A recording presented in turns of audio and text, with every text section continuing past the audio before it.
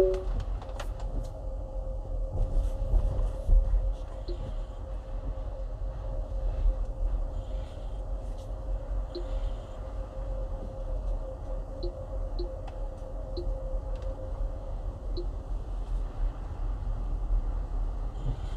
what's up? Do we have sound?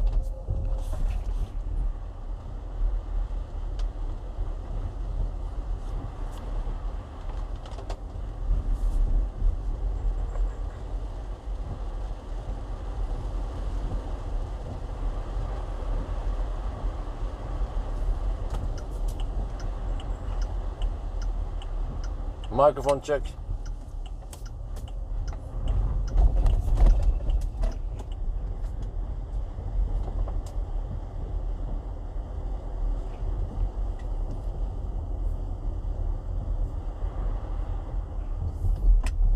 So this is a bit unusual. We start this time of the day, but it's a public holiday. So hopefully the traffic won't be too crazy. Guess we'll see. And we have to do it in the daytime because of opening hours of Schwab station. Well, let's see if we run into Schwabstau. That'll be interesting.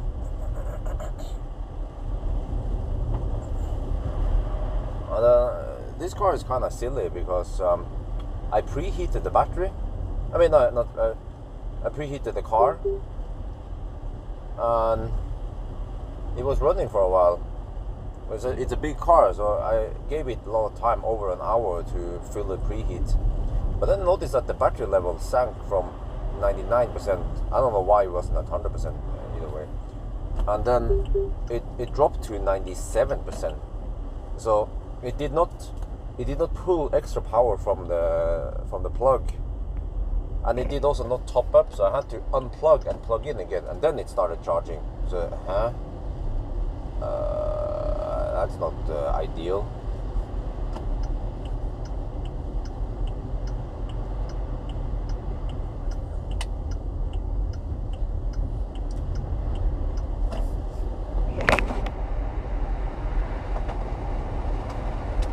So it's going to rain cats and dogs until Varberg-ish.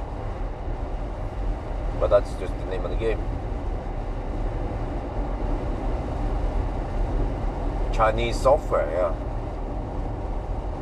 And then, well, I set the clock last night at 2:30, but I was dead tired.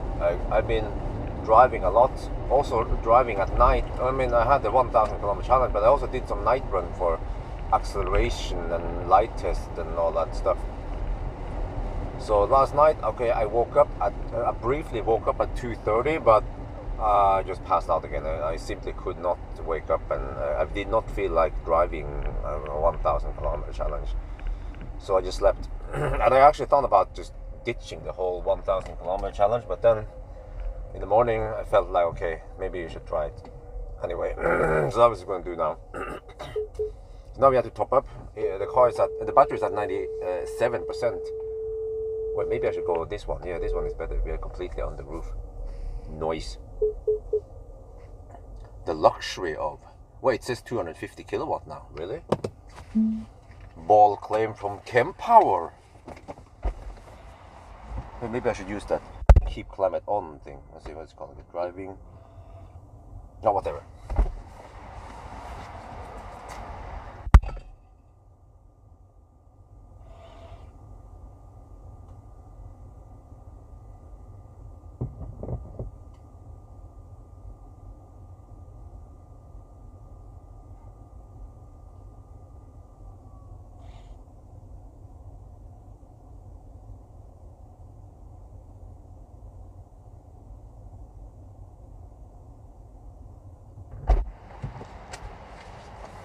Handshake.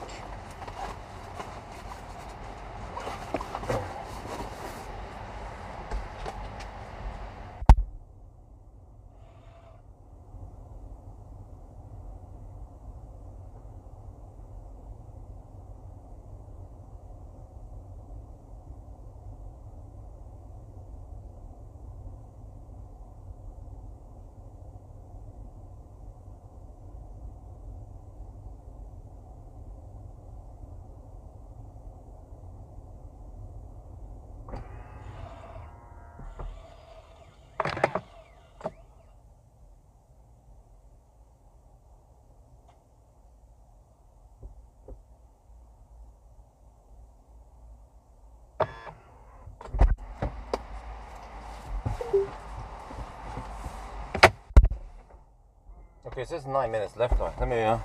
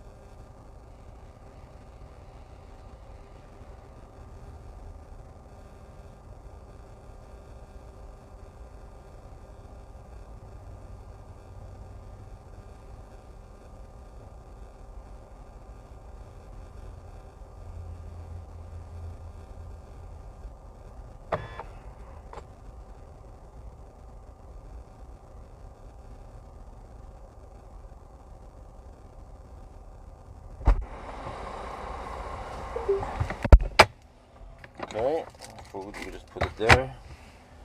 6 minutes left, it claims, right? Let's get ready for the intro and all that.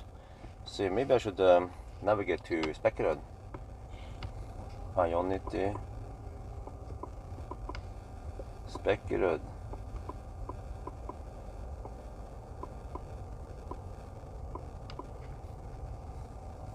Nothing on autocomplete, right? But I found this one, okay.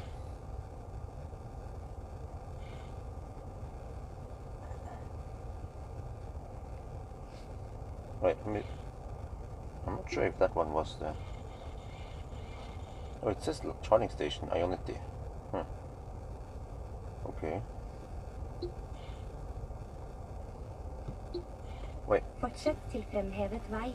No, no woman. I don't want any Norwegian shit. 5 minutes left, okay. Yeah, well, it charged at 20 kilowatt. Yellow warning of snow, okay. Oh, cool.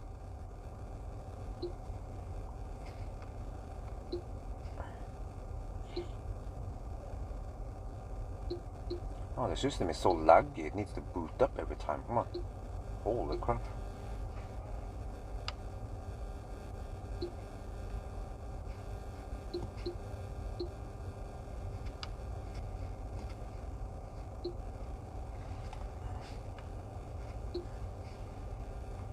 Wait, what happened to the navigation? Blir så forbanna. Start, come on, go. There. Yes. Dankeschön.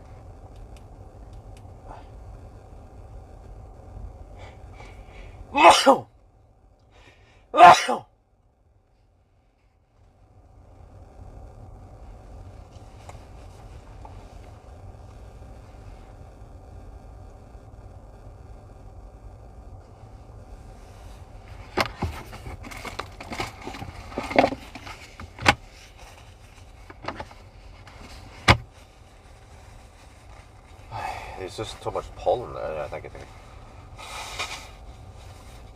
In 4 minutes, supposedly, okay. Let me get ready then.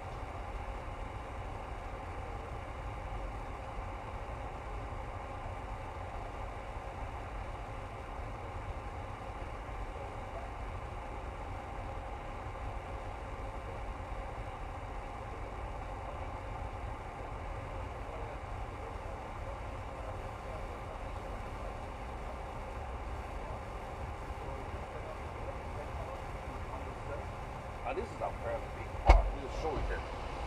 It has lots of space, so it could take 30 bananas. Bigger than Tesla Model X even. So it's a spacious SUV. You see, we're charging. Wow, look at this. We're at 99%. We're taking 18 kilowatt. Huh? Yeah, charging like a boss. So yeah, the plan is to drive to Spekerød. Wait, claims, huh? Really? Okay, we'll see.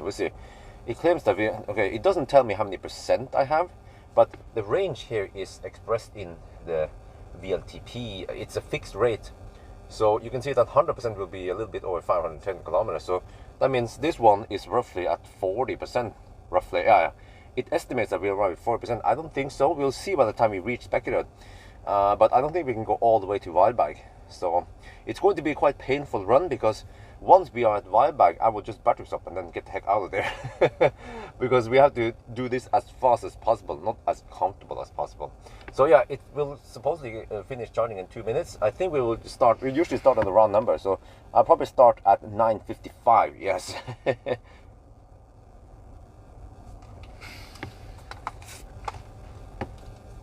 Works with the audio, okay, cool. Right. Oh yeah, there was one stupid thing, which is a trip meter. I have to write down all that stuff. Okay, it's start 9:55, and then trip meter is 1084.2. Yeah, we cannot reset it.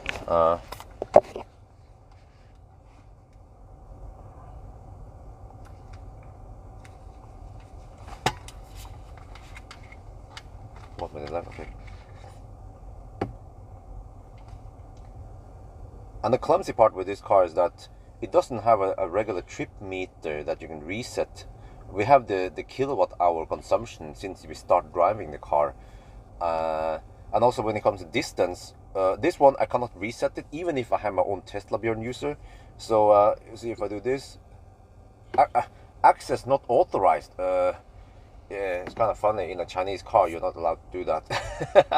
Okay, so what we need to do is that we have to look at this one, 1084, and then we should at 2084. But we also have to correct for distance error. So I'll find out how much they did, but it's going to be 2080 something by the time we hit 1000 kilometer. So yeah, the car is about to finish now in 1 minute. Yeah, okay, let's get ready.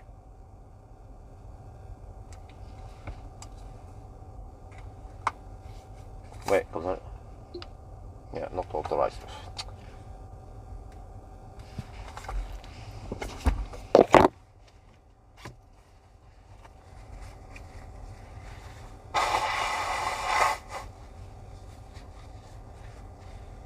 So the car claims we will arrive with 40% at Spekerud. Really? Oh yeah. By the way, I think I might want to start the battery heater already. Can I start it now? No.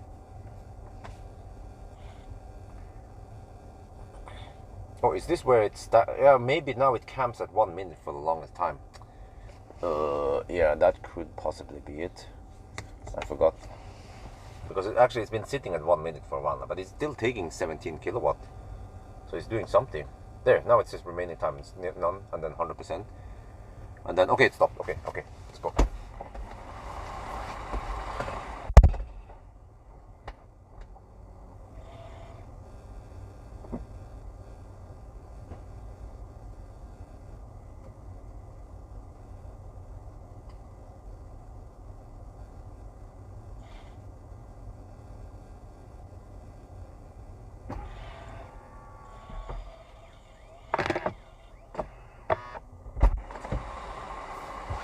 This is kind of silly. I have to exit the car, lock it, unlock it, and then it will restart the system. And then I have to swap user back to Tesla Björn. And then it's super laggy because it boots up everything, the whole shit over again. But that's the only way for me to reset the consumption numbers. Come on. Reload this shit. Come on, it's 55. We better start now. It's still loading my shits. Okay, come on. And then when I switch user, then the navigation disappeared. Then I have to navigate again to navigation. All right. Start. Okay, good. Then I have to go into car menu. And that block sound, I cannot disable it. We tried already with Nio. And then I have to go to driving. Oh, drowsiness reminder is okay, they are disabled. What about speed limit warning? Okay, that one is disabled. Okay, that's good. All right, let me double check that this one is ready. Consumption has been zeroed. Okay, battery. Let's battery warm up. I'm actually going to warm up the battery already now, 2 hours before Spekerud, because I realized that this car heats up the battery dog slow. So even 1 hour might not be enough.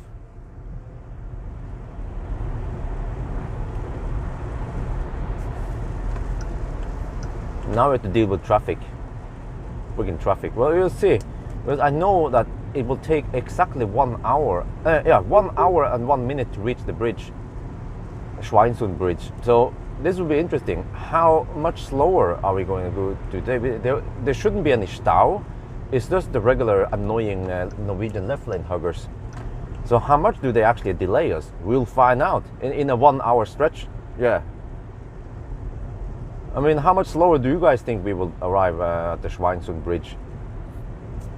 Like right now, we are going 10 kilometers per hour under the speed limit.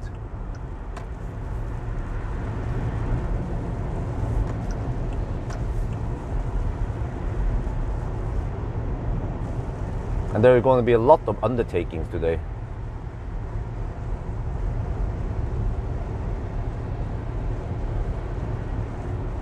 Half an hour? Okay, that's a little bit too much. I'm guessing we will be 5 minutes slower, which is quite significant. That's almost 10% slower. Because let's say 6 minutes is 1/10 of an hour. Yeah, we'll see. So I have very consistent runs. Every time I reach the bridge at night, it takes me 1 hour and 1 minute exactly.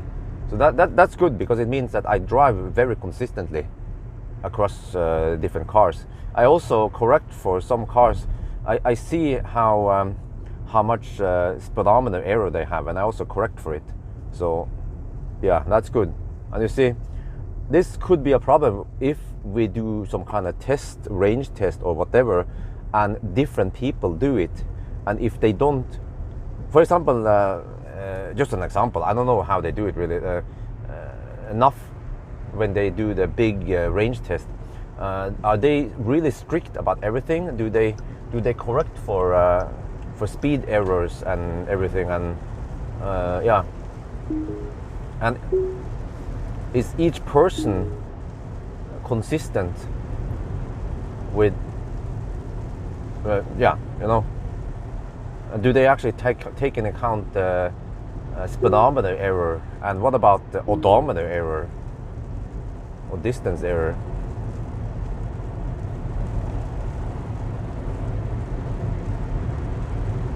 No, it wasn't 58 minutes. No. The 58 minutes was by the bridge to the exit, the roundabout turnaround point. It is always 1 hour and 1 hour and 1 minute, more or less. Very little variation there.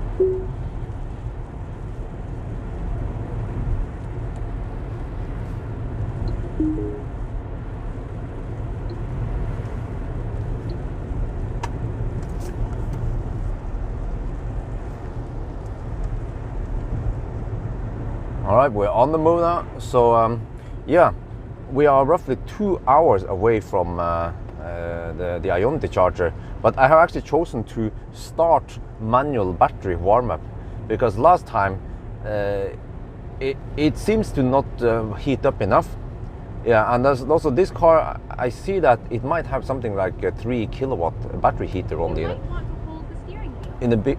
Otherwise, What? pilot will be deactivated. What the heck, man? Oh, there's this kid talking to me.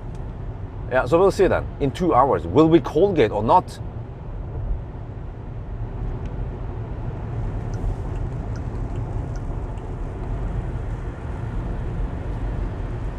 Holy shit! The auto steer is so drunken.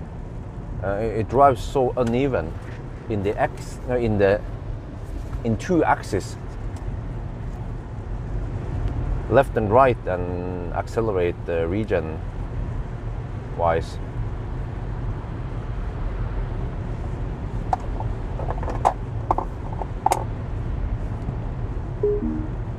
Pilot is on.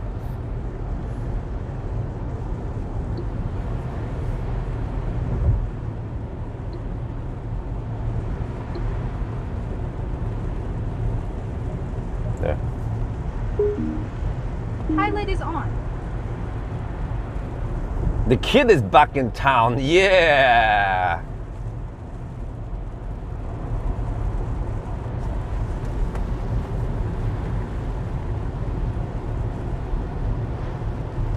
Holy crap, the thing is unstable. Look at, did you guys see that? How unstable auto steer is. Almost makes me dizzy here. How can they have so many sensors and lidars and cameras and still make the most unstable auto steer in the car industry? That is just beyond me.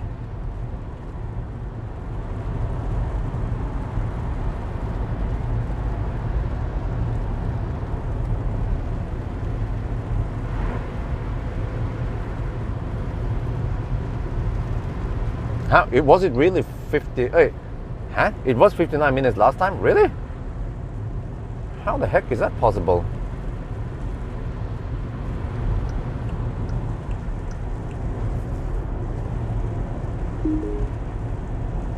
That is very strange. Huh? Wait. Are you sure that you didn't count 59 minutes at the bridge? Oh, I think we're talking about different bridges here. Yeah, Nita, you talk about the bridge over the main road. The one where you do the distance check, right? Where, you know, where we, by the chargers, where you turn around, where we turn around in the Norway route. But I'm talking about the second bridge, that one that is called Svinesundsbroen, the arc. That one takes around 2 minutes extra to reach. The bridge that goes from Norway to Sweden or the other way around.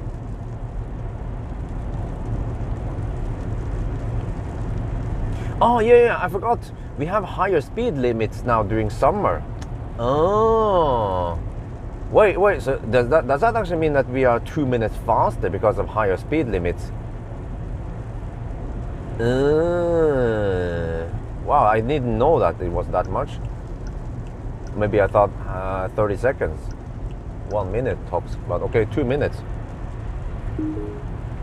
So that is actually a little bit unfair during summer versus winter. Highlight is on. Highlight is on.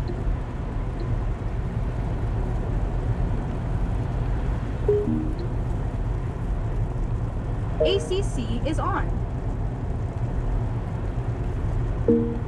ACC is on. ACC is on. Highlight is on.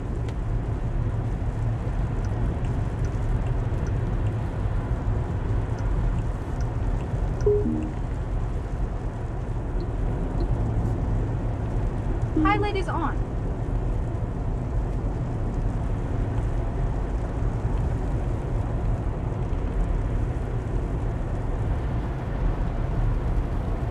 Well, there's a stretch where during winter it's 100, but during summer it's 110.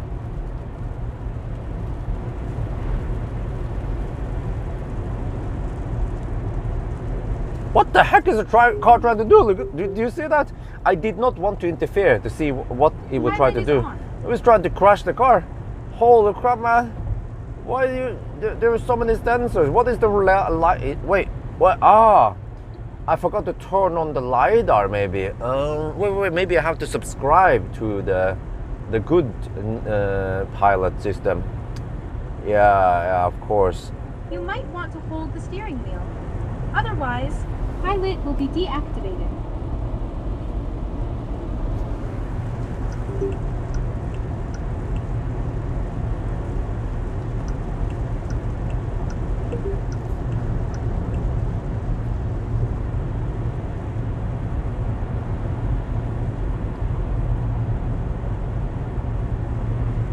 Yeah, it's a good call to sleep, yeah. And plus that I need to do a day run anyway.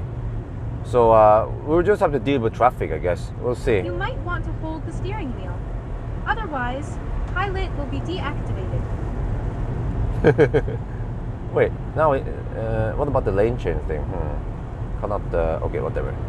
We go, let's disable Nomi pilot. It's also very, I don't know, it's a little bit confusing because in the driver assistance, it just says Nomi pilot. And at least in the beginning, I was confused by Nomi pilot and Nio pilot. I was thinking, oh, Nomi, they call it Nomi pilot. Maybe Nomi is driving for me. No, Nomi pilot just means that Nomi is a damn backseat driver. Yeah. While the Nio pilot is trying to drive in a very poor way.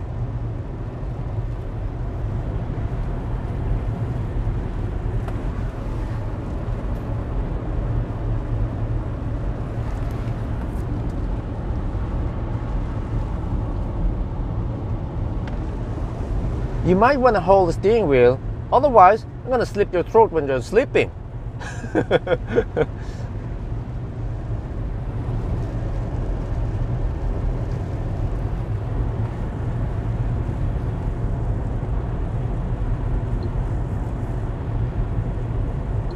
Because now the car, interesting. You know, in the beginning when I was charging, the car claimed I will arrive with 208 kilometers. Now the car claims I will arrive with 168 kilometers.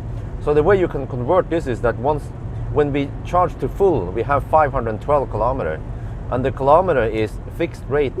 So it's roughly 1% equals to 5 kilometers, or 1 kilometer is 0.2% roughly. So you can do the quick math. Now 168 divided by 5, and you get the estimated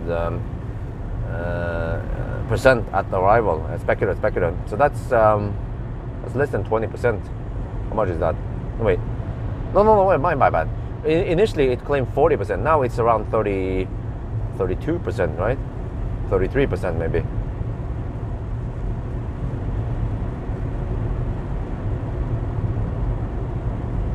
Oh yeah, my social score just dropped now. Oh shit. This is why I have to stay away from China. But I mean, in all honesty, I'm not sure if I want to go to China. Just if I want to go there, I have to obtain a visa, and supposedly to get a visa, you need to have an invitation from someone in China, like a company or I guess a friend or family. So it's not like most other countries. If I want to go to Japan or Korea, I can just go there and we get visa on arrival, tourist visa. China, 9.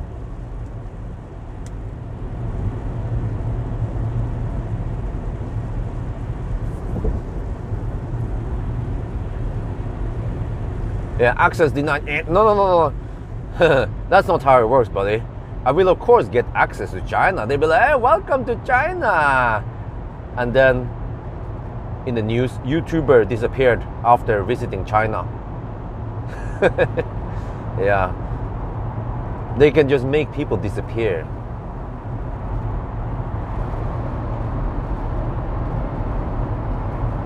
Oh, the Bricker donated $10. Quality content, thanks for all the videos. Well, dankeschön. Oh man, it's so it's so, I don't know how to say this, not smooth. It's so choppy. The driving is so choppy. Okay, well, at least even the Ioniq is better, even though the Ioniq is also not perfect.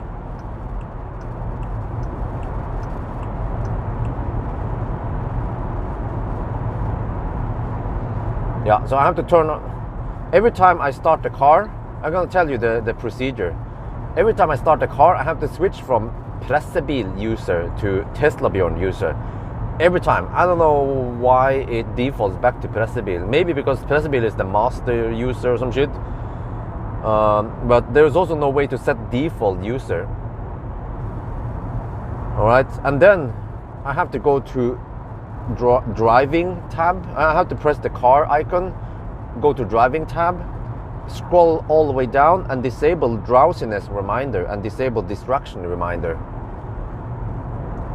But they re-enable every time, and then I go to driver assistant and I scroll all the way down and then disable speed limit warning. And while doing that, the car is also being super laggy because it boots up the China OS every time. So yeah. And also, kind of funny. Also, sometimes when I was like, I'm in a little bit in a rush, I don't want to wait for the laggy shit. So then I start driving. I put the car in drive, and then I try to switch from Pressebil user to Teslabjorn user. Then it says, nope, you can only switch user while park. Why? Why can you only switch user while park? I don't get it.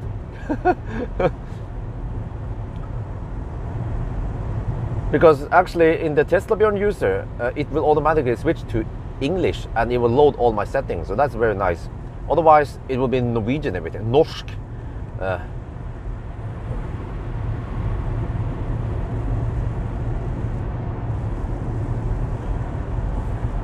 Sometimes I just wonder if car manufacturers, I'm not just saying about Nio, but even Tesla or the German car manufacturers or the Korean car manufacturers, haven't they tried to drive the car? Haven't they tried the auto steer and they use the infotainment? Haven't Elon tried the yoke wheel in roundabouts before they introduced that shit? Seems to me like, and also, you know, every car manufacturer, they go to Lapland.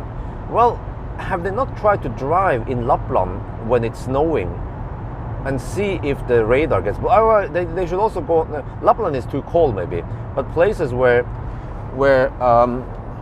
it's not that cold, so that stuff sticks to the radar and then freezes and then blocks the radar.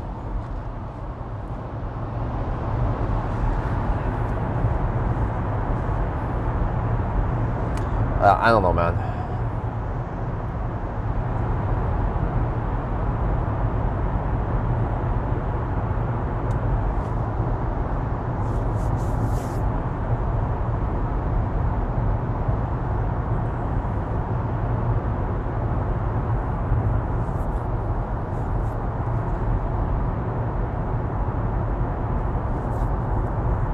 Okay, let me see. Can we see some consumption numbers here? If we go to the home screen, well, actually, maybe I can just, yeah, I have to go here. Wait, maybe this one is not very useful. Let's see, what can I show there? Select media source. Wait, can I play music? No, I can't. No, shit. This one, maybe. Okay. You guys need to calculate the consumption for me, all right? 8.5 kilowatt hour, 28.6 kilometers. No, 8.6 kilowatt hour, 28.7 kilometer. We also have to do a little distance error check. But I already done it in the range test, and that one was 1% underreporting. Wait, where is it? No, it was actually 0.6% underreporting. So I guess we'll confirm that eventually with a more accurate number. But not too crazy traffic now. For now, that's good.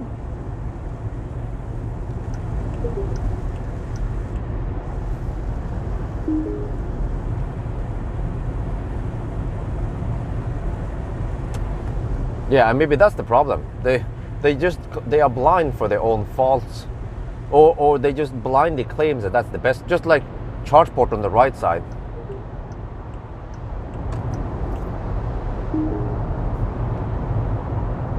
What, we're down to 90% already? The heck?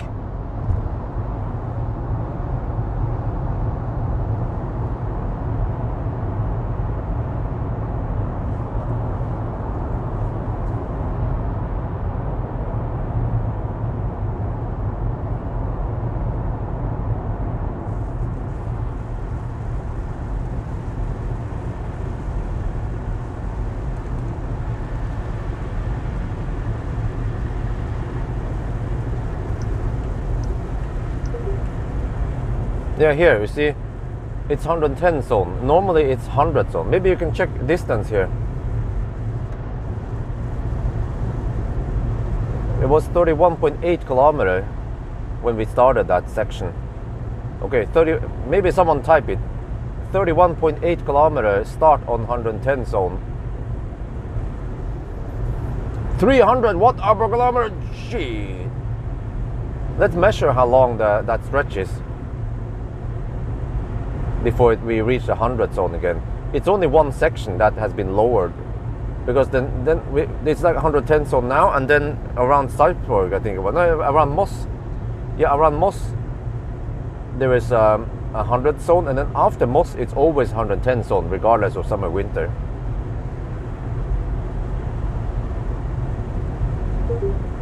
No, wait, where is it? Let me think. Yeah, it is. So it's only this section here. So is that actually 2 minutes faster?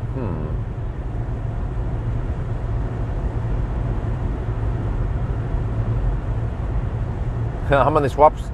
Well, 2 swaps. Ideally, I actually wanted to have more like 3 or 4 swaps, but yeah, we don't have enough swap stations.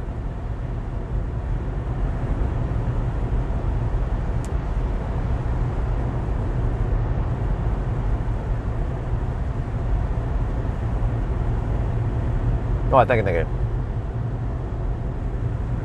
Yeah, maybe you can. Yeah. So yeah, all the way to yeah. Well, okay. We don't measure speed anyway, because I see we have left lane huggers blocking the left lane.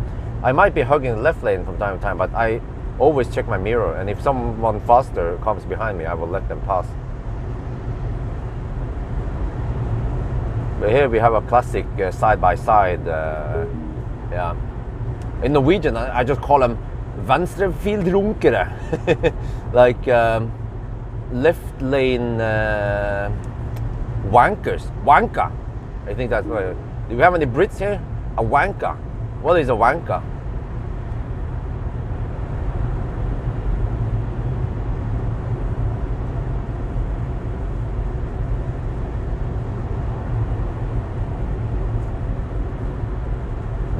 Well, but the consumption might be stabilizing. So let's do another checkpoint. 12.1 kilowatt hour, 37.4 kilometer.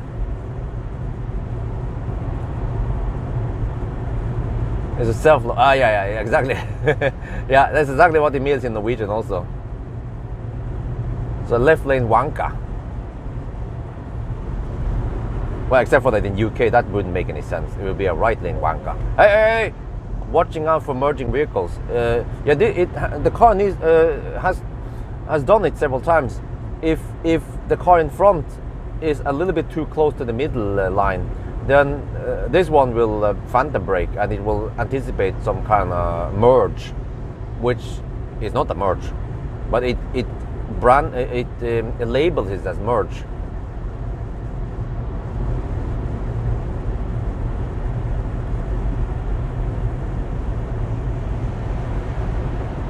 Yeah, it's the auto steer. The auto steer is doing the whole left-right oscillation. I don't know, you can see it. You can see it, right? It's freaking annoying. And you can imagine it doing this for 10 hours when we're gonna drive today, or 9 hours. And it accelerates, decelerates, accelerates, decelerates, accelerates, decelerates continuously. Non-stop. And you cannot disable this. You cannot tune the system to be smoother. No, it has been pre-programmed this by China. The Chinese government wants this car to drive like this. Yeah, it looks annoying. You can imagine how it feels. Yeah, I don't get it, man. The car is nice and smooth. It's quiet. It has a smooth ride. It looks good inside, but it's being ruined by the poor auto steer and adaptive cruise control.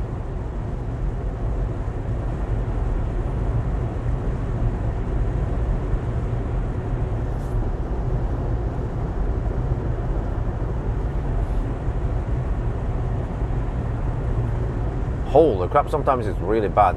We're gonna see on the more twisty parts around Tanum how it goes. If it's zigzag maybe, or I don't know if it slows down. But yeah, I'm surprised. I mean, I'm pleasantly surprised with the traffic here. I was thinking it would be quite bad, but yeah, maybe fortunately people don't travel this direction for a long weekend, or I don't know where they go, the office rats.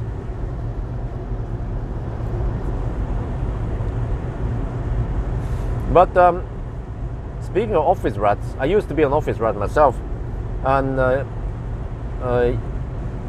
me see, when was this? 2 days ago, I had that talk or that speech or talk. I think they call it a talk, right? TED Talk. I had a 1.5 hour TED Talk at foto.no. It was a nice little group of around 10 people watching me there on site. Plus they live stream for I think it was 47 people who watched it.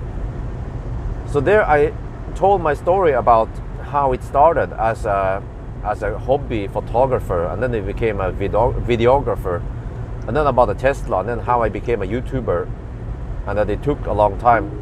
And I have something like over 20 years of photo and video experience. But it's in Norwegian. But I know 15% of my viewers are Norwegian, possibly more. So I'm thinking about making a short video referring to that one at you can find it, by the way. It's a live stream playback at foto.no, but it's in Norwegian only, and you cannot. There is no auto translate unless I can dub it to English for 1.5 hours. Guess I could do that. Yeah, that would actually be interesting. That would be kind of funny to dub the Bjorn dub, Tesla Bjorn dubs. Oh, you watched that? Oh, cool. Oh yeah, actually, I forgot Swedes and Danes. They can also understand it, and also even Finnish people. Since Finnish people, I think Finnish people, they have to learn Swedish at school. It's mandatory. So yeah, I was about to say Scandinavians. Wait. Yeah, Scandinavia is Norway, Sweden, and Denmark. And the Nordic countries is Scandinavia plus Finland and Iceland and maybe Faroe or some shit. Well, this is actually a very long 110 stretch. I just realized it. Damn. No wonder why it's 2 minutes faster. Oh, you found the video. Oh, dankeschön. Wait. Is there some kind of Google voice translation? I don't know how far AI has come. Okay, maybe I'll just dub it. It's a 1.5 hour, but it's a very long story. Somehow I need to listen to myself and then in headset or some shit, and then dub it on the fly. Yeah, and I might sometimes skip some parts, but at least the main essence will be dubbed or translated to English.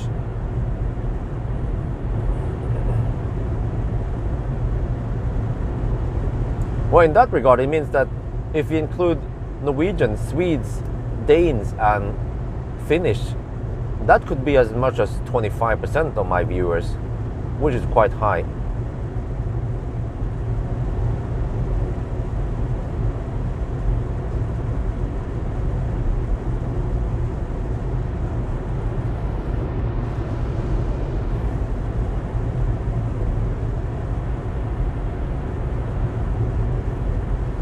Well, consumption check, 17.2 kilowatt hour, 51.7 kilometers.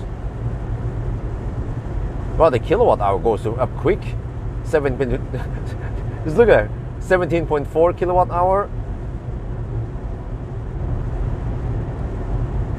17.5 kilowatt hour,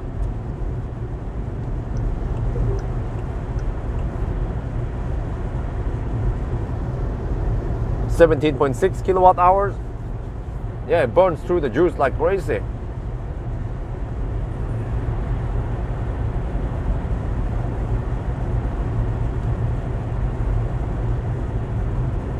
$333. Holy macaroni. Well, I measure on this battery that I have 86 kilowatt hour only. So that means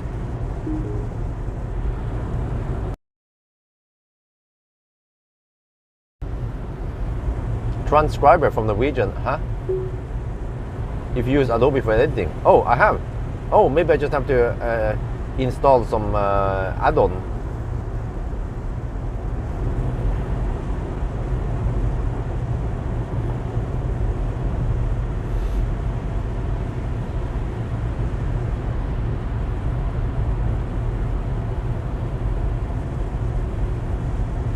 Well, I'm not sure about that. Probably need to. Okay. We are coming to the 100 zone soon. Okay, gonna do a little distance check here.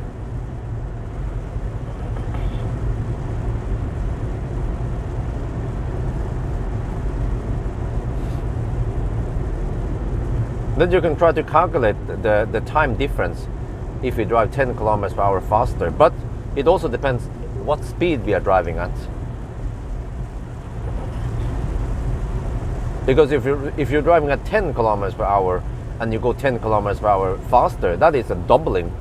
But if you go at 100 kilometers per hour and then you have 10 higher, that is just 10% difference.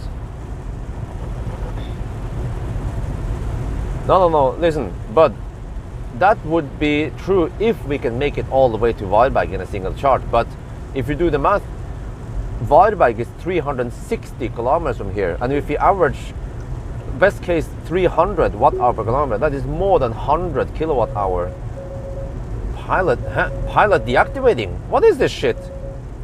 What, are you serious? Is the radar blocked already? The fucks, man? Shit, this is even worse than the Ioniq 6. Come on. Oh, dude, I cannot use auto steer and adaptive cruise control. Are you serious? Shit. Okay, distance check here at the 100 zone. 58.1. End of 110 zone. 58.1 kilometers. Holy macaroni, I need to document this. We've been driving for only 33 minutes and the freaking shit is blocked already. Man, don't they have snow in China?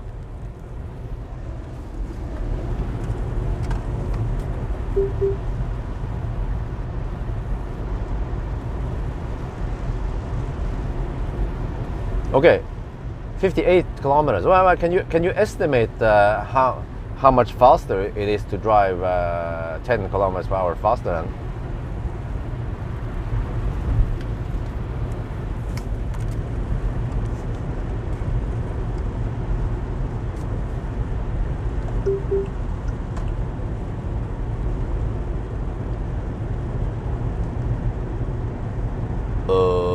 We are now passing by Moss and we've been driving for only half an hour and now suddenly I cannot use ACC.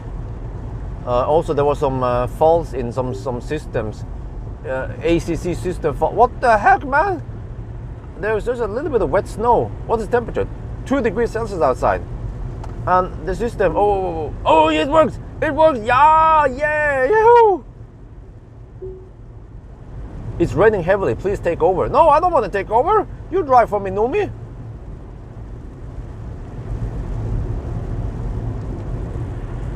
Okay, it did recover. But he wants me to take over because it's raining. What the heck? Wait, is this car not supposed to have self-driving? Oh, it's self-driving except for when it's raining heavily.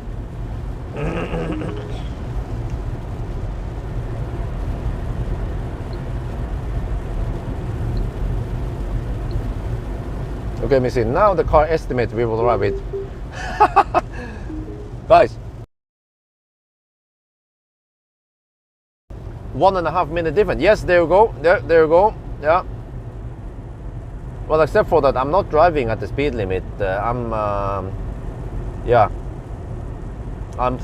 adding some VAT to the speed limit. Since I pay VAT, then I have to add VAT to everything in my life. Yeah, but now the car estimates we will arrive at 51 kilometers. Oh shit! That's roughly 10%.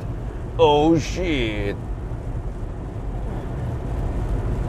Well, that's 1 billion. No, it's not 1 billion. It's 10 billion. That's 10 billion kilometers of left and right zigzagging. We made so many people drunk. Oh, they made so many people dizzy. Yeah. For 10 million kilometers.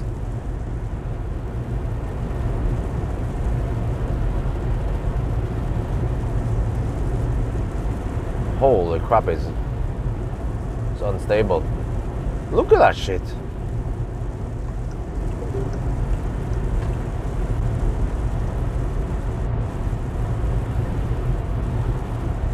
$1.2 minutes off, okay. Alright, well, we'll see then. So, I should arrive there at 59, right? We'll see how much these Norwegian left lane huggers delay me with. Or delay me by, rather.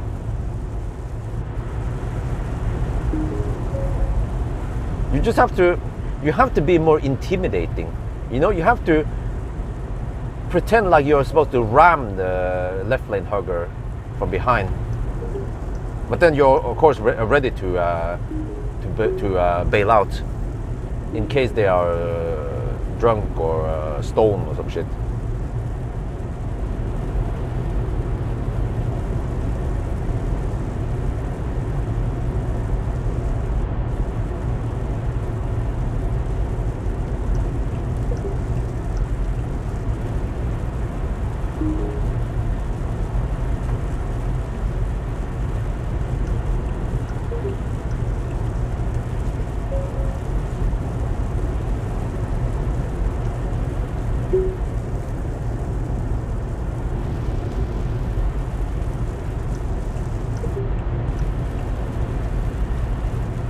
larger distance there. Well, I'm not sure how much though.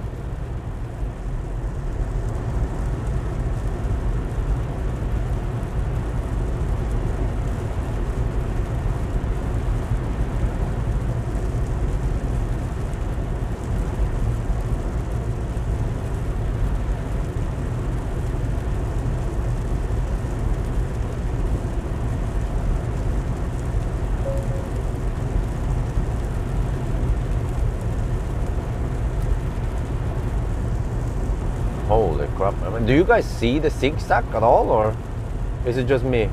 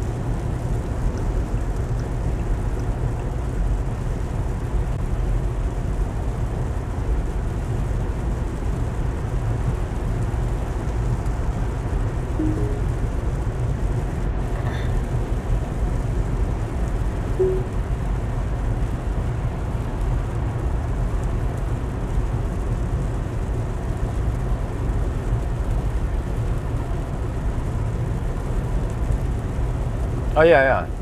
Yeah, the yellow line should be on the same position, or it should be, yeah, mostly on the same position versus the position of the hood, right? But it keeps changing all the time, which indicates the zigzag.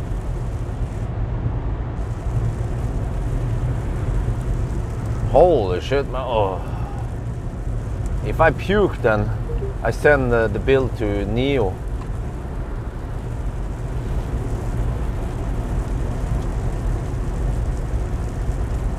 And then these roads are fairly straight, but I know that around Tanem it becomes curvier for a bit until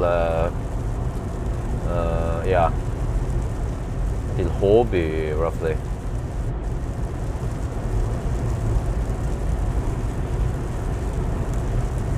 Well, you get seasick. Well, it is raining like a freaking sea, like the ocean here anyway, so no wonder why you get seasick. Oh, that's a Toyota BZ. And another, oh shit. When two Toyotas overtake each other, oh.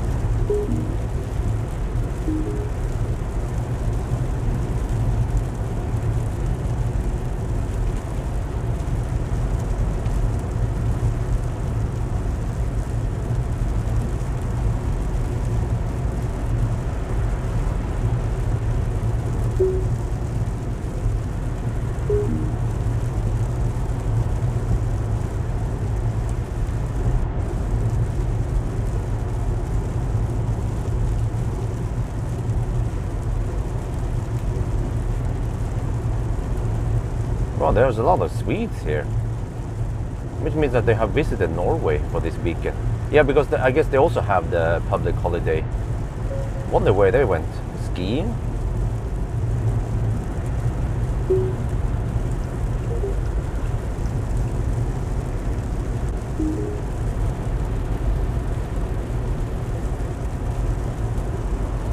Take over manually? What do you mean? I'm not gonna drive manually for 9 hours.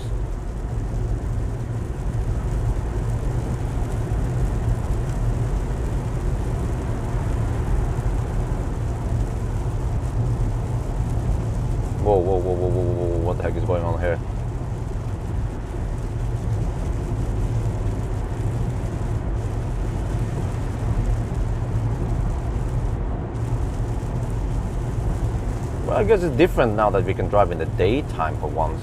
Let's see how bad that one is. Will we hit lots of Ladestau? What about Schwabstau?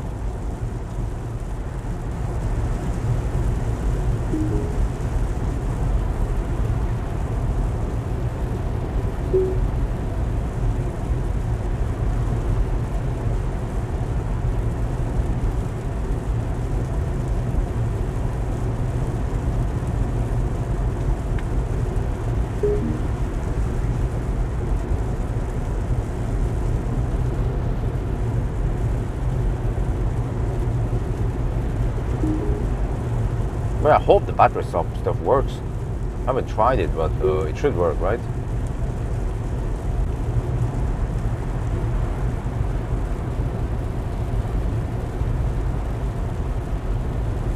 Okay, how is it estimating now? I will arrive with, but now it stopped showing how many kilometers I will arrive with. Well, Chinese software. I guess that's one part they didn't copy from Tesla. Oh, that's a bummer.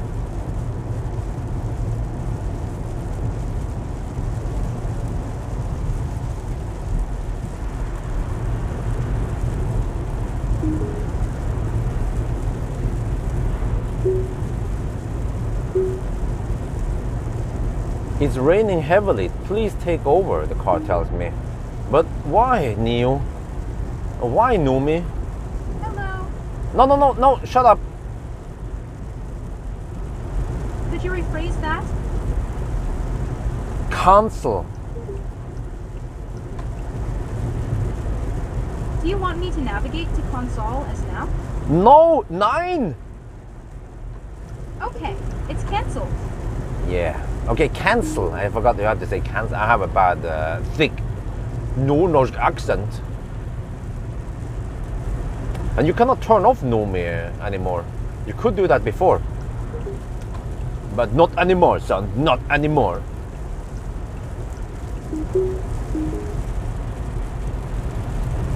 I don't know why. Oh, what the heck? Watch out for merging vehicles, huh? There's no merging vehicles over here. Freaking Numi is drunk.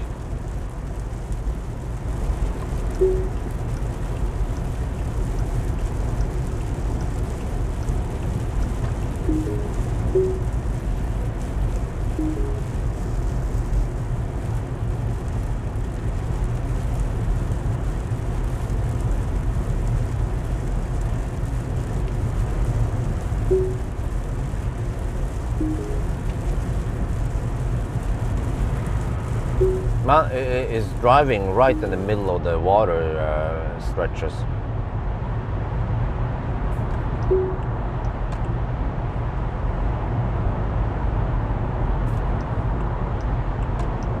So I have to try to avoid them.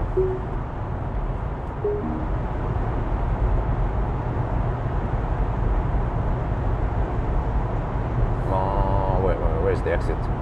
Oh, it's here. Okay, there. Oh.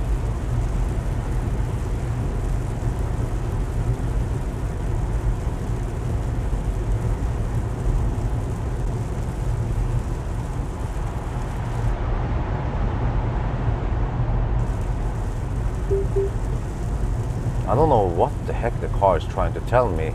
Ding-donging and beeping at me all the time.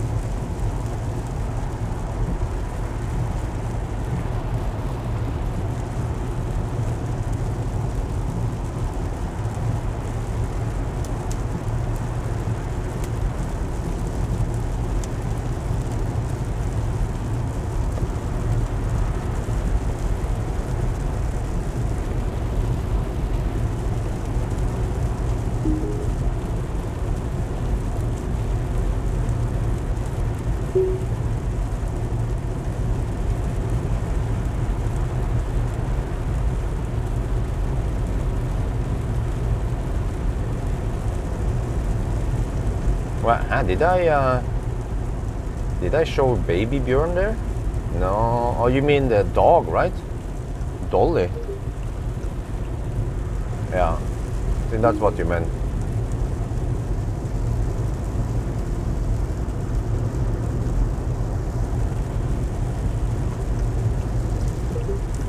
Okay, it's going to rain like this until Varberg or Kungsbacka, I think. What I saw on, yeah, and the rain will just stay there.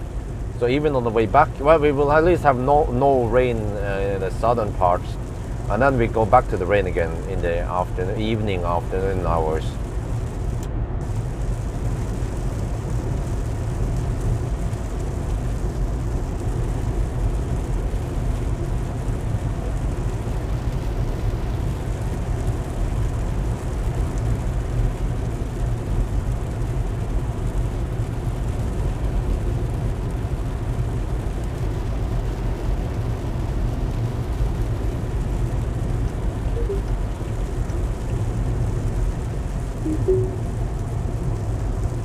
The car slows down so early.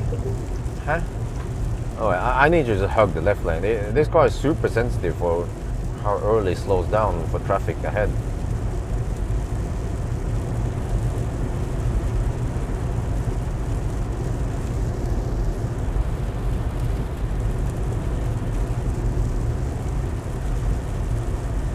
Okay, let's see. We're down to 66% now.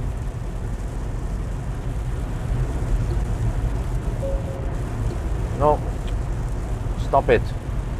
Phantom brake. Oh, this is so unpleasant. The ride. It's so, yeah, I don't know how to explain it. It's caused by software. Zigzagging and braking and pulsating the throttle.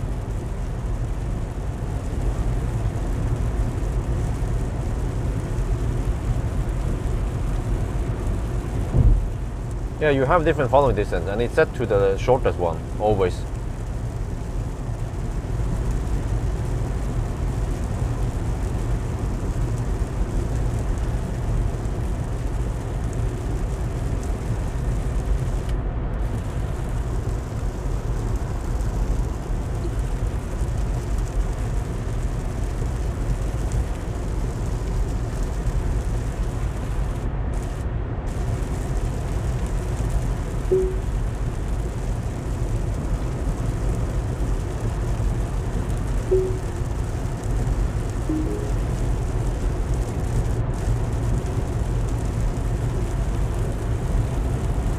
I've done 94 kilometers so far, and I have 64% left. So you can easily see that we cannot even go 300 kilometers. And Varberg is 360 kilometers away from the starting position.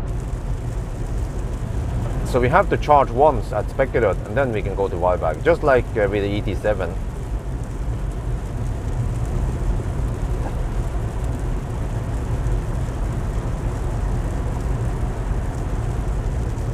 Okay, I will do a check at 100 kilometers exactly and see what the consumption is. We are already now we have consumed 33.4 kilowatt hour after 95.7 kilometers.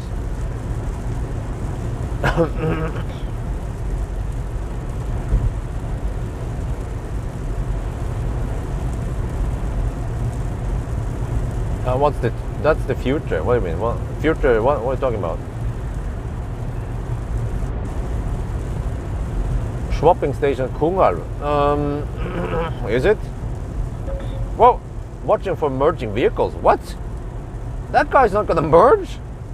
What the heck, man? Huh? Did you see that?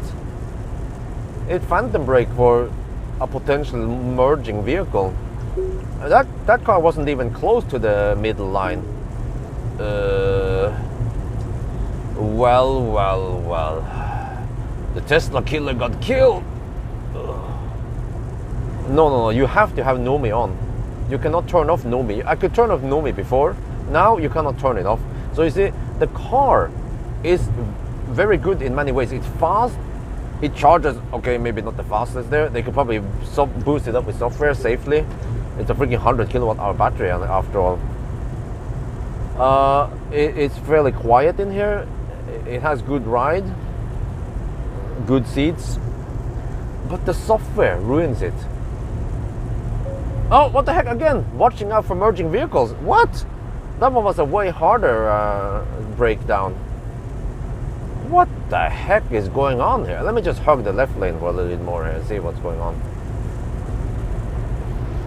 Oh, Mark! Pemley donated $10. Come on, Summer. Oh, thank you very much. Swap Station Kungal opened last week. Oh! Wait a minute. Where is it then?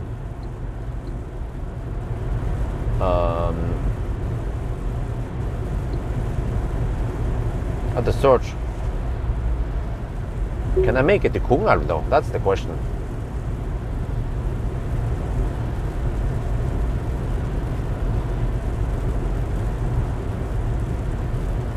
That would actually, oh, that would be better. Yeah. Oh wait, I mean, I still need to charge at, yeah. Okay, how do I search with N? Search. Nio. Power. Oh, come on. Power. Stay focused. No, shut up, woman. You kid. Trying to find that shit here. Power swap, Kungal.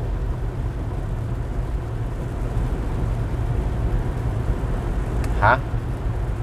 Nio power swap. Search. Kungal. 6 in total. Where is it?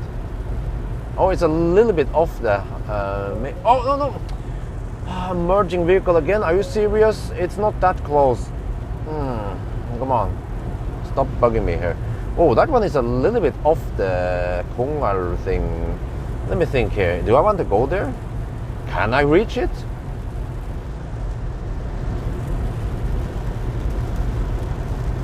Directions. It's a little bit off the highway though.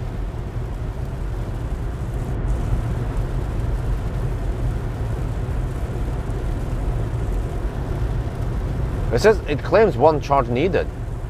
That's 170 kilometers away. Let me check here. How much energy do I have left roughly?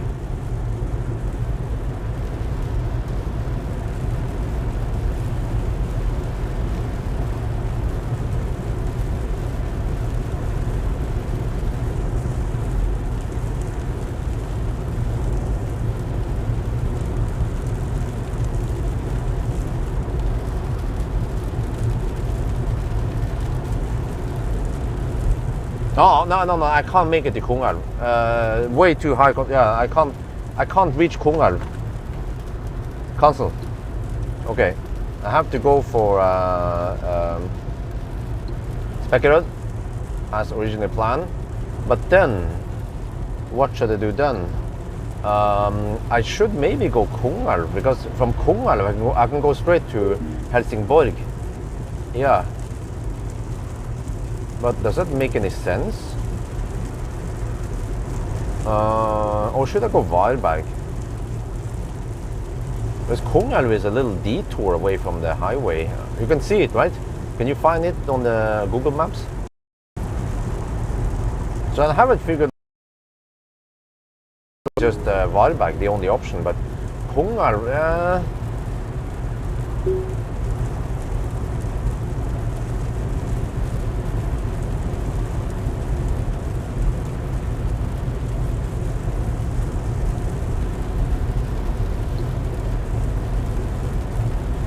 Bok. Let me try to figure out here. What should I do? Because if I charge now at Spekerud, I can charge just enough to go to Kungal and then swap.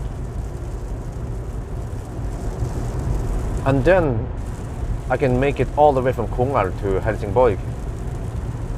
Yeah, that would be, I'm not sure how much it is. But that should be enough, yeah. With 90% battery, yeah, that should be enough. But then my charging stop at Helsingborg will just take a while, but that's fine, I guess. And then I have to make it back to Varberg. And then I swap again at Varberg, and then, yeah, maybe that's a good deal. Except for that, I'm not sure how much time I'm losing by going to Kungälv and back on that detour at Kungälv, how slow it is.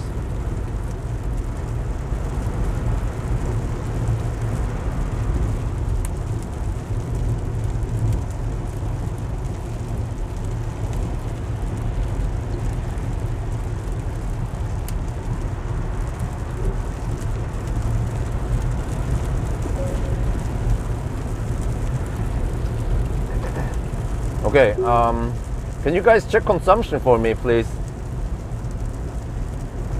After 110 kilometers, after 111 kilometers, I have consumed 39.2 kilowatt hour. The thing goes up so fast now. We already at 39.3 kilowatt hour. Okay, distance check at the bridge. 111.6. Time 59 minutes. Oh yeah, we are a couple of minutes slower than usual. Maybe 2 minutes slower, or maybe more.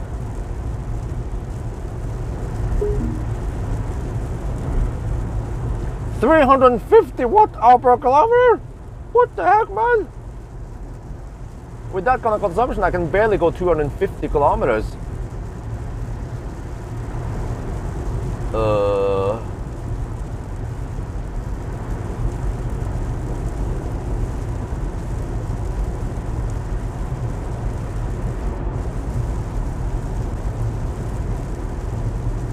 So I'm not sure whether I should swap at Varberg or at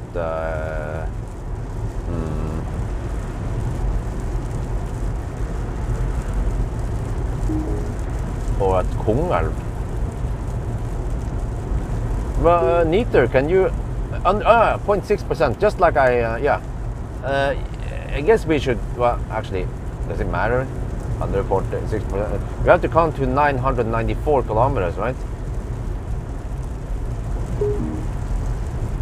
Yeah, I guess we can count it, right? Yeah, just count 0.6%. Normally, the 0.5% is the threshold I count. So lower than 0.5, then I don't bother.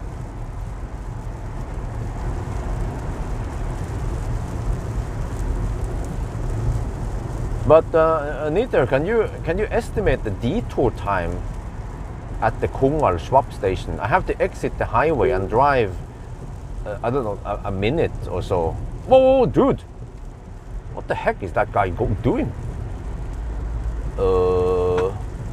Seriously.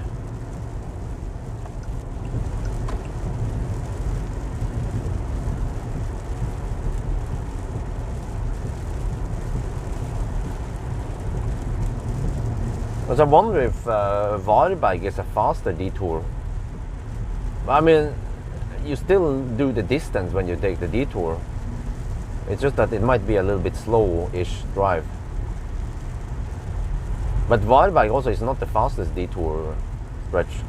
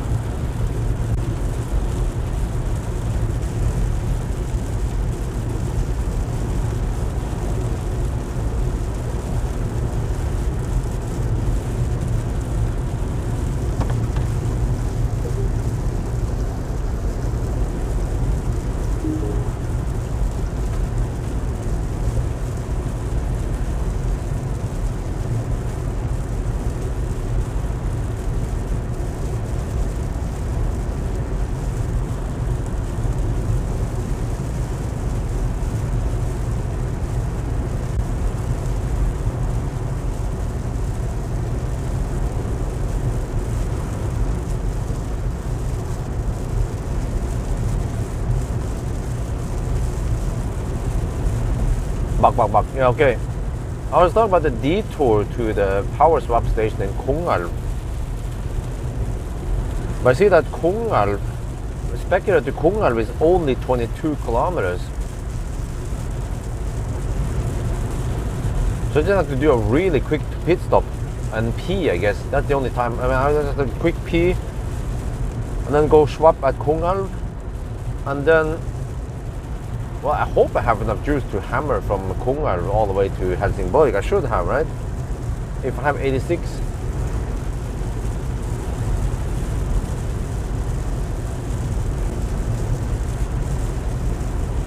kilowatt hour, but I start with 90%.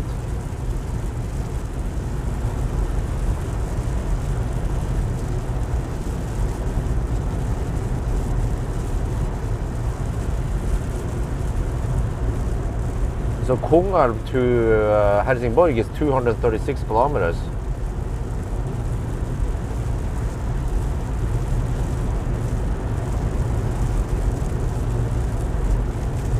Oh, that's an average of 325, roughly 325 watt hour per kilometer. That might not, I'm not sure if that's enough. Could it be safer to just charge at, to swap at Varberg? Because I need to charge anyway at Helsingborg. So it's either I swap at Kongalv and then arrive with almost no juice at Helsingborg, or I swap at Varberg and then I arrive with a little bit more juice at Helsingborg. But then from Varberg to Helsingborg, I'm guaranteed to make it there.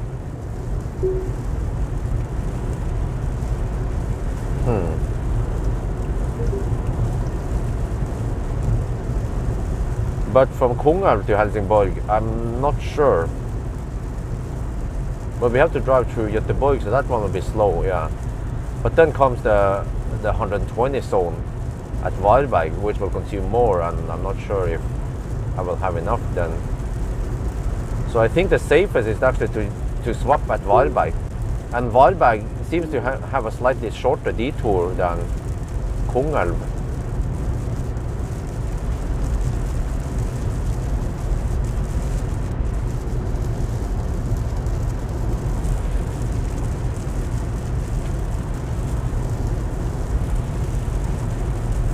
So I probably have to mention it in the video, otherwise all the fanboys are gonna cry. But I have already considered the possibilities, but the best deal is to stop at Varberg. Because I might not be able to make it from Kongalv all the way to Helsingborg. If I got 100% battery, that could be better, but since I only get 90%, then yeah, I don't know. I calculated that it's going to be close. And if I don't have enough, then I have to slow down, which is not good.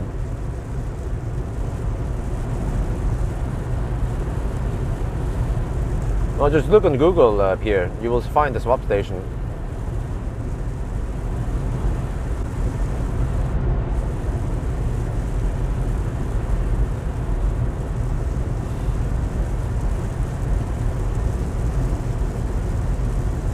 Well, up here, maybe you can find out from me or someone else here. How many minutes will that detour from the highway cost me in time? How many minutes away from the highway is the Kongalv swap station?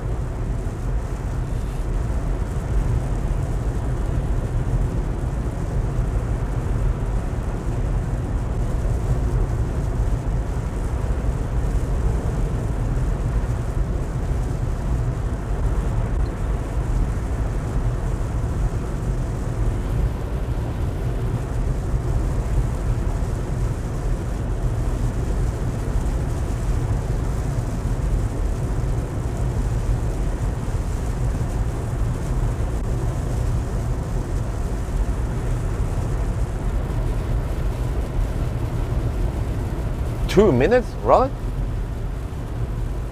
Really? Wait, 2 minutes just one direction?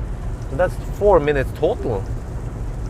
That is quite significant. I could probably save 2 minutes if I go for a Varberg detour instead.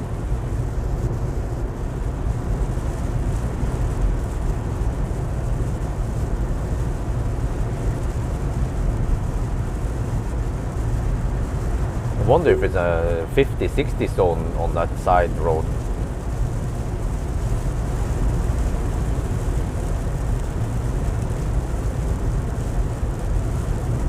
And I have no idea what is over there, since I've never been there before.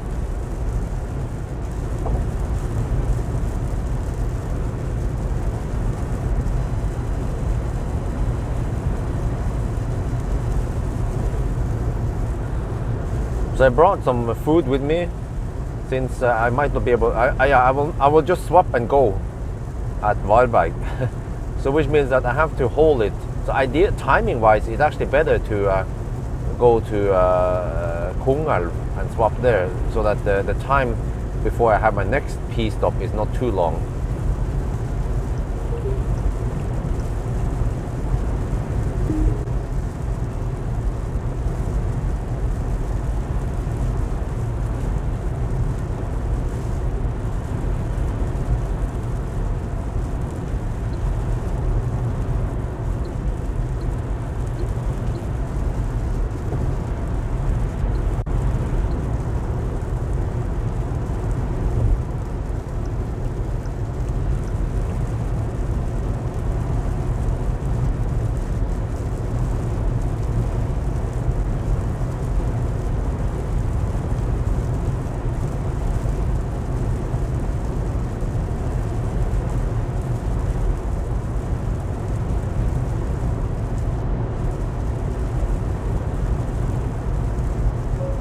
Oh, watch out for merging cars. Okay.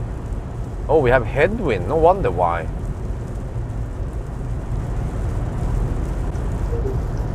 So this is slightly bad for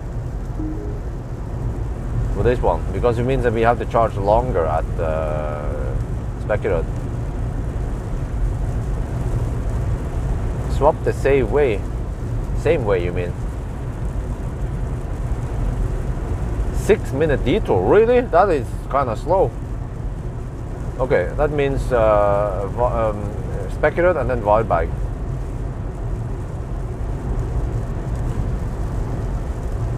I don't know what kind of speed I will be getting at Spekkerud. Hopefully 125 or whatever maximum speed.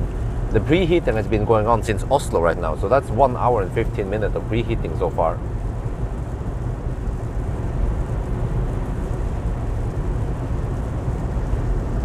Right, consumption check. 52.6 kilowatt hour after 143.5 kilometers.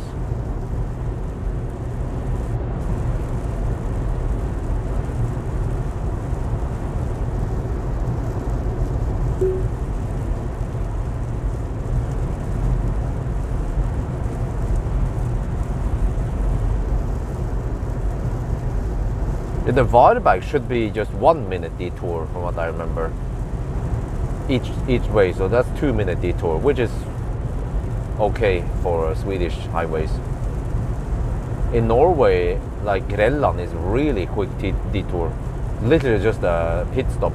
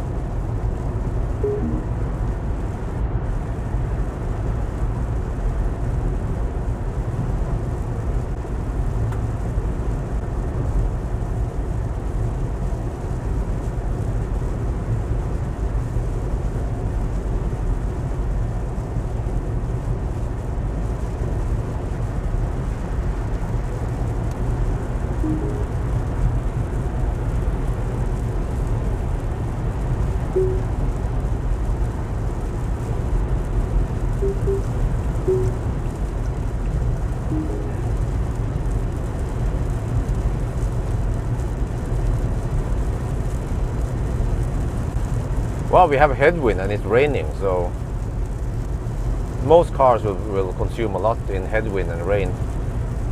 Just have to bear that in mind.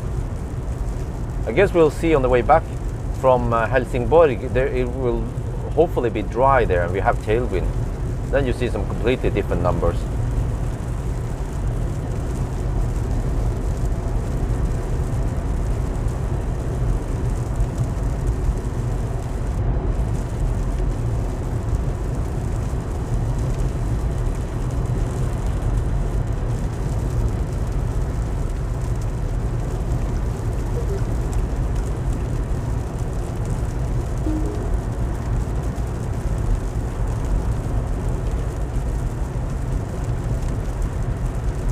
Yeah, it's a big SUV. It can take more banana boxes than the Model X.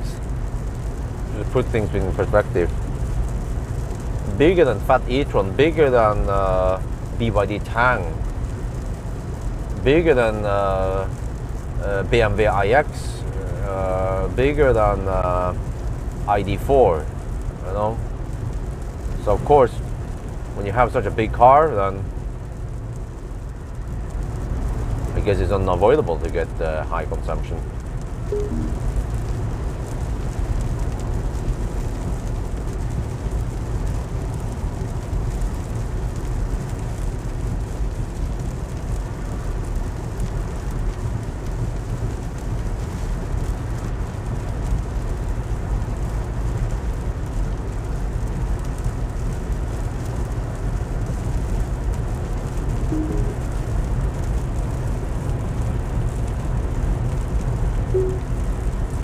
Oh, there's so much bing bing in this car.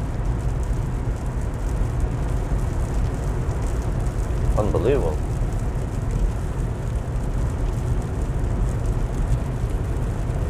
$26 what?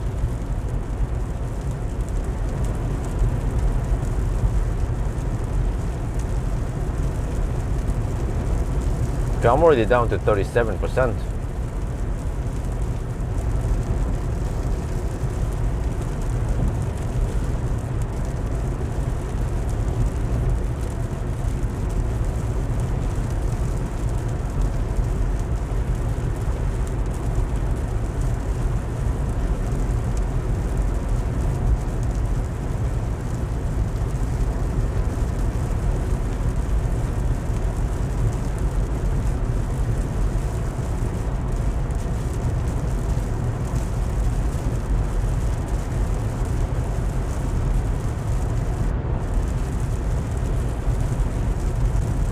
Oh, banana boxes. Well, why didn't you say in the first place?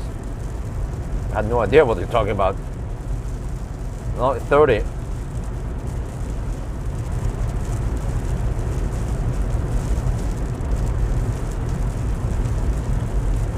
At first I thought you were talking about temperature. I was like, huh? 26 degrees Celsius? Nah. 26 degrees Fahrenheit maybe. I think that's cold, right?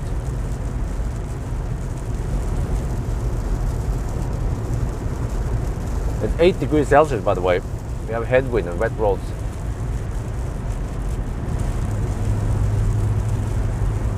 Wow, that's always noisy.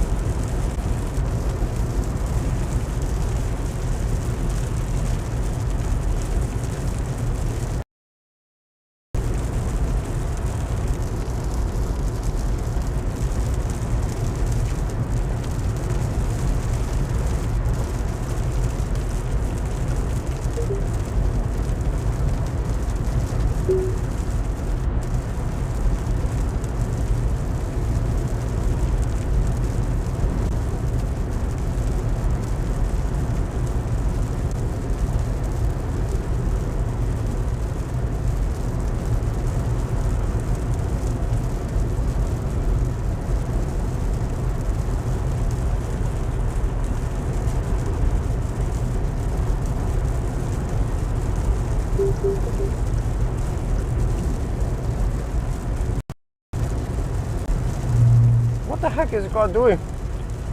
Oh. It is as if it wants to drive in the ditch now. I have to correct for it.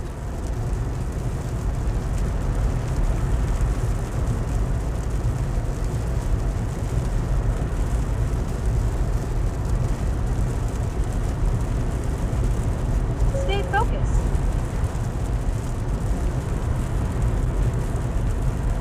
This car still with new battery after battery swap.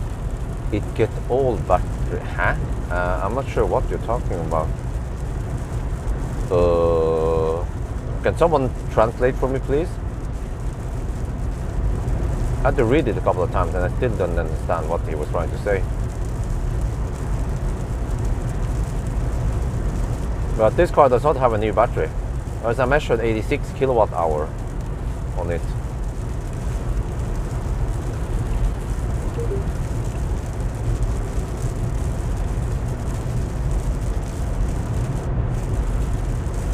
I guess all battery are swapping. Yeah, it's likely, because I think the well, actually, I'm trying to figure out how this works, but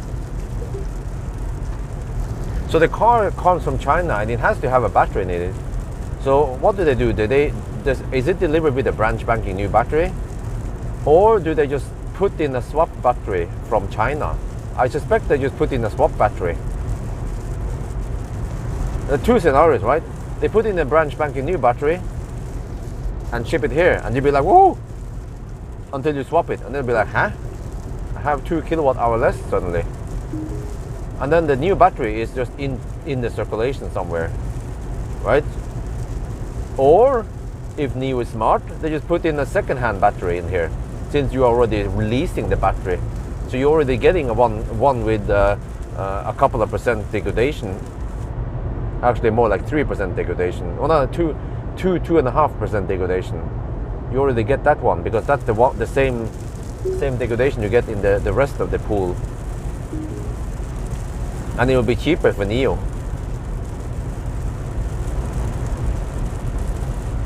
But if you buy the car with the battery, then you pay 160k NOK extra, then you get a brand spanking new battery.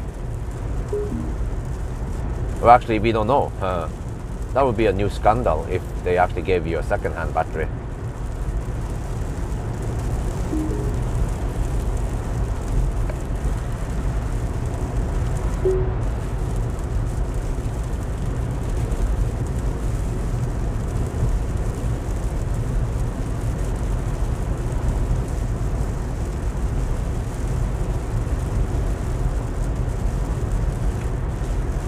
Hey Nomi. Hey. Start massage. Done. Cat tap. No, it didn't start for me. What? It just brought up the massage screen. What the? Okay, the keyboard is hello Nomi. No, actually it's not. Hi Nomi. Please turn on the massage. Done. Now it turns on.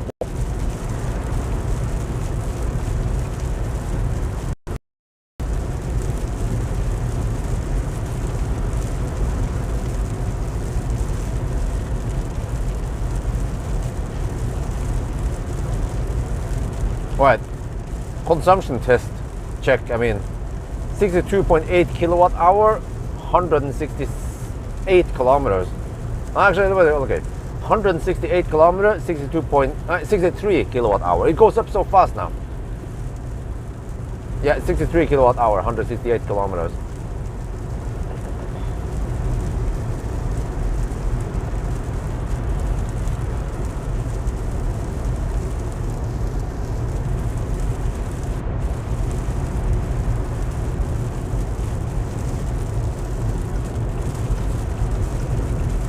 That must be a Norwegian.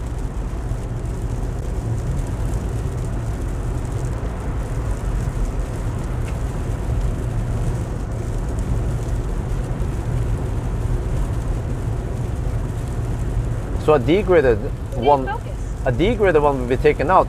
Are you sure about that?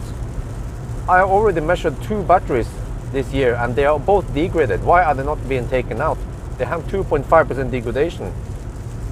According to your claim, they should be taken out. And also, how, if they are taken out, what do they do with them? Do they replace them with brand spanking new batteries? That's going to be a really expensive deal for Nio to keep doing that.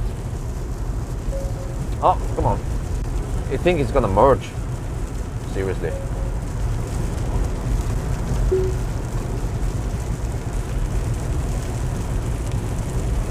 The Undertaker never hesitates. The Undertaker never rests. The Undertaker is always ready for some undertaking action. 375 watt-hour per kilometer? What the heck, man? Can I make it to Spekkerud? Shit.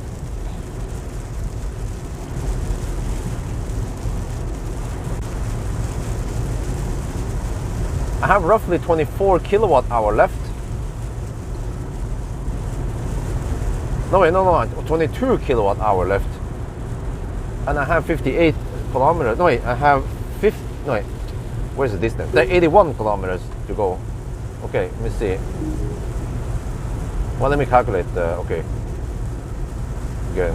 No, stop being so jerky. What the heck? Okay, yeah, 23 kilowatt hour roughly. Divided by distance, it cycles through there, 81 kilometers. I don't have enough juice to go to freaking Spekkerød. What? Where do I stop then?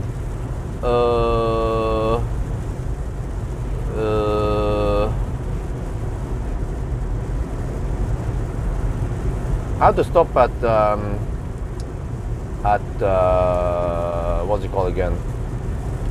Chile maybe. The fuck? Oh, what about the V3 supercharger? Yeah, maybe that one is better. Because I'm not sure if I get enough amp on Chile charger, but V3 will always give me enough amp. And wait, have I tested V3 supercharger before? Man.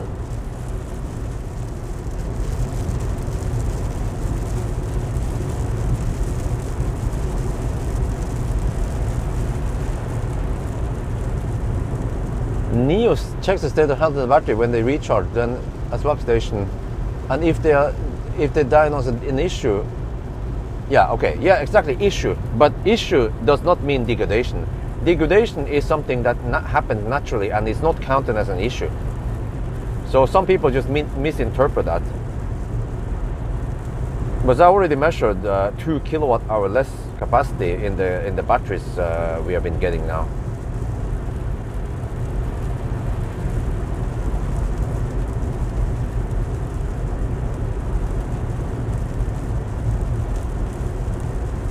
And I think that's a lot. After just 1 year, we already have 2 kilowatt hour loss. Okay, I never ever managed to get 88 kilowatt hour anymore. It has been consistently 86 kilowatt hour.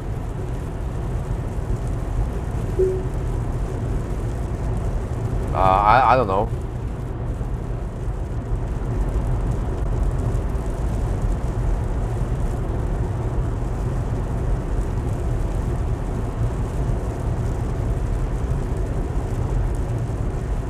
Well, the preheating is still active, so at least we should be getting good speeds, right? After driving, we're 1.5 hours so far. We're down to 24%. The percentage just drops like crazy. Well, okay, not crazy, but it drops.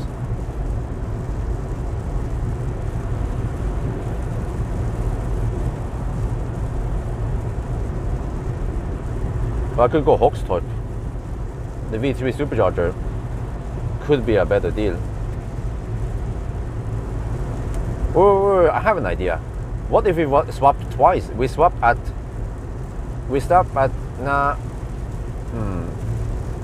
If we swap at Kungsbacka, then swap at Valberg. Because I only need to top up a little bit to hammer it to Kungsbacka. But if I have to charge all the way to Valberg, that might take a while. So it might actually be faster to swap.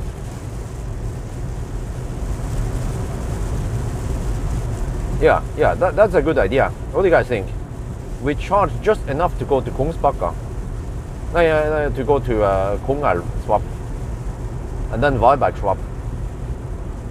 But Kongelv swap is most likely not enough.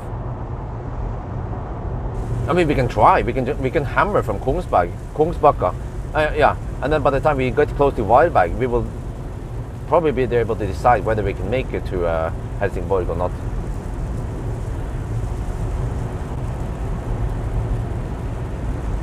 Hat battery swap. What do you mean, hat? Can someone please translate that for me? What it means?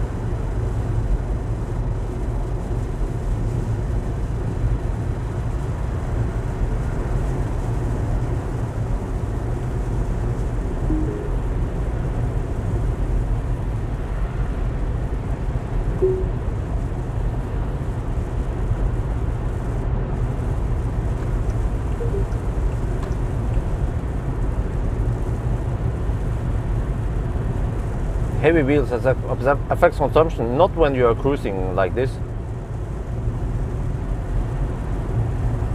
Is it not better to charge longer at Hogstorp instead than get detour almost 6 minutes? Well, that's the question, because we have to calculate how long it takes to charge. Yeah, but actually detour plus the swap, yeah, that's actually a bad idea. Okay, we have to do charge and skip the battery swap. But we might need something like 20-minute charge.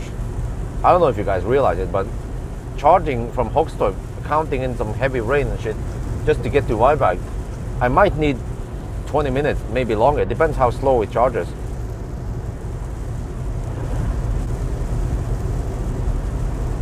Okay, I'm down to 21%.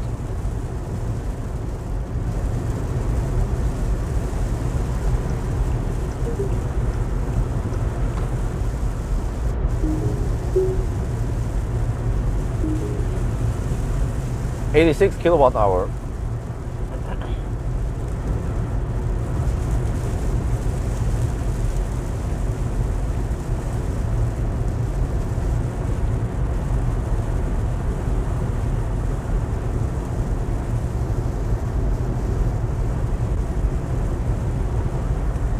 You know, we could gamble that after the rain stops, then the consumption is better, and then we can actually go straight from Kungal swap station to Helsingborg with 90% battery.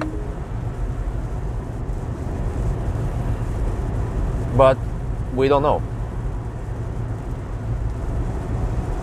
I calculate we have to average less than 325 watt hour per kilometer. And we have 120 zone after Varberg, quite long one, and headwind.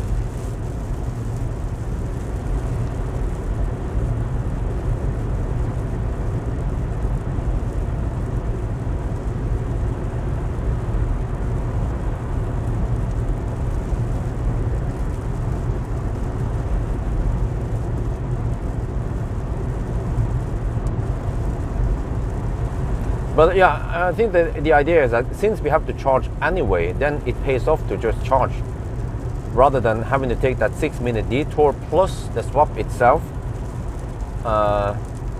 And also, if you actually count the total swap with from I start backing up and shit, and wait for the woman to arrive and activate the stuff, and so the whole swap process might take 10 minutes plus detours. So we're talking about maybe 15 minutes of overhead versus just staying 15 minutes extra where I'm charging.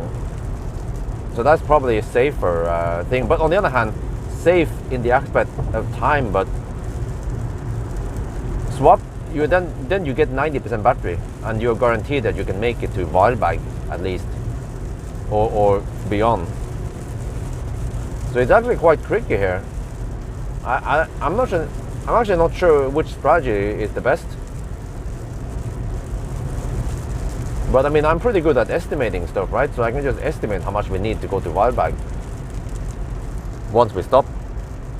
And then we can quickly decide. But I have to pee first also. Now we're at Hobby and there's some traffic here. I bet we might have to deduct around 5 minutes because of traffic. Unusual Sunday holiday traffic shit going on. Yeah, like now. Yeah. Well.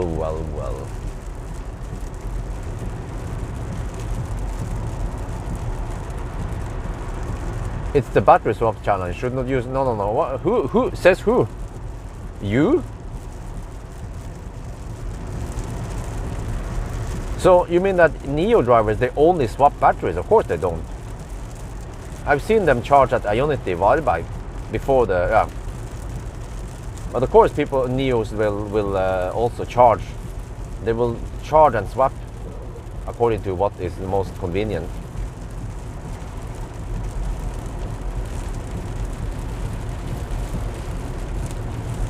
How many kilowatt per minute you get, huh? Can someone please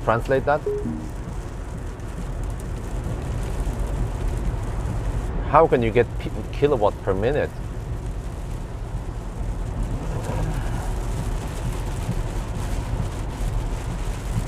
You put it in the title. No, well, let me see. What does the title say again? I think I said with swap, right? Or what did I say?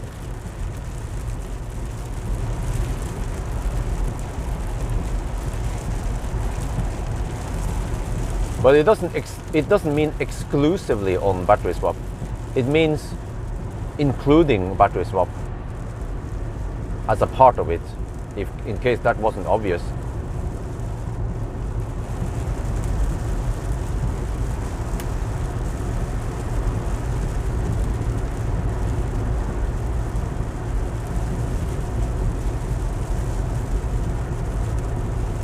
Exactly, with battery swap. With meaning we have some battery swap. It doesn't mean 1,000 kilometer challenge on only battery swap. You know, if you actually read it as what you call it,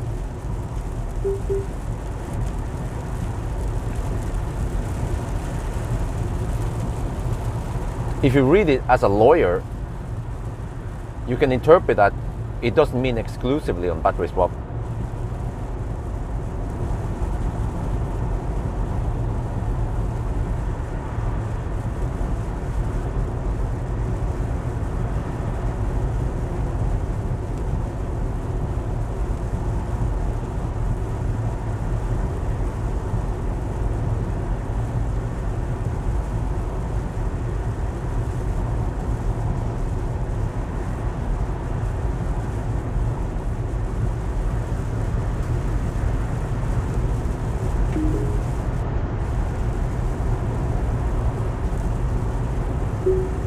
Of course, you have to be an iX3 hugging the left lane.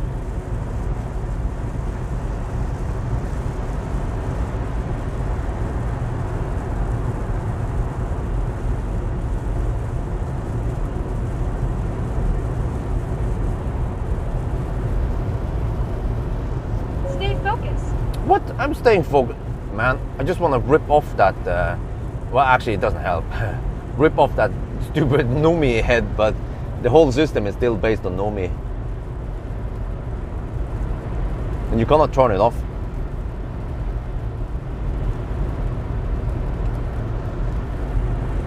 Stay focused. Jesus, man.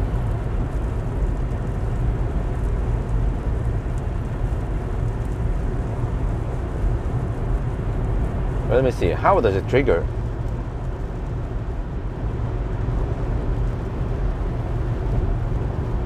Yeah, now I'm just staring at the live stream screen, and then it doesn't say stay focused. Okay, let me see. If I do this, okay, I lean over to the camera. I read the live stream chat. I'm not paying attention to the road. Then it doesn't say stay focused. Wow. And when I was actually paying attention, whatever. Chinese software, I guess.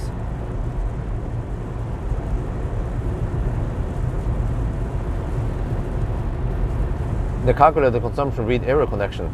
Well, no, the consumption just counts kilowatt hour that has been pulled from the battery and displays it in the screen, and then the distance is what the car thinks is the distance.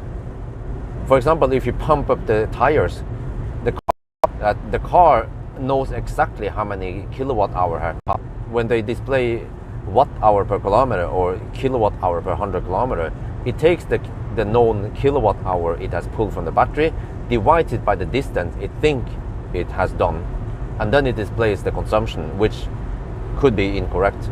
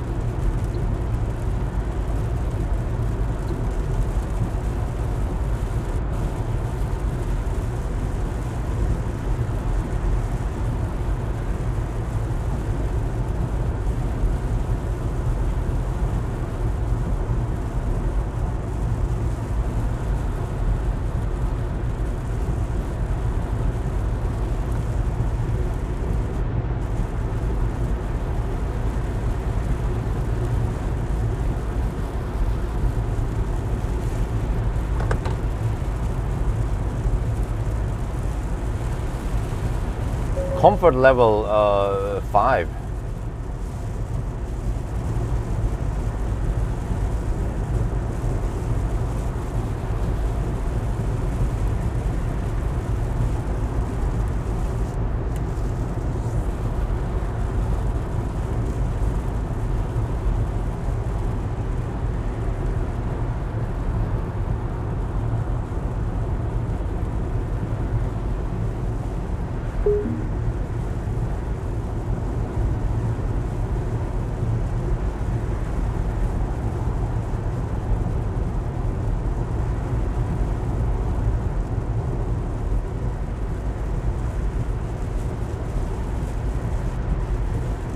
Okay, we're stopping at Ljungskile.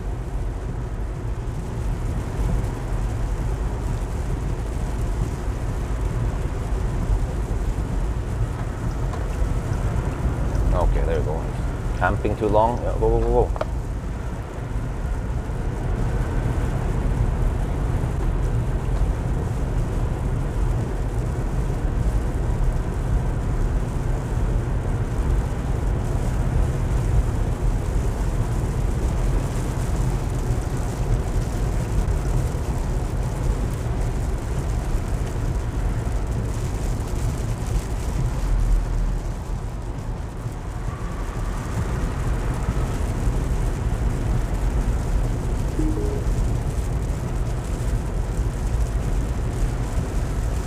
Competitors, Model X maybe. I'm not sure iX. I mean, it has a lot less space. BYD Tang, Hongxi.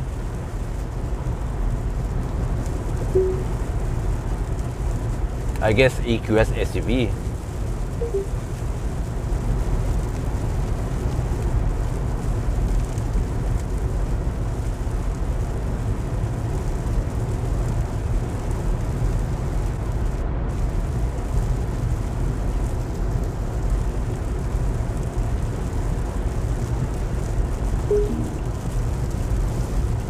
Because we're down to 9% and we have to stop at Ljungskile. Oh, there's some stau here. Well, actually, just normal traffic, I guess. Just looks slow on the map. It's yellow, not orange. But there'll be lots of left lane huggers. We probably have to deduct time for traffic.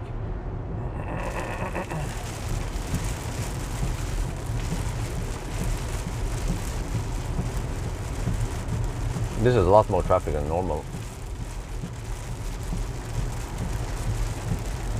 Well, unfortunately, there were too many left lane huggers.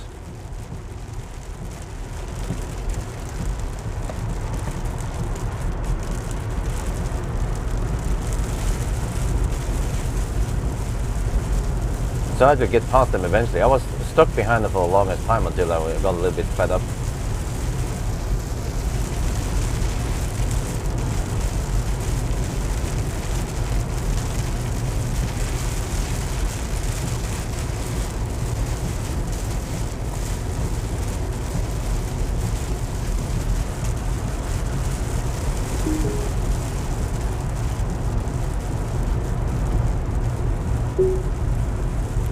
No, Hogstorp, well, I figured I should go deeper. It's easier to estimate how much I need the further I go. And also it means that I can preheat the battery a little bit longer. And also by going deeper, yeah, in general, you will get better charging speed. So always go deep if you can.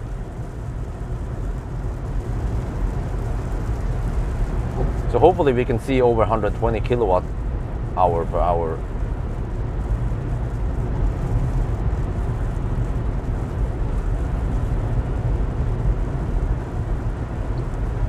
12 kilometers away now. We have 7%, and the battery heating is still on, so it will actually, it means we will preheat for 2 hours. Yeah, that's crazy, man.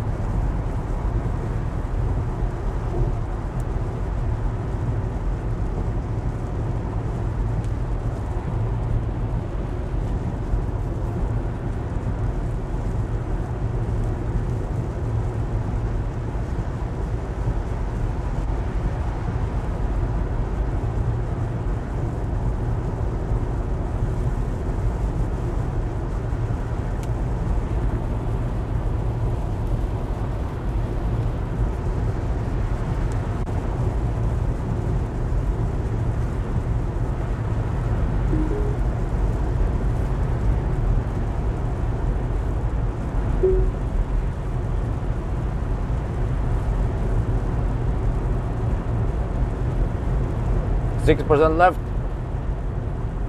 And distance, come on, it cycles through 9.2 kilometers. I still don't understand why it cycles through a little bit of information. It cycles through 6 minutes and 8.9 kilometers, 11:53. Why couldn't they just put it always visible? It needs to alternate between those two lines in a fairly big screen. If I was programming the system, I will immediately identify that that needs to be changed.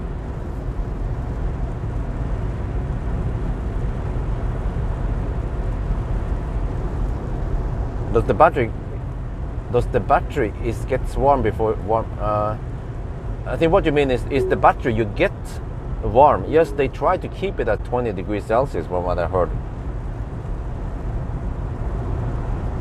But I don't think 20 degrees is hot enough. So that's also the thing. Once I get the new battery at Varberg, I have to preheat it immediately. So I get okay speed at Helsingborg.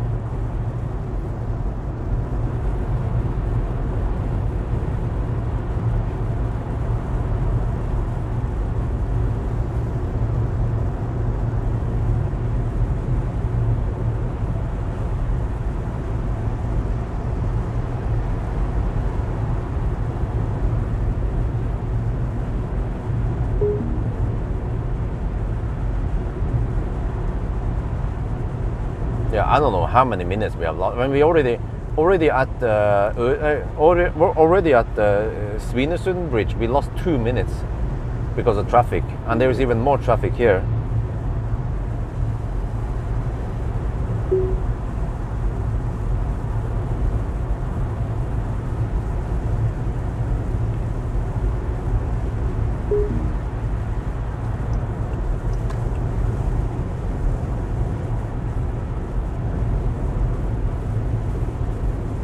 Oh, what the heck?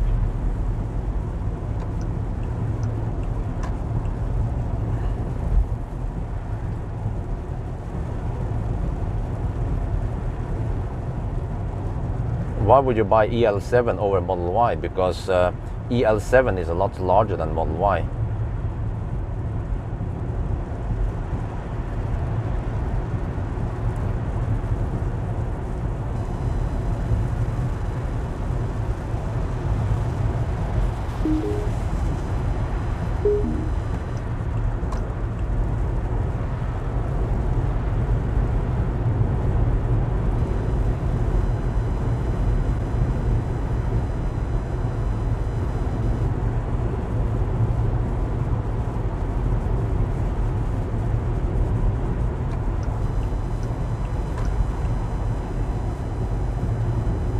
I don't know about you guys, but would you should we deduct time for traffic or not?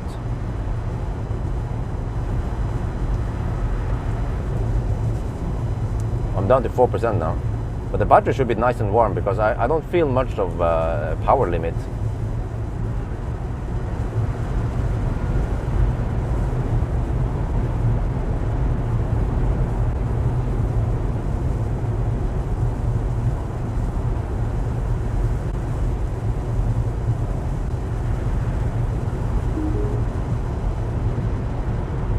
Yes, no, 9.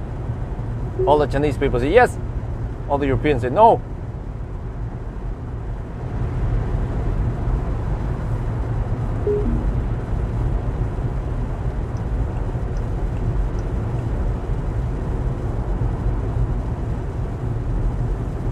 Well, the dictator will decide whether we should add deduct time or not. That's how it works when we drive the dictator's car. Well, actually, this is not the dictator's car, but it's from the land of the dictatorship anyway. Okay, here we go. 3% left. This is the own. Oh, what the heck, dude? Dude, why are you driving so slow? Man, everyone is trying to sabotage for me today. Holy crap, man. Okay, we're not gonna deduct any time. Yeah, okay. Let's just have a little parade over here. Shit, come on. Try to finish today, not tomorrow.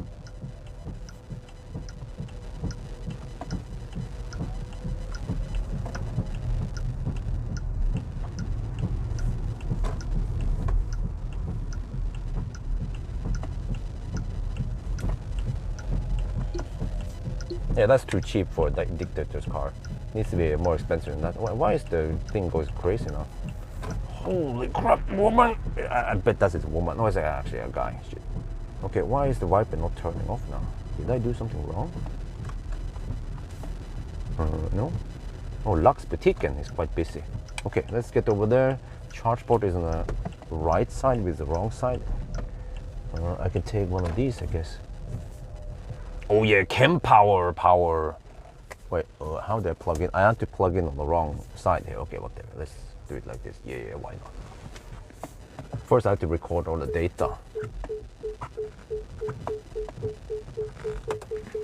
Okay, this is Chile, 84 kilowatt hour and 3% left. Guys, you can do the consumption. Okay, Chile. Here's this. No, wait, since start, yeah, 228.3. Oh yeah, 9 degrees Celsius, 3%.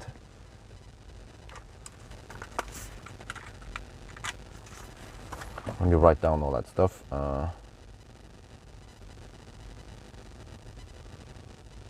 84.1 now.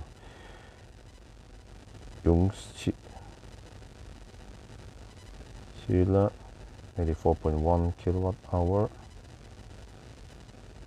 228.3 kilometer, 3% left. Okay.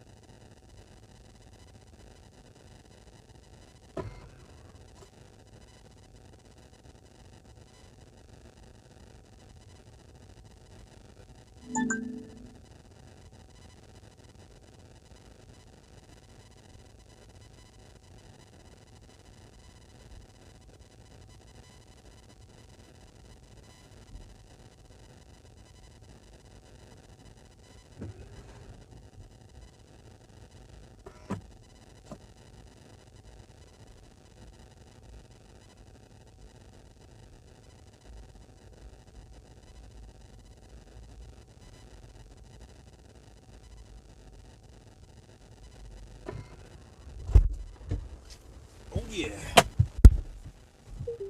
This time I estimated 86.7 kilowatt hour from the battery. Huh, interesting. Well.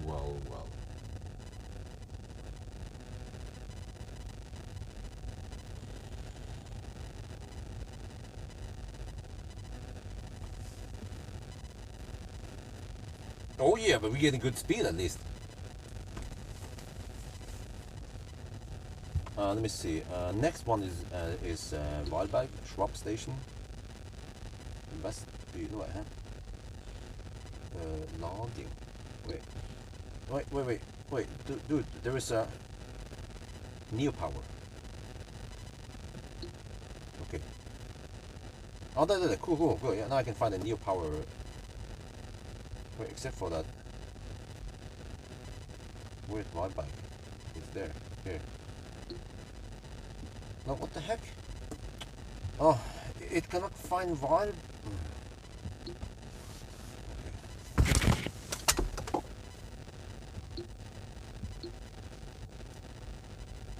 Ooh, 120 kilowatt. Oh yeah, that's what I have to do. Reheat 6 hours before, 2 hours before.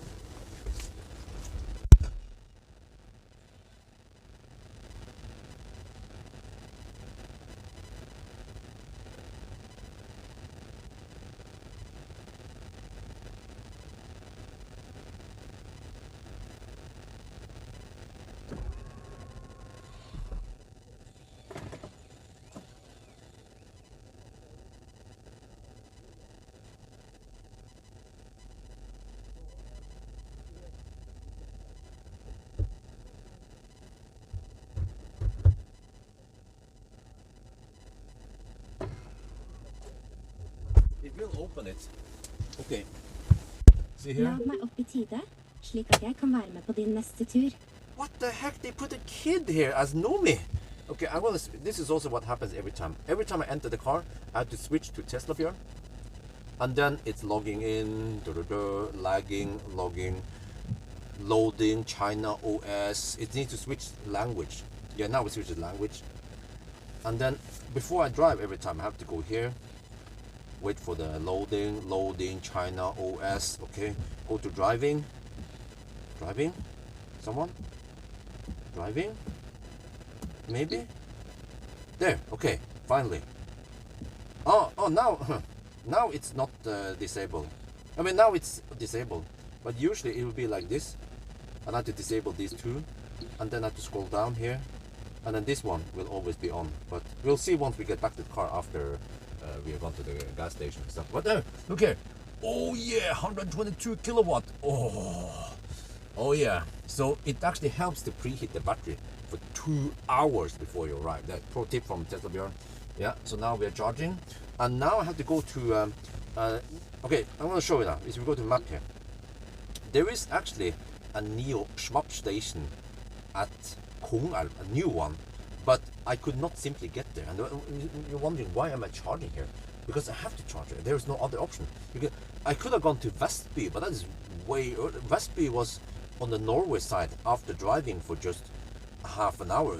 It is way too early to stop at Vestby, and the problem is that the whole swap, including driving there, detour or whatever, will take around 10 minutes. So it is actually better to just get right here, because you will only get 90%, by the way, when you get the batteries back, and the new one. We started with 100%. So in case some people are wondering why you're not doing it the optimal way. Yeah, so there is a charging swap station here in Kongalv. I don't know if you can see it. Here supposedly, but it doesn't show up unless you search for it. But you see here, you can use this one to search for charging stations. Okay, that's fine, right? Yeah, but this is for charging station. So but if you go back, and then wait, how is this again? More, no, why does it look different now than previously? Yeah, search. Okay, if you go for search, here you see charging, parking, food. Okay, but where is the power swap options? More categories, I guess. The power swap option should be one of the first options here, not cafe and all that other stuff. But here, when you search here, suddenly you find Nio Power. Oh, nice, Nio Power. Ah, wait. No. I thought Nio Power was swap station. It's actually not. That's kind of confusing, because it's the swap stations are called Nio Power swap station, but you are actually swapping energy, not power. But okay, that's nitpicking. But when I do this, and when I go, okay, whatever, Nio Power, right? Go here then, here, because Wildbag is here. Tap to show more results. This is so frustrating. Like the system. No. So what you have to do in order to find the Nio swap station, you have to say Nio Power swap. Okay, I misspelled shit. Nio Power swap, and then the autocomplete doesn't give you any. It shows me Ionity, even though I type Nio Power swap. But when you wait, is this one? Oh no, that's the autocomplete. Yeah, my bad. When you search for it, suddenly the Nio swap station will show up. They don't show up on the autocomplete, but it will show up when you search. Okay, now we're talking. You see here, Kongalv. The problem with Kongalv is that it is actually a detour from on the highway over here, and you have to. Well, how do you even get there? Yeah, I'm not sure. Yeah, and I couldn't reach there because I arrived here at this location with 3%. So I could quickly charge and then go over to Kongalv and swap it. But then the problem is that if I swap there, then I'm not sure if I can make it all the way to Helsingborg, because I have to go there anyway and swap there. So this is kind of a dilemma. So I could swap there and then try to get there, but if I can't make it there, then I have to stop and charge, or I have to do something else. Or I can swap, charge enough and then go there and then swap, and then I can do that one. So I will probably go for this one because you see that this detour is a lot faster. It's way closer to the highway versus the Kongar one. So this is one we're gonna go for. Yeah, so now I have to explain all this because otherwise all the fanboys, they'll be like, oh yeah, why you didn't do this, why did you do that, why did you do that? Yeah, so, okay. Directions. Wait, do I have to order now? It's gonna auto order. Oh, that's a bit slow. Dude, it's not that far. We're not driving all the way to Alicante here. Auto order. Yeah. Go. Shit, 130 kilometers away. Okay. Okay, we have to charge enough now. So my point is that we could swap at Kongalf, but just taking the detour, according to Google, it's a 6-minute detour, and then the swap itself takes 7 minutes, plus the initiation before and all that. So we have to count 15 minutes of extra to do that one. So that's why I figured that the best deal is actually to charge here. And also, in a more real world situation, normal people, they will probably stop here and charge, and then they go to bye-bye. Yeah.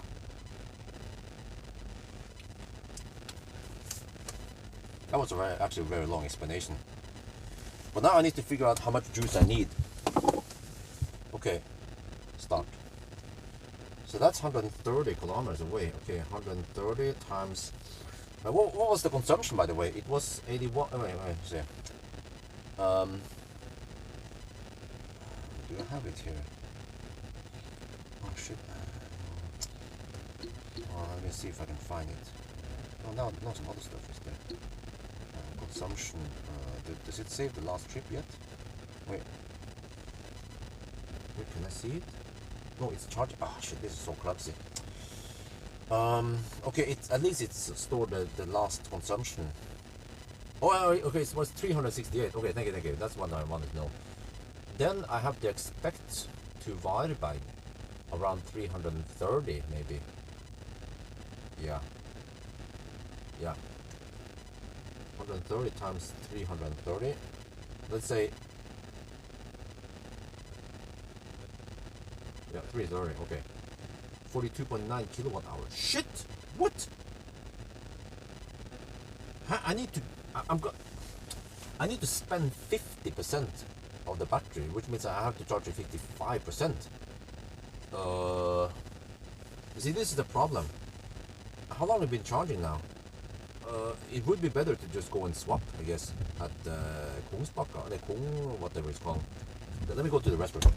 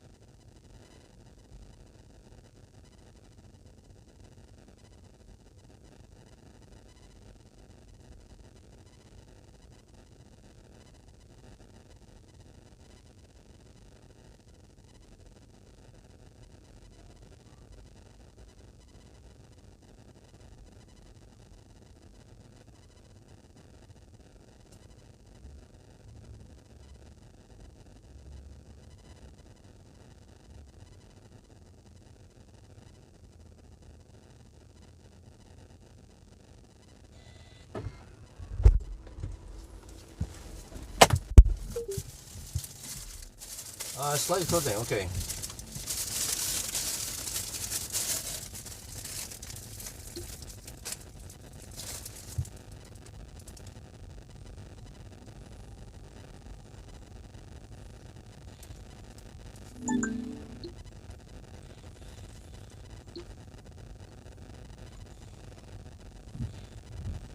Should we have to get...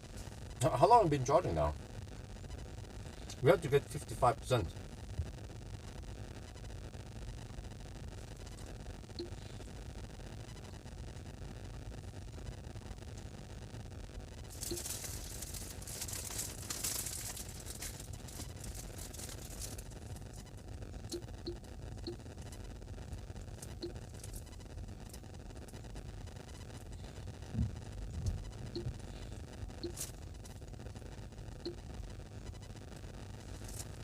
Well, actually, except for that, we don't have to worry about battery warm up this time.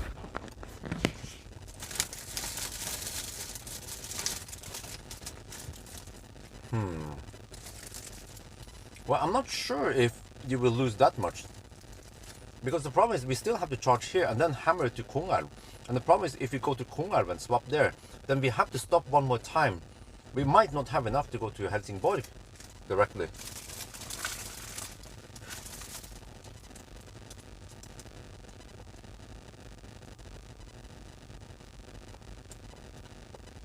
I mean, the Kongarv visit will take roughly 15 minutes.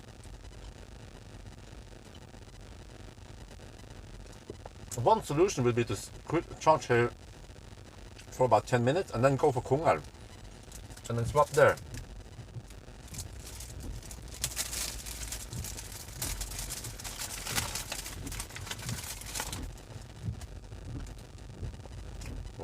Why is the wiper going at full blast?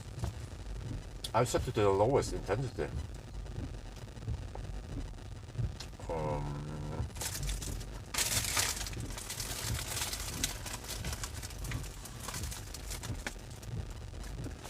Let's turn it off now.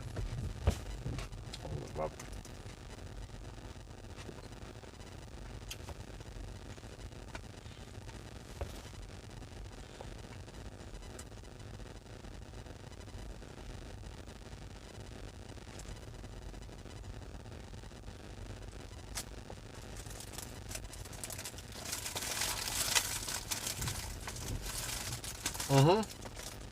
I'm eating it right now. I can eat while we swap.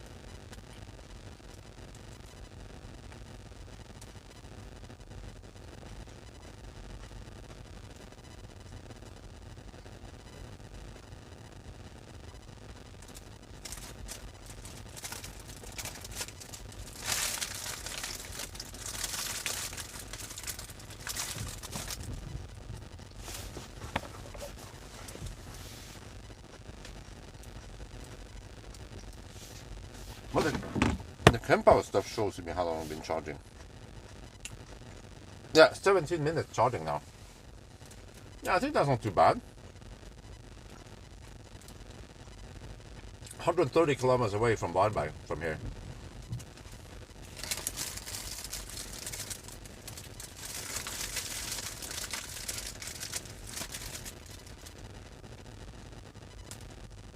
And the Varberg route is better in that way that we are guaranteed to go from Varberg to Helsingborg.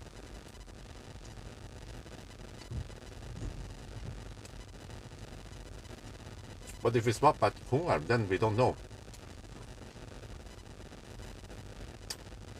And if you have to take a top up somewhere, then you lose time.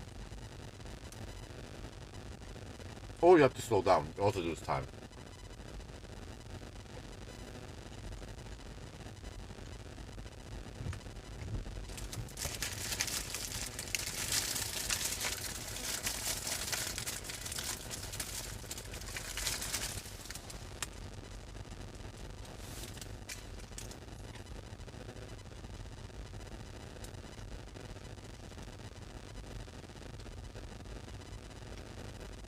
Needs air correction. Oh, sorry. Yeah. I mean, I usually count error. I count distant error if it's more than 0.5%. Since this is 0.6%, then we should count it.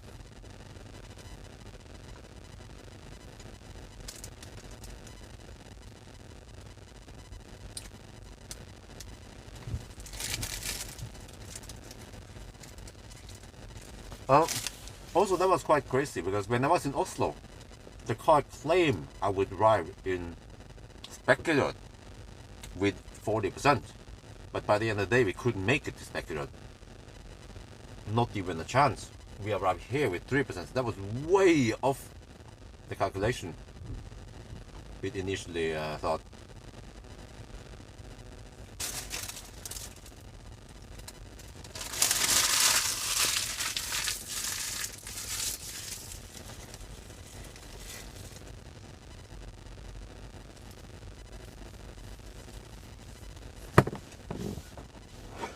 Oh, How do you mean? The consumption is covered today, not on screen. Huh? I'm not sure what you mean. I just report the consumption because this car reports how many kilowatt hour it pulled, and it has a distance.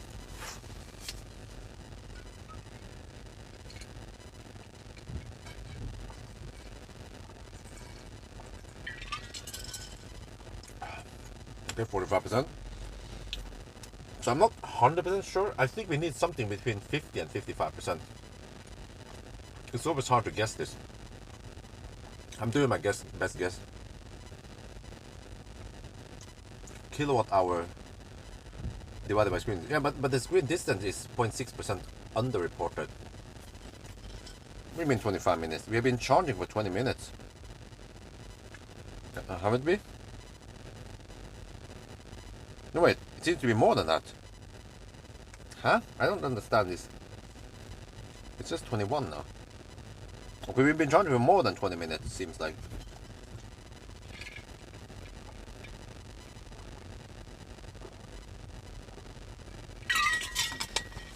DS3. Oh, I don't have any plans yet, but it has new stuff, okay. Maybe I should grab it then.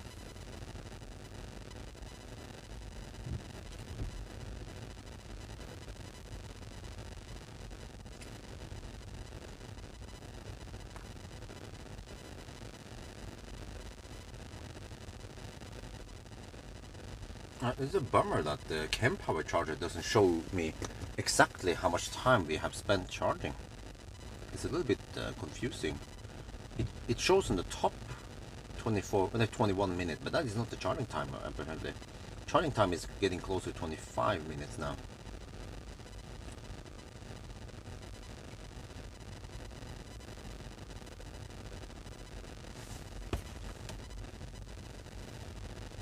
But I also have to count that this time I'm not going to run the battery heater.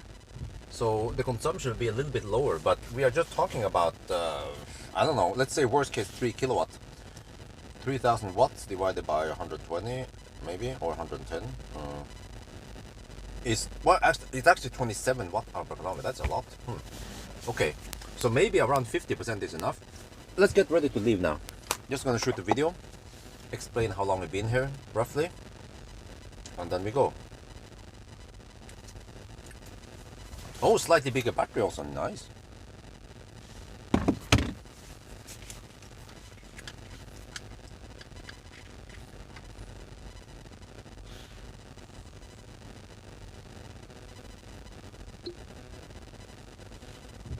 Hey, what happened to navigation?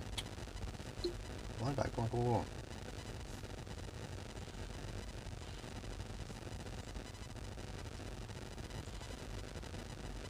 Right, so next stop is going to be swap station in Varberg. Finally, we're going to do some schnell swapping, 130 kilometers away. So, well, does the car tell me how many kilometers I will arrive with? No, it doesn't. Okay. Usually when it doesn't tell me how many kilometers I will arrive with, it means that I will barely make it there. Yeah. But actually, you guys remember previously when we were in Oslo, first it claimed that I will arrive with 40% at Spekerud, and we couldn't even make it to Spekerud, so the estimation is really bad. But I think we have enough juice now, 51%. I've done my own calculation and figured out that we probably need to spend around 50% in the battery. And then here we see that this is kind of confusing. It seems like the vehicle limit has been... I don't understand how everything here works, but it seems like we've been charging for around 26 minutes. So I think this is the best deal. Yeah. Okay, anyway, let's go.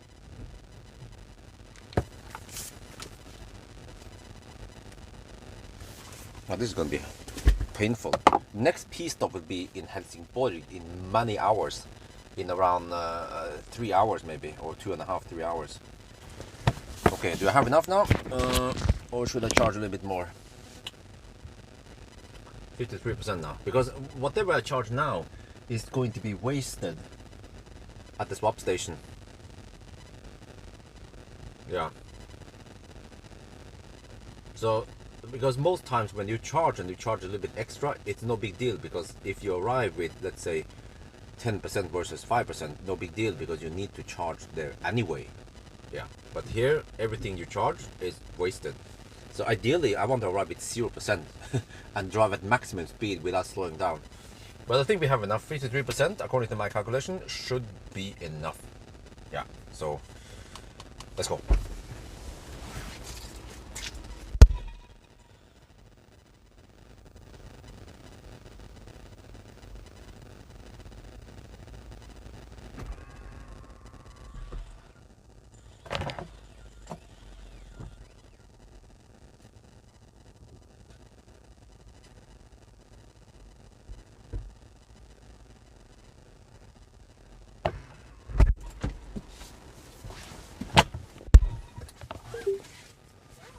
What the heck? It switched to Prestebil again. Holy crap, man. I was just out for a minute. Yes. Oh shit, hang on. I can't drive yet. I have to switch to Björn Nyland account. Tesla Björn. Come on, go. And then the system is lagging. Come on, it's loading all that shit. Oh. And then the navigation disappeared. It was about to auto-place the order. And it needs to reload. Okay, oh shit, I need to navigate again. Power swap station, come on, go. Start. Yes. Auto order, and then I go to the car icon. Driving, scroll down. Oh, drowsiness has been disabled. Driver assist. Oh yeah, okay, good. Okay, good. Let's go. Now we can leave. So that was, I saw on a Kempower screen, 26 minutes of charging. Well.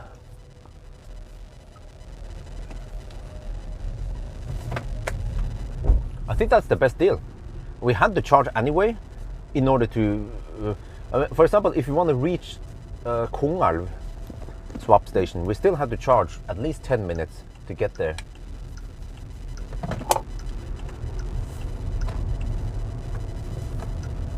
And now we just charge 15 minutes extra so we can make it to Varberg, which is probably a good deal. What I could have done was to charge 10 minutes, hammer it to Kongalv, swap, and then maybe make it to Helsingborg.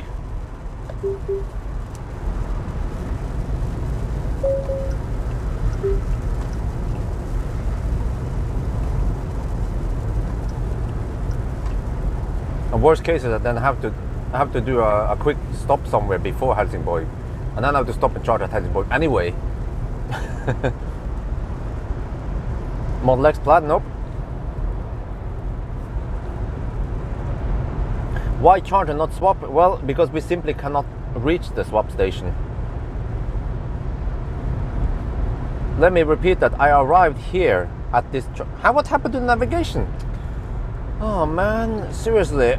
I have to navigate again to Varberg. I don't know why it got lost. Okay, let me auto order again for the 5th time. Go. We arrived at the previous charger here at Ljungskile with 3% battery. Yeah. Do I need to explain further? And if we wanted to reach the closest swap station would be in Kongalv, but that is around 45 kilometers away, which means that you have to charge for about 10 minutes just to reach that swap station. And the problem is that if you swap there, then you have to drive a long distance from Kongalv to Helsingborg, and it could be too far because you only get 90% battery at the swap station, and there's a 120 zone past Varberg where you want to go fast. So ideally, if there are enough swap stations, no problem, but that's the problem, there aren't enough swap stations.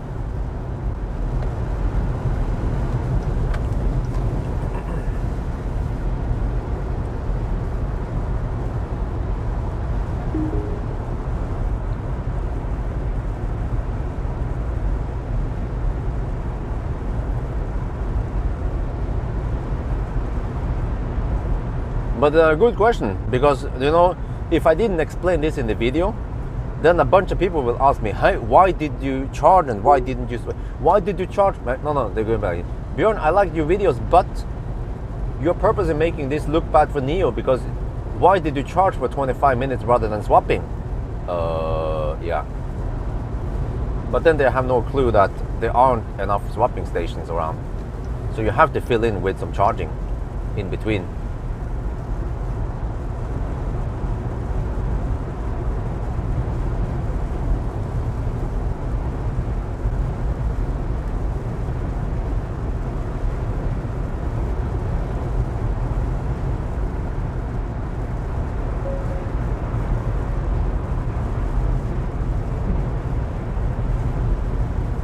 And also, for some reason, this car cannot read USB. Oh, what the heck, man?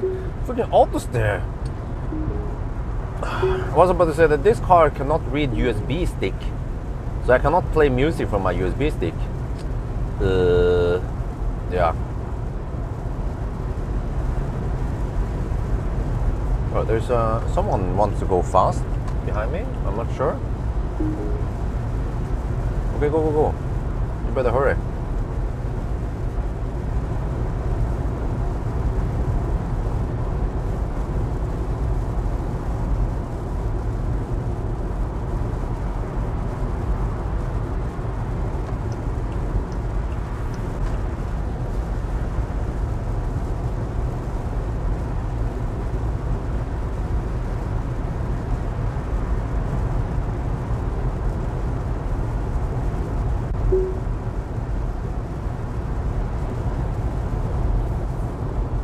Huh? USB-C sticks? What do you mean? What does that have to do with not being able to read the files?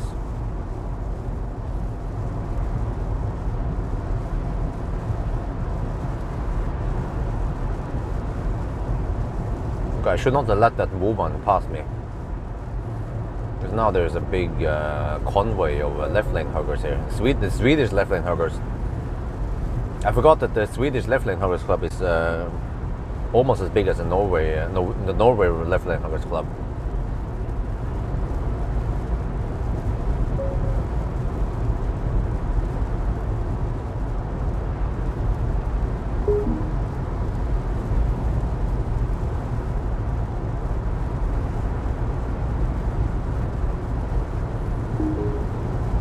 Well, so this is different, driving in the daytime. I mean, I used to do this before. Yeah, I would start 10 in the morning on a Saturday and then hammer it through the day and then finish in the evening.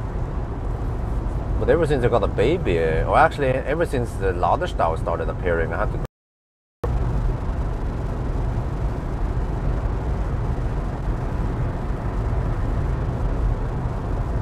Okay, I'm not letting that woman pass me again.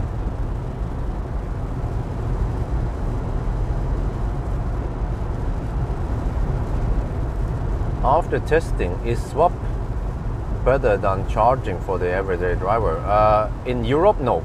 In China, maybe yes.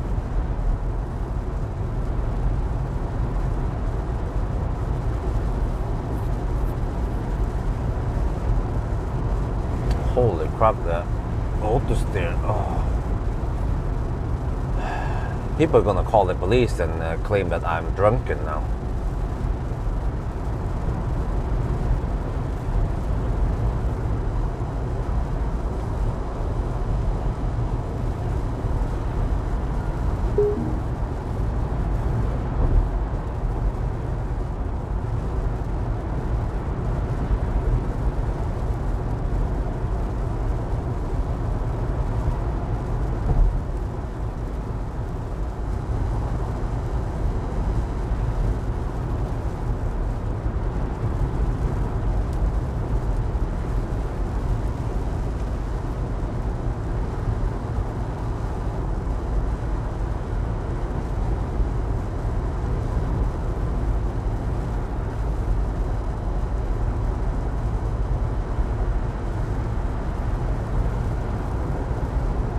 Wait, we haven't even reached Spekkero yet. Okay, let me see. I charged you 53%. Wait, didn't I?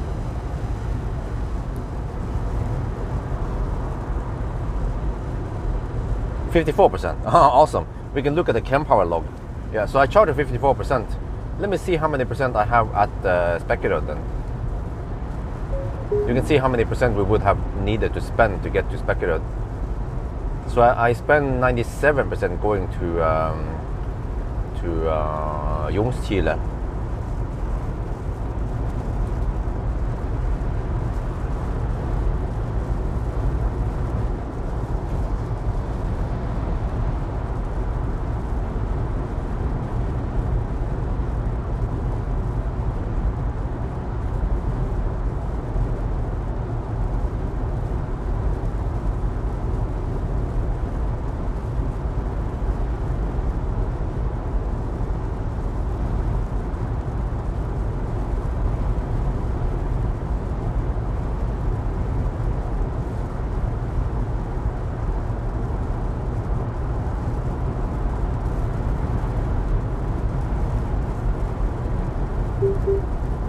You can imagine, you just hear it via the live stream.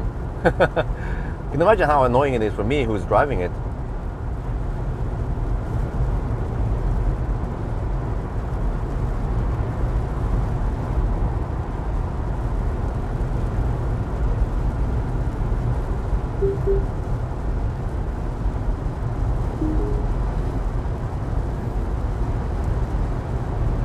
Okay, we're already down to 45%. So we spent 9% so far.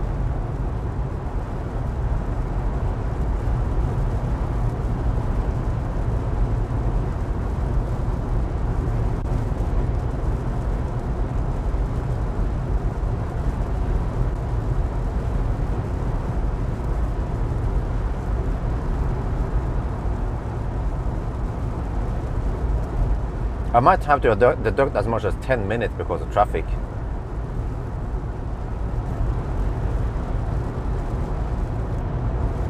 And I'm not sure if that is even fair, but at least I guess on the second half there will be less traffic in the evening. But in the daytime now is just crazy, man. We lost 2 minutes just for the first 100, a little bit over 100 kilometers. We lost 2 minutes there, and then yeah. So you can say that maybe for every 100 kilometers you lose almost 2 minutes, which means all the way to Helsingborg we could lose 10 minutes, right? Quick math.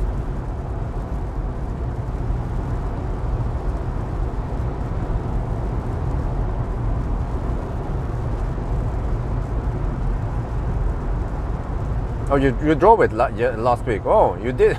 Oh, so you also noticed that it was not only me being nitpicky about things. And I actually like to use the auto systems, auto steer and adaptive cruise control.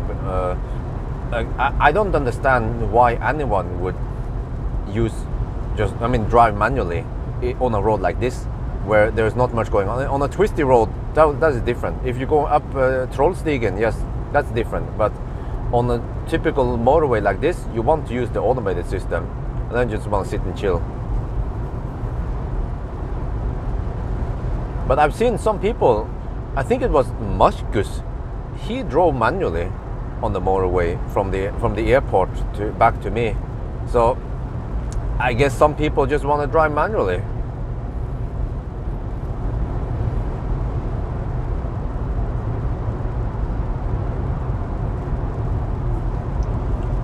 Okay, spec it out. 43% at spec it out. That means 11% here. Yeah. So 97 plus 11 is 108% just to go to spec it out. Oh. Well.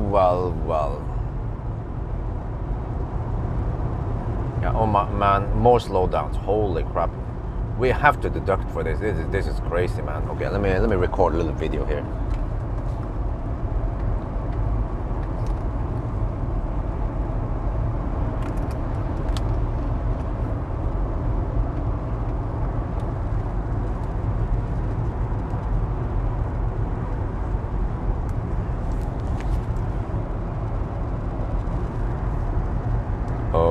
We are back on the road now, and look at this traffic, man. So the problem is that this is the 1st of May. It's a public holiday. And it's a Monday. So people had some long extended weekend, and they are now traveling back home. So we have way more traffic than usual. Normally, even if I would do this in the daytime on a Saturday, there would be way less traffic than this. So yeah, I asked the live stream whether we should deduct for traffic or not. It was mixed answers. Some people say yes, some people said 9. So, but it doesn't matter, because me as a dictator, I will decide, and I have decided to deduct for traffic. That's the most fair way to do it. And then I have to figure out how much. So on my way from Oslo to the Øresund bridge, no, not Øresund, Svinesund bridge, I have repeatedly gotten around 1 hour, or 1 hour and 1 minute, or 59 minutes, depending on if it's summer or winter speed limit on the stretch after Vestby, or yeah, something like that. But okay, anyway, so normally on that checkpoint I needed 1 hour, and today I was 2 minutes late. So you can say that for every 100 kilometer roughly, I lose 1 to 2 minutes. So all the way to Helsingborg, I could lose as much as 10 minutes, and we are driving freaking slow now. It's annoying how this, yeah, I forgot, the Swedish left lane hugger club is almost as big as the Norwegian left lane huggers club. So yeah, I'll decide eventually how many minutes we have to deduct.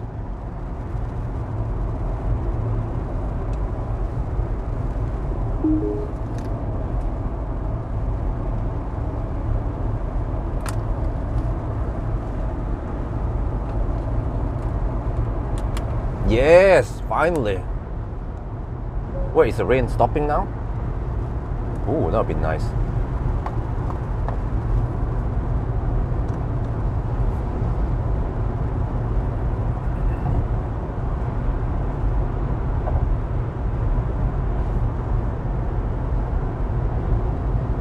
Well, that's a shame, because if you ever tried auto steer in Tesla, Mercedes, BMW, Audi, or even the Toyota BZ, you will be impressed. And once you get used to auto steer and automated driving on these kind of motorways, then there's no way back.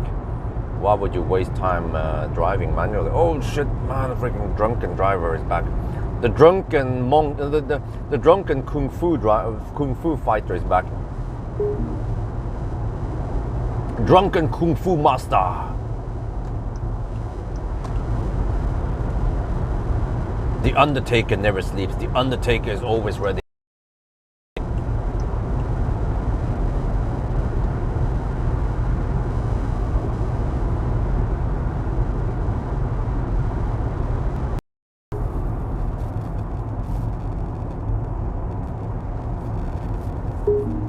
Well, I've been bitching about this for years now.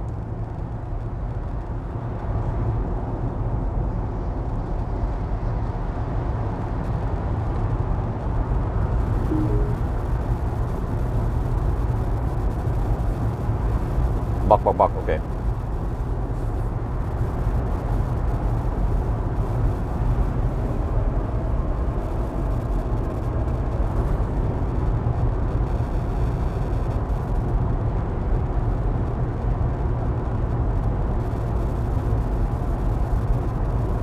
know, we are planning on taking some weekend trips to run away from Rus. Plus that, I think it's nice just to get away from time to time and yeah, get away from home. And it's good timing to do it during russetid. But yeah, my concern is that if we go to Kristiansand, we might still run into Rus over at Kristiansand. We run into the Kristiansand Rus instead. So I asked wifey, maybe we can come back to Göteborg. She was like, yeah, why not? But wouldn't that be boring for video content? And I was like, well, maybe. But maybe if with a different car it will be different, right? Or maybe at least as long as we don't have too many of these Göteborg runs. I wanted to borrow a Mercedes EQV actually. That'd be awesome. EQV should have even more space than ID Bus, but it's also a little bit thirstier.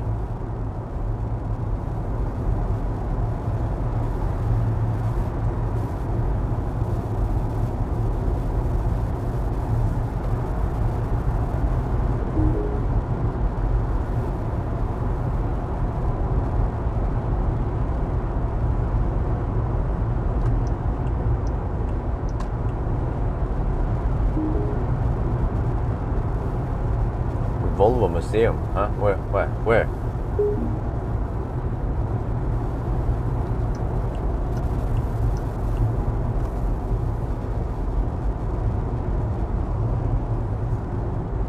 Wow, the amount of traffic today, man. Shit. I think I'm just gonna make it simple. Deduct 10 minutes to Helsingborg. Well, we'll see. I guess this becomes really hard to. Well, actually, you know what? We charged for 26 minutes. We had a little detour, okay, but it shouldn't be. Well, the detour may have taken 1 minute and then 1 minute off, 1 minute on, right? So you can say, oh, you can say 28 minutes. Wow, that Volvo, holy crap! It was doing a crazy maneuver. He was trying to change lane when the bus arrived. Damn, man, seriously, these drivers don't just change lane like that. Or try to change lane like that. Nice places in Göteborg. But the thing is that, yeah, but you probably don't know how we are, right? Because we like bigger cities where you have more places to go for shopping or eating, especially eating. And if you go to a small place, you don't have that shit. For example, Uddevalla. I've seen it. I've tried to search for it. And what I like about Göteborg is that it's the second largest city in Sweden. So there are plenty of restaurants to choose between.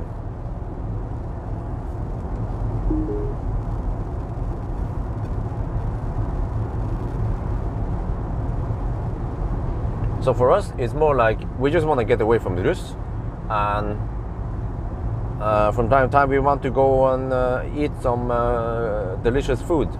And there will be fewer options if you go to a smaller place like Strömstad.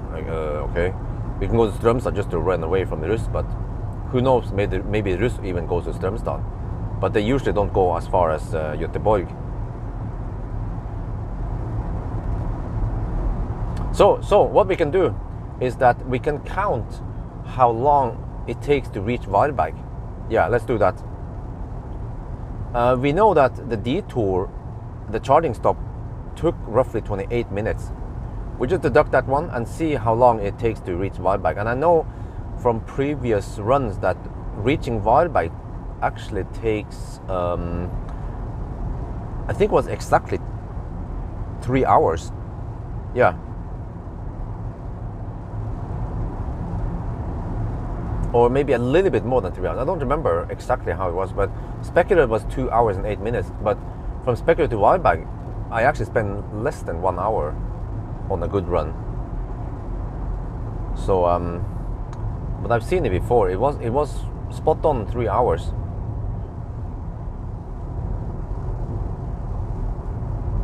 Uh-oh. Stau. Well, not stau, but just traffic. Okay. Yeah, we have to deduct some here. Okay.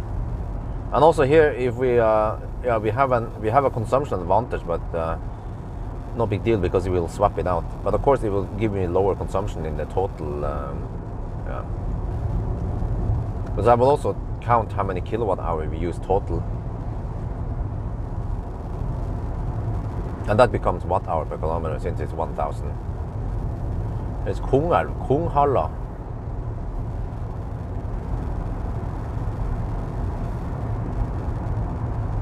Ullared? What? Okay, no, wait. Okay, we're not gonna do crazy shopping like Ullared shopping, but it also depends how far we want to travel. Isabel tends to get a little bit grumpy if she sits in the car too long for now. So that's when I found out that around 3 hours, like to Göteborg, is perfect. Well, it's not even 3 hours, but yeah. When we add in that chop stop also, oh, that was nice. Chop sushi was quite good.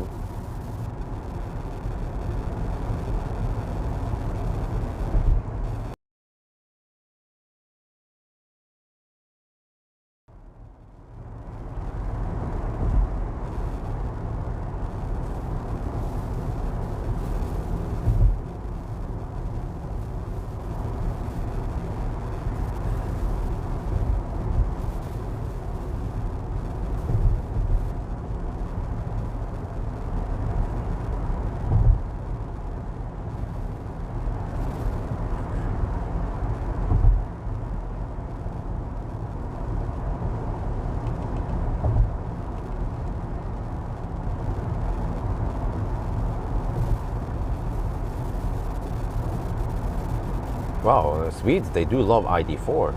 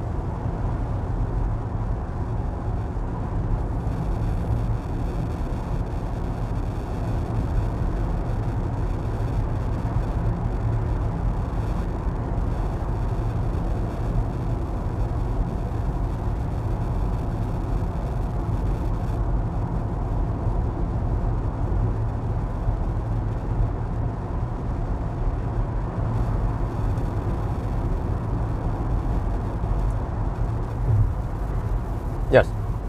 Spent kilowatt hours reset after charge. Well, if you charge, if you swap, or if you just leave the car and come back again, it's also reset.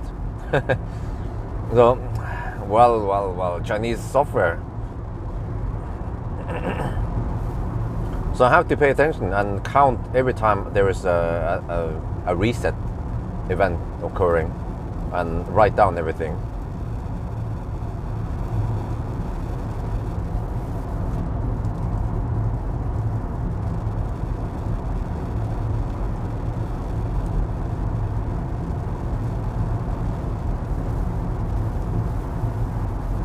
So yeah, this is what we're gonna do. We're gonna count 28 minutes of Ljungstile charging, and we measure against Wildbike how long it takes to go to Wildbike, and we then correct for traffic to Wildbike at least, and then we might need to make more corrections, but I don't remember exactly how much time. But I don't expect too crazy traffic from Wildbike to Helsingborg, because it seems like many people, they are just getting back to to Göteborg now. Yeah.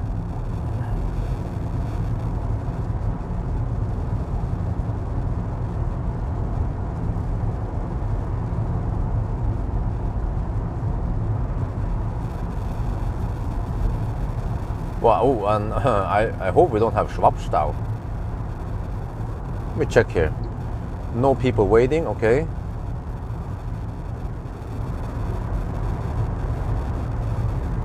Okay, we have, well, there's only, okay, we have 500 kilowatt hour batteries. They are fully loaded. and two 75 kilowatt hour batteries. But we are still almost an hour away, or rather 52 minutes it claims here. But this is... And actually Ramadan or some shit. And it was the first day they opened Liseberg. And it was a Saturday. Yeah. Like only once. The leaf took forever to get to Göteborg. Well, I didn't plan better.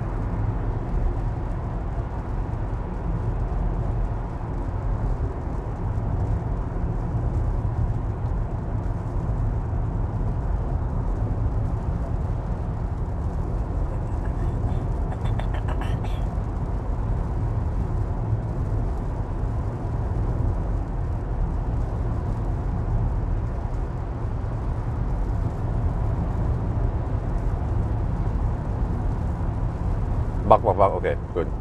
Yeah, I think at this point it's supposed to clear up soon, after Göteborg, weather-wise. Might even see some sun.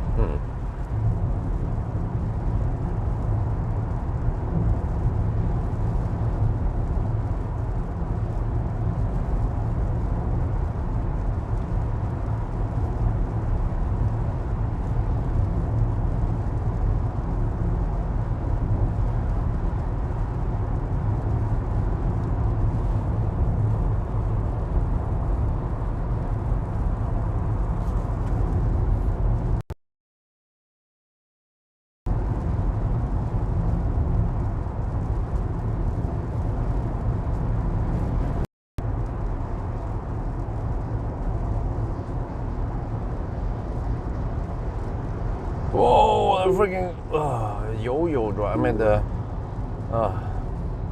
auto steer, man. I have to constantly watch it. Oh, Stau. Yeah, it's probably Tingstad tunnel maybe. Maybe I should consider Marieholm tunnel. Okay, no, it's not that bad. Now let's go Tingstad. Safest option, right? We just deduct for.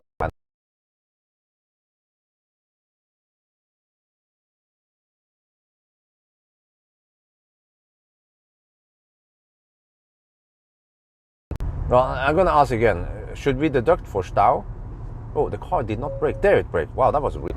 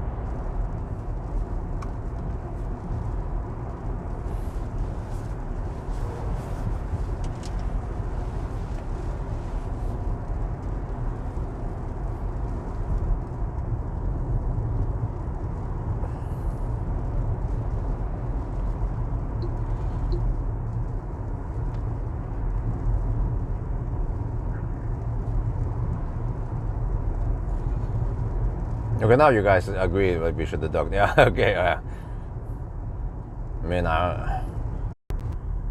Holmsner would it?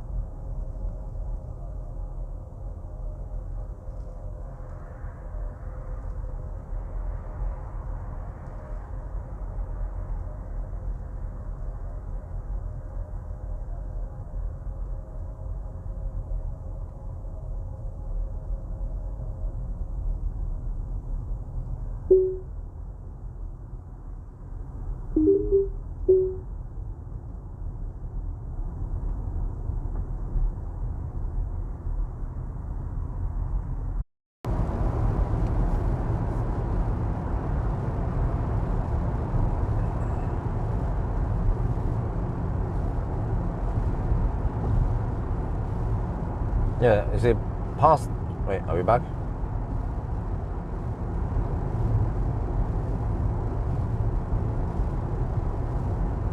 Yeah. Past Tingstad, the traffic just flows magically way better. So hopefully on the way back we will not have too much traffic.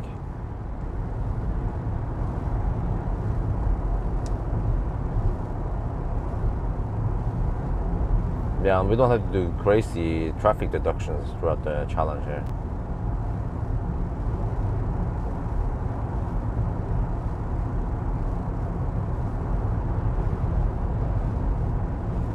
And it's getting dry over here. Oh, nice. Okay, how is my juice going? I have 61 kilometer to go and 31% left.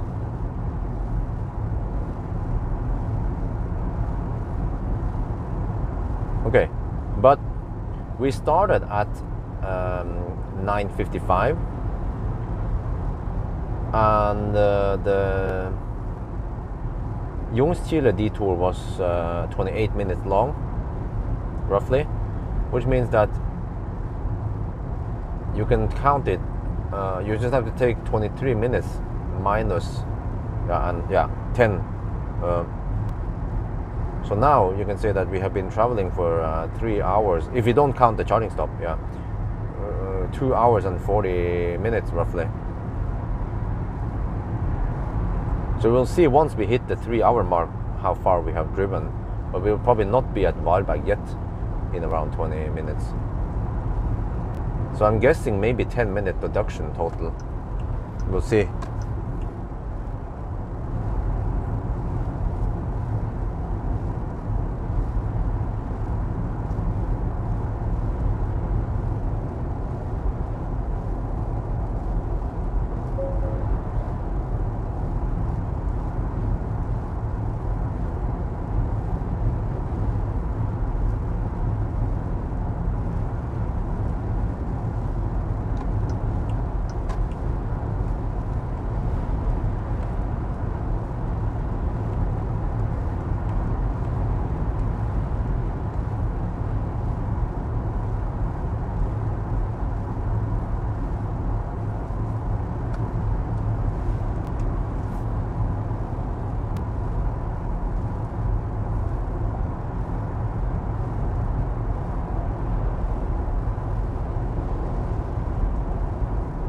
Yeah, maybe I should have used Maria Holmstunnel,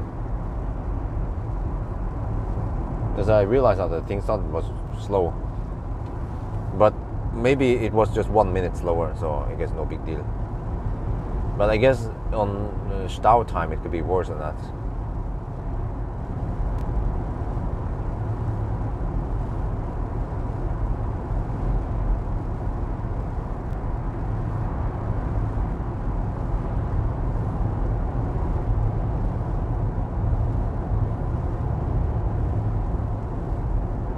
So yeah, next weekend we are planning to go to Stockholm. A little bit long trip, but I think I want to stay there maybe 5 nights. And we have Aria E4 hours, yeah. So told wifey, if you want to go there, we have to consider what to pack. Yeah, and she realized that she brought a lot of stuff that she didn't need at all. So I was like, okay, yeah.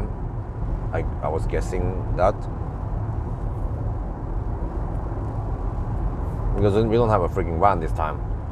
And but the problem is that we don't have anyone to take care of Dolly. So we had to bring Dolly. And then it boils down to, it's a press car, and in general, press cars, you are not allowed to bring dogs in there because of allergy problem, and you cannot drive on a race track with it. So I emailed Nissan and asked them if it's okay to bring my dog, and it's just a small Chihuahua, and she will be in her own Chihuahua bin seat thing anyway. So yeah. What do you mean microphone check? I think you have to be slightly more specific than that.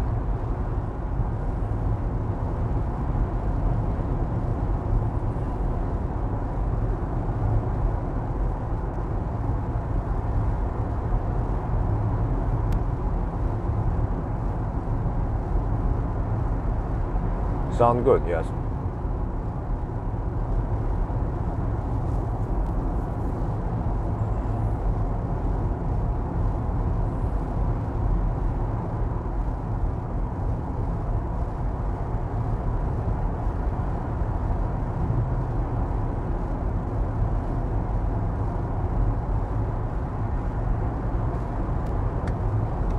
Oh, finally no rain. Wonderful.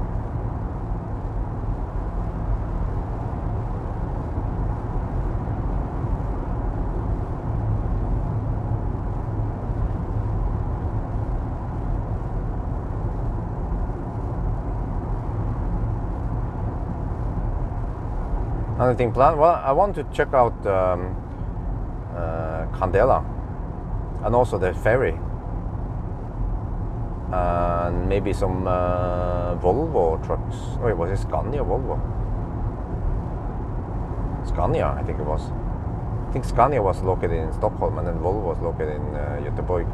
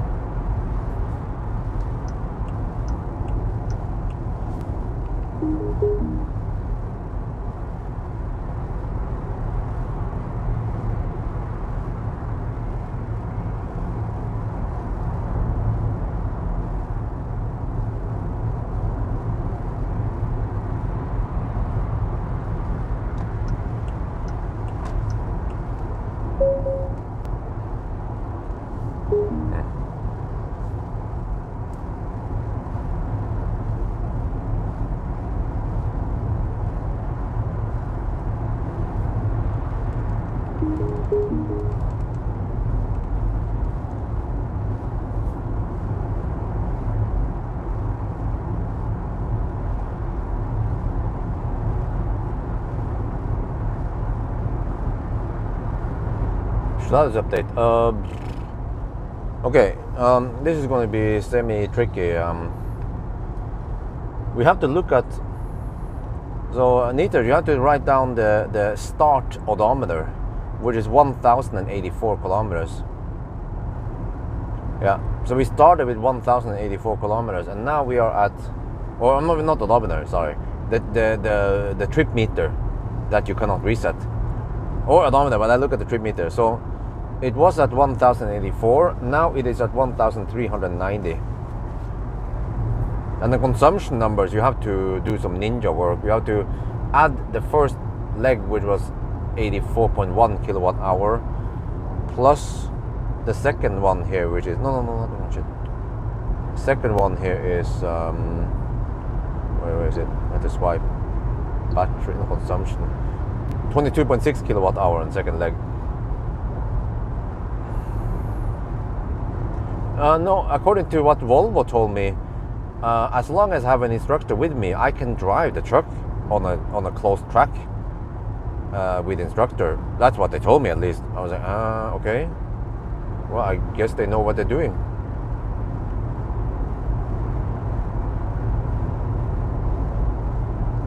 Stay focused. What? I'm staying focused, woman. What the heck?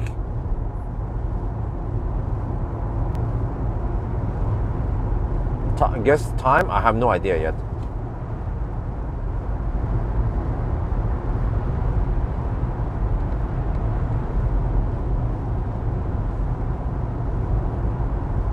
Maybe 9.5 hours.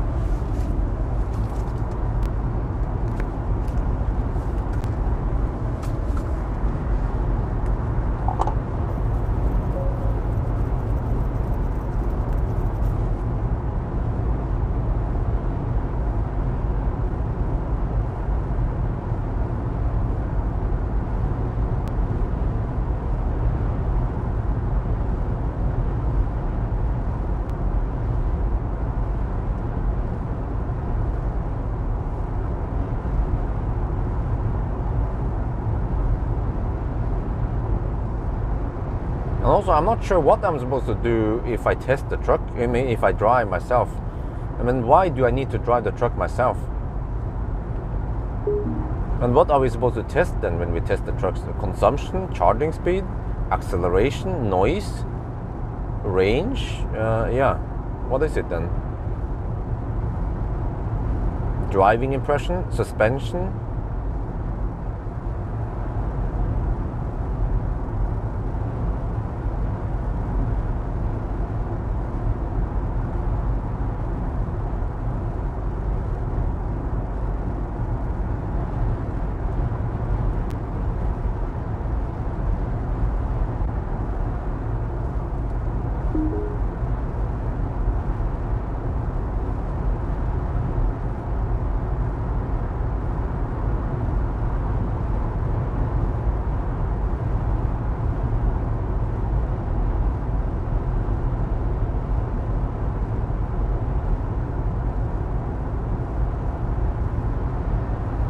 Roughly half of the challenge we have dry roads.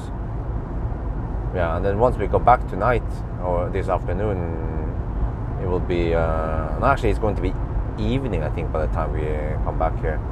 It will be soaking wet again at Helsingborg.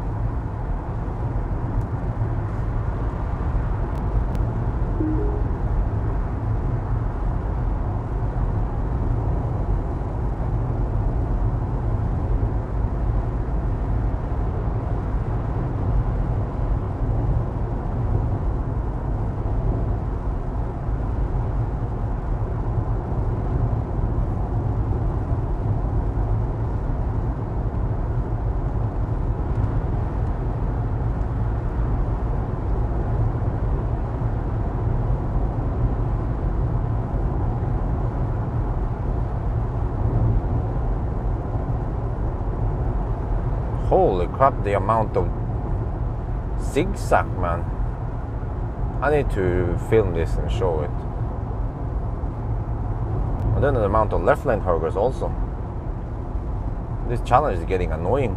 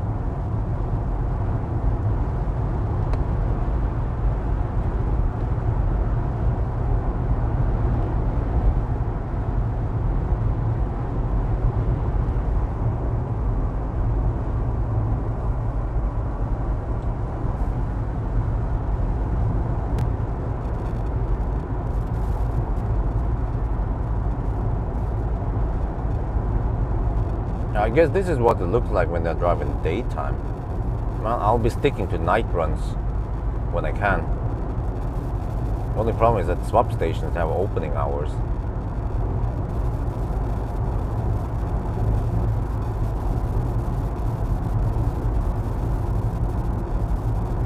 Distance from last charging will be more accurate than odometer value if you have it.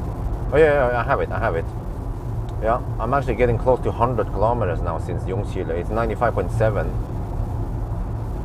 Yes, I can give you the distance, the part distances every time. I will also write down everything myself for more accurate results.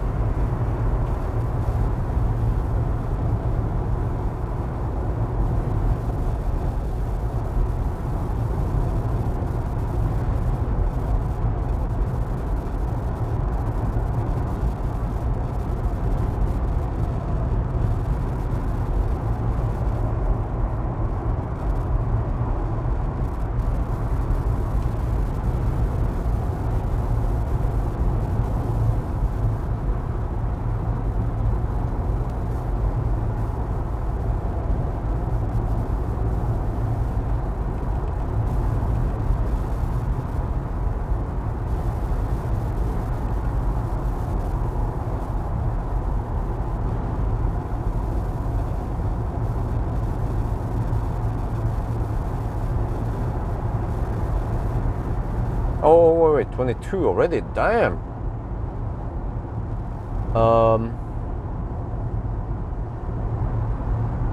We are at the 3-hour mark right around now. I'm far away from... we are still 31 kilometers away from Varberg. Holy crap. 30 kilometers away from Varberg now. Which means that we are as much as 15 minutes delayed. Wait. Or... Huh? Or maybe it was a little bit more than 3 hours exactly to Varberg.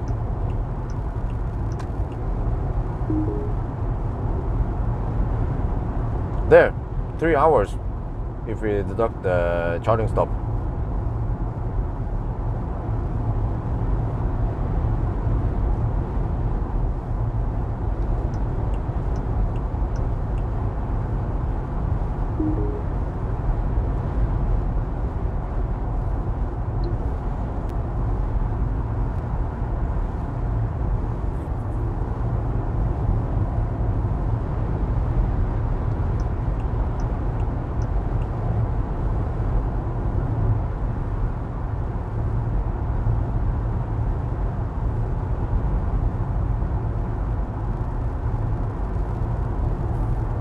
There, 101.1 kilometer and 29.1 kilowatt hour. So yeah, the consumption was indeed not that high this time. Well, via Göteborg, but it should go up now. But at least we have dry roads, so that helps. The zigzag though still continues. The wide bike, next one, the battery swap.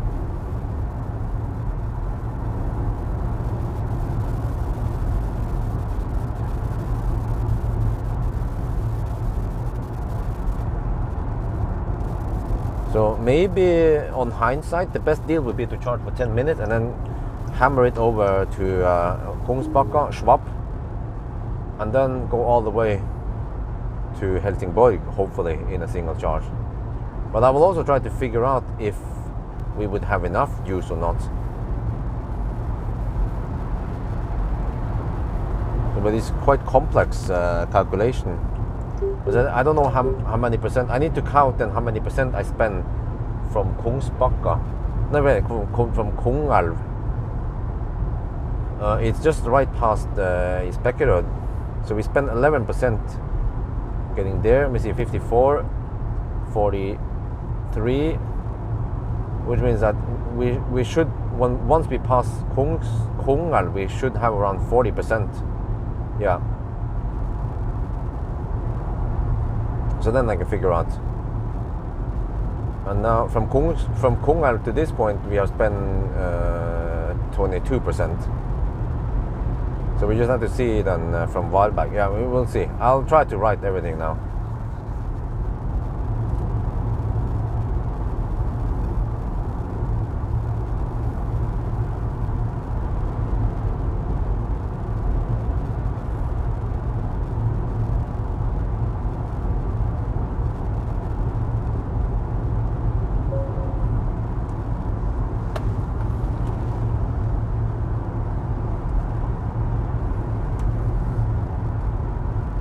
Yes, I will deduct time for Schwabstau since this is 1st of May. It's a public holiday with probably higher traffic than normal.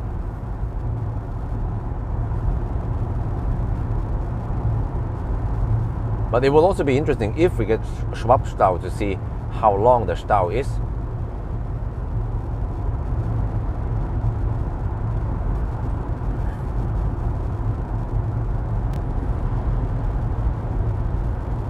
Because think about this, you only need one. If you're unlucky, even with low traffic, you just need one car in front of you, and then suddenly you have to wait almost 10 minutes.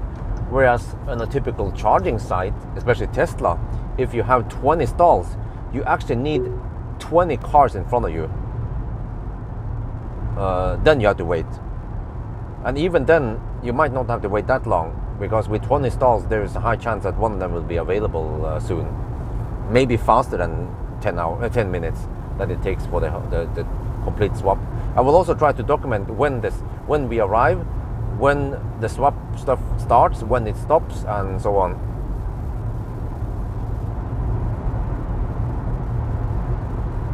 Because I claim that from when you arrive to the swap station until you drive out, it's more than 7 minutes.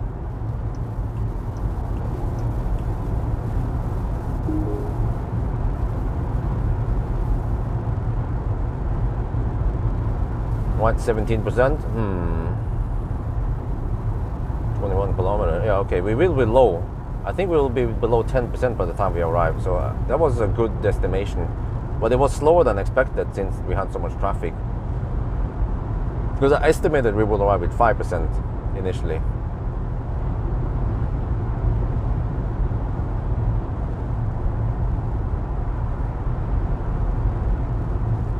And this is the tricky part, because I cannot pee or leave the car now.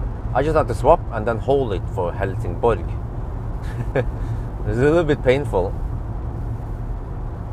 But I did get a pee stop at Ljungskile, so that helps. So you can imagine how painful it will be with ET7 or whatever, Nio with 150 kilowatt hour battery, if you are not going to charge, or if you just want to swap and avoid the slow charging, right?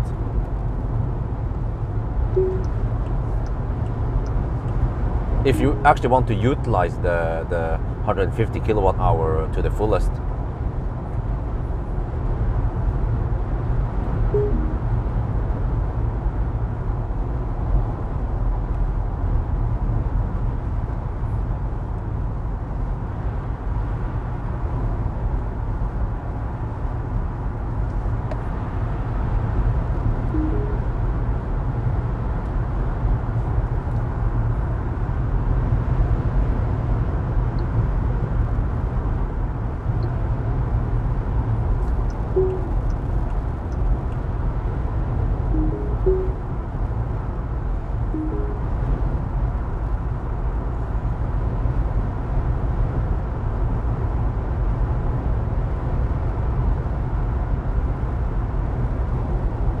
No, I think we should not count swap, because the problem with swap is that it is so random. If on a lucky run you might not have Schwabstau, and on an unlucky run you get Schwabstau.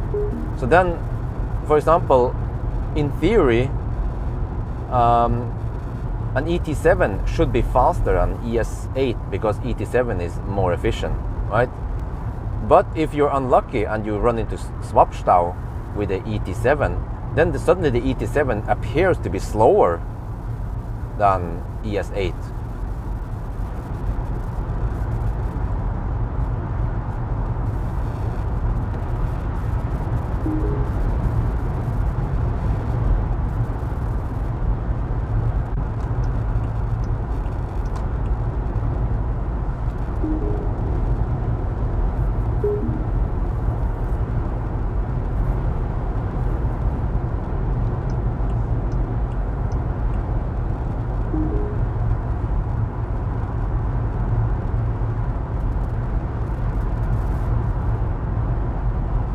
No, but I actually don't have to pee yet, so that's fine.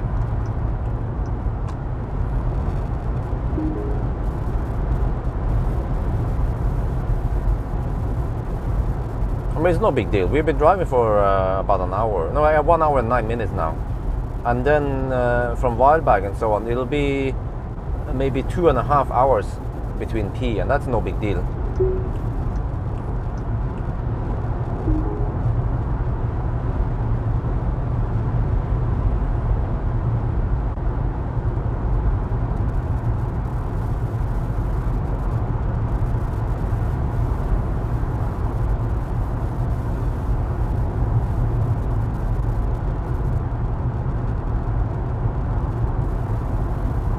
Oh, 12 degrees Celsius, nice. Nice and warm over here. Would be even more if it was sunny.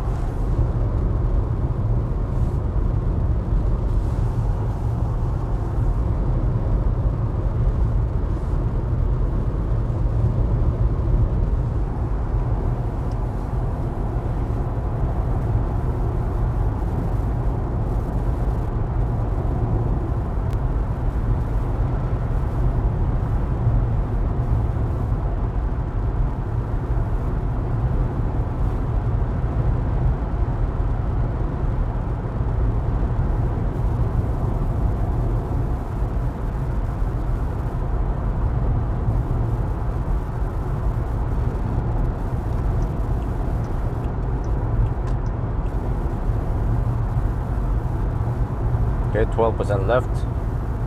We are still 10 kilometers away.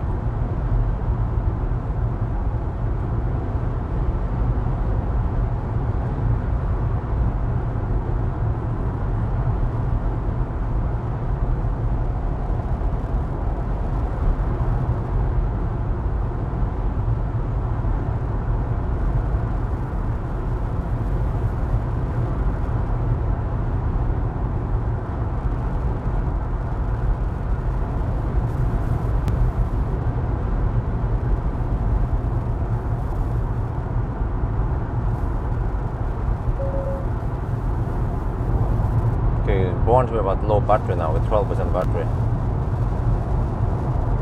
So you see, we have taken, it's been 3 hours and 10 minutes already. So we have at least 10-minute delay, more like 15-minute delay. I think that sounds plausible. It was quite slow at some places, not just some left lane huggers.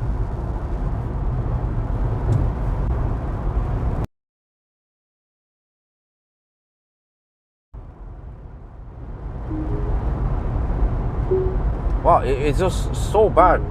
Sometimes when the pilot locks in, it goes in this weird course, not towards center, but more towards the opposite side. It's doing some really weird shit, the Nio pilot.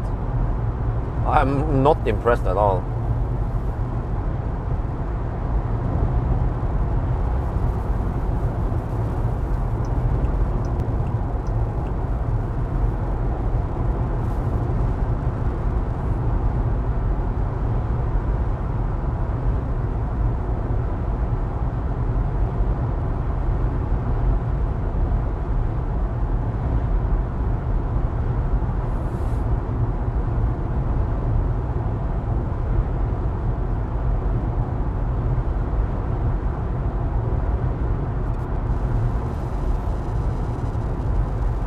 This is more like normal traffic, not too crazy stuff going on. And I can see lots of traffic on the way back. I mean, on the opposite side, where people are going back to Göteborg for the work days. Yeah, the office rats are going back home.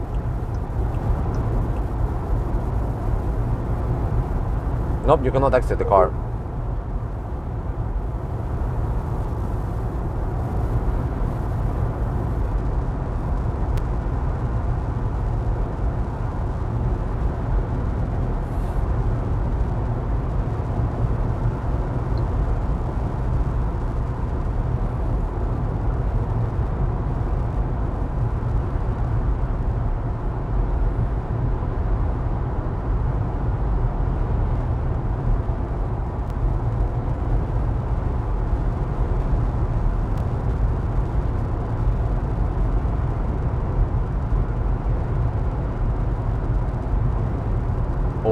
well, that's the word, good cut. Yeah, same there. Chinese cars, bad auto steer.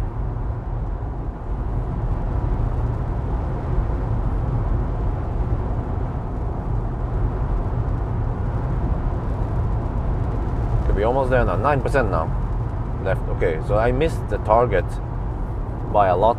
But actually, no. You know, if we drove faster, we would probably arrive at 5%, which is spot on what I would expect.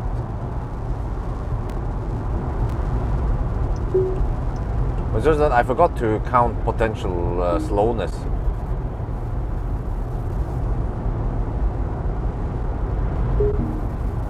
Okay, this is it. Time 13:37. Well, it'll be 38 by the time we get there. So that means 15-minute stau deduction. Or just 15 minutes of traffic deduction.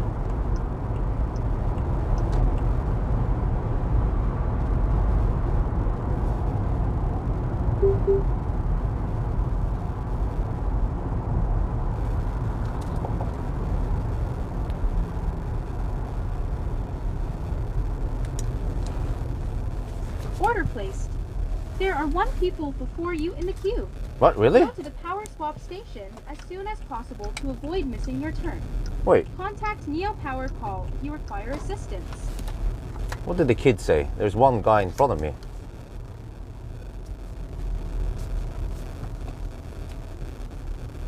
We are now at Viberg, and if you look here, 13:38. I did my math and I've worked out that we have lost 15 minutes because of traffic. Yeah, including this stuff. So yeah, we're gonna deduct 15 minutes because of traffic. It was some stau and lots of left lane huggers. And then I heard the kid, Nomi told me that there is one guy in front of me in the swap station. So okay, let's check it out then.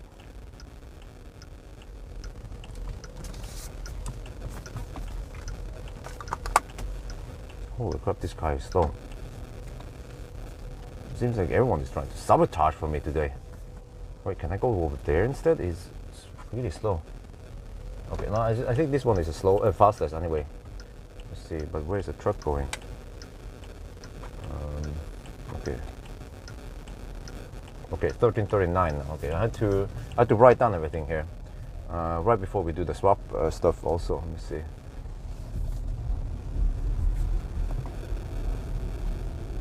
There's actually a car in front of me in the queue.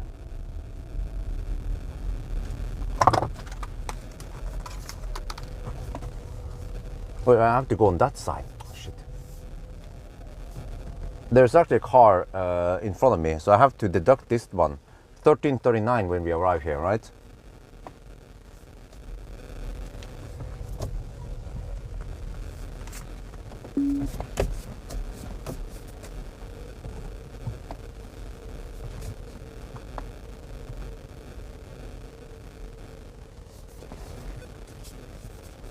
And now I can get some time to record all the data.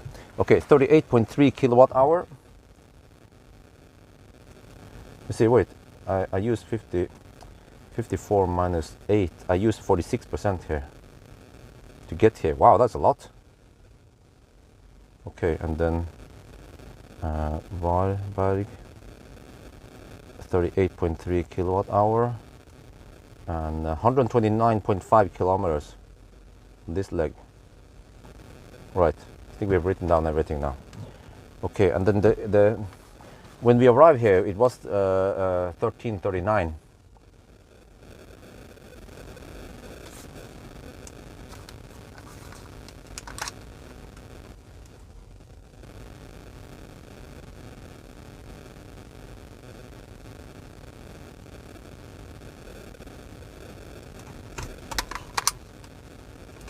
Oh yeah, I forgot to write down 15-minute swap traffic.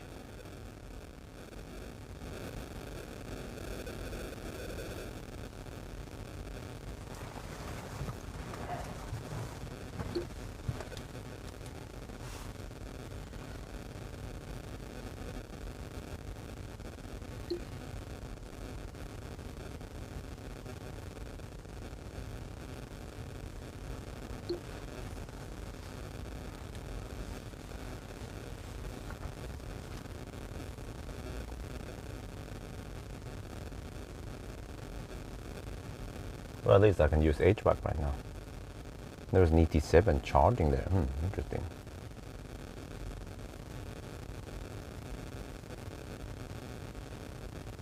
There, okay. There, it's done. So that was 3-minute wait time. It's your turn. Tap to start. Okay, that was 3-minute turn. 3-minute wait time. All right. Tap to start. Wait a minute. I have to place myself in the square first, right? Wait, how do I start it? Start. Okay. Please park your vehicle. Please press the brake pedal. Yeah. I'm too fast for you, Nicely kid. done. Now you can tap. We are parking now.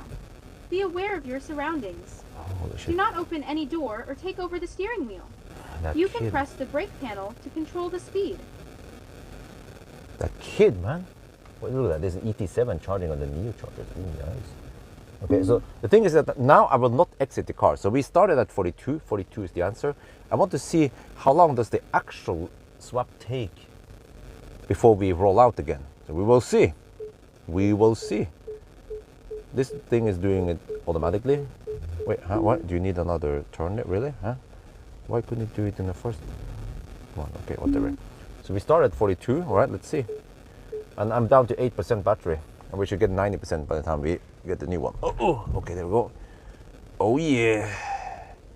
Now. And I can also, I forgot to tell you guys, in case you don't know, I cannot exit the car while we are doing this. Otherwise the swap will fail. So I have to hold my pee. Vehicle parked. Well, come on, I have to wait for this before. There was a 5-minute. Preparing. Cool. This may take some time. Please wait. Yes, kid. Oh, it says Power that. swap is about to start. It says that this one. During this time, the vehicle may shake and make noise. This is normal. Do not open any door, shift gears, or press the brake pedal. So this one is actually unmanned. Ah, nice. Because usually there will be this woman over here, and there is a little bit of delay because once the car is ready, she will have to walk over in there and then do some shit and press some buttons. But now I guess there is no delay. Okay, and I can show you here. If we look, maybe, well, I can look on this one maybe. This is again for you guys who haven't seen it before. Focus, come on, focus, there. I can show you parts of the process. See, the robot now comes from beneath. Yeah, and then raises the car. Oh, oops. Raises the car. And then the battery is about to be taken out. And at this point, I can show you that HVAC is off.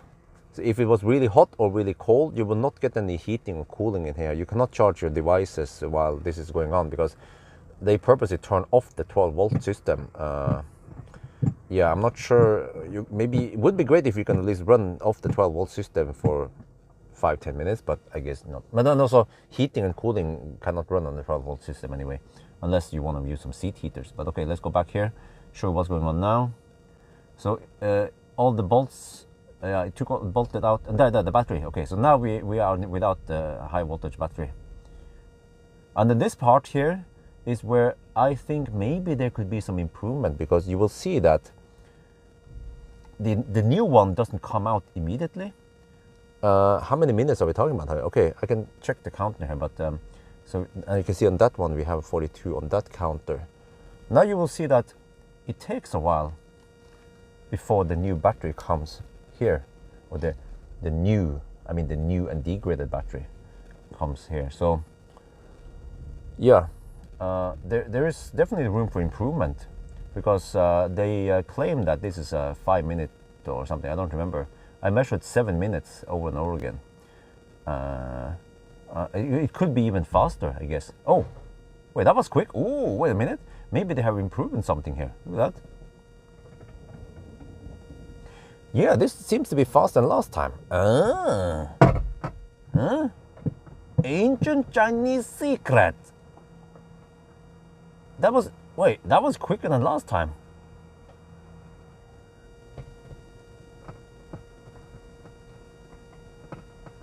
Now the robots are bolting in the new battery, or rather the swap battery.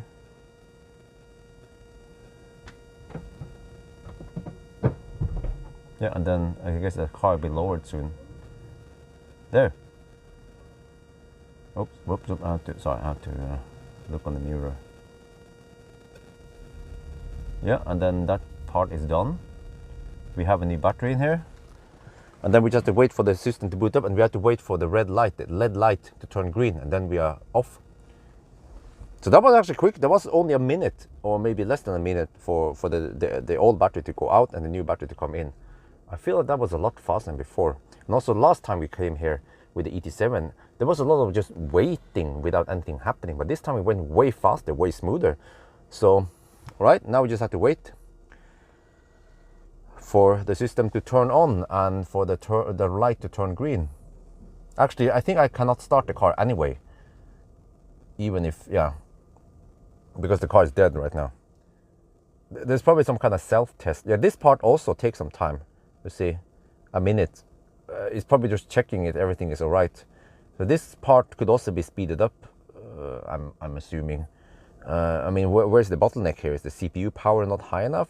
Is it just lag in the system? Is it like handshake? You know, you need to ask BMS. BMS needs to ask the car or something. And yeah, so this, yeah, you guys see this in real time. It's green. You see, this is the thing. It's green, but this one is still dark. So what am I supposed to do? Push the brake? No, nothing happens. Well, I can go now supposedly, but the car is dead. DED. Hey, come on. Oh, come on. We are losing time here. What the heck, man? Okay, it was 42 when we started. 48. Ooh, that is fast. Ooh, 6 minutes only, but the car is dead. Come on. Hey, no, the steering is heavy. Wait, come on. What?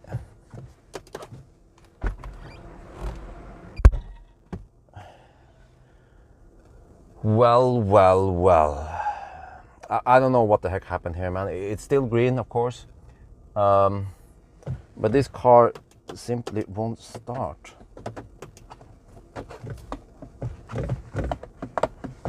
Are you serious? Are you serious?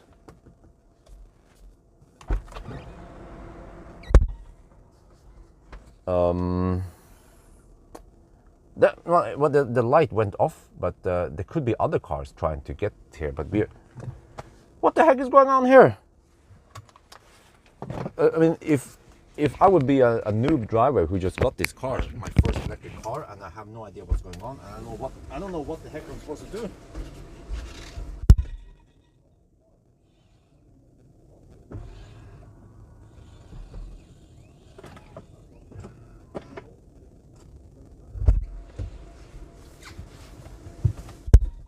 No, it doesn't. Well, usually the screen will fire up. There! Oh, wait. Let me just buckle up here, get ready. Come on.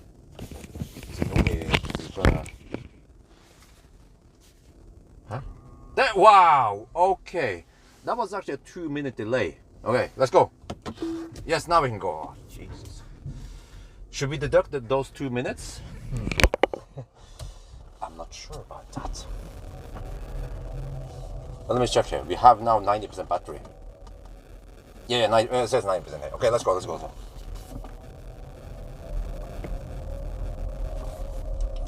Yeah, so that was actually a fairly quick swap. It seems to be faster than before, but there was 2 minutes where I couldn't start the car, and I had to exit it, and then finally I managed to get it started. So, what do you guys think?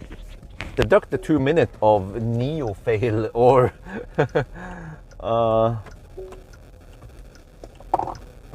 and it was 42 when we started, and now it's 51, including the fail.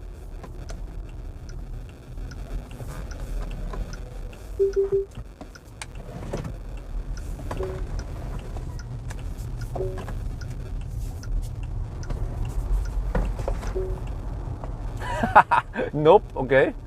I mean, I don't know if I didn't exit the car, if that would have helped or not. Maybe eventually the car would just fire up by itself. We just needed a very long Chinese self-test.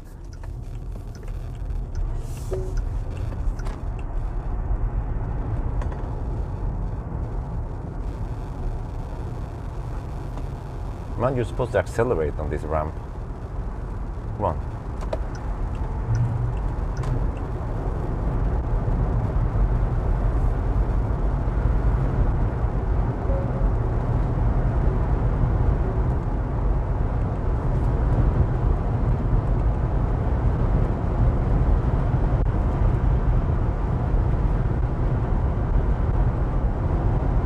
Oh shit!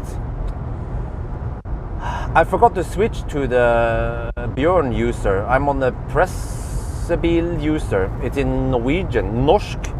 Okay, let me switch. Let me configure this manually. Oh, I forgot that one, and I can't. Oh shit!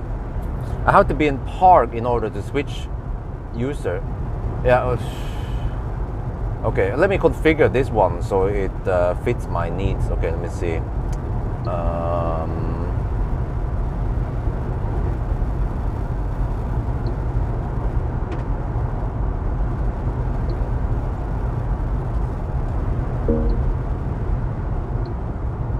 Behold focus.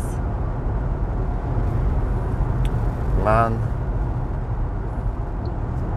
that kid. Okay.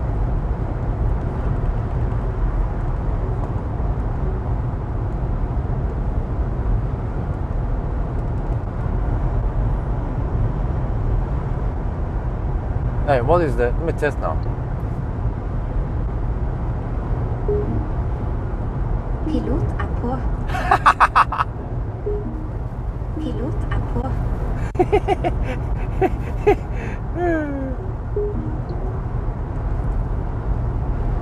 ACC er på. ACC er på. ACC er på. ACC er på.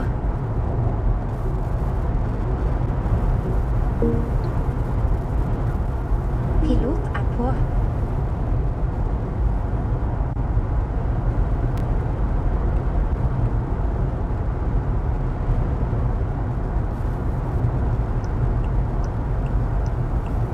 Hey, is the lane change thing not working?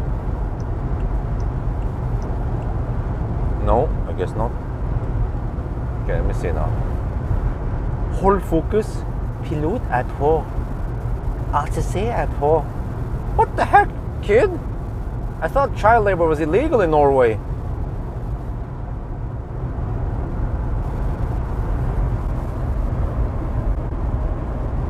Du vil kanskje holde i rattet. Ellers blir pilot deaktivert. Oh shit.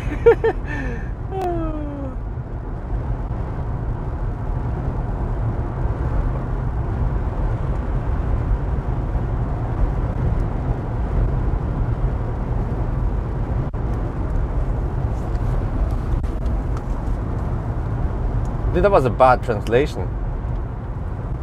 Du vil kanskje holde i rattet. Ellers blir pilot deaktivert. Shit, man. Are they for real?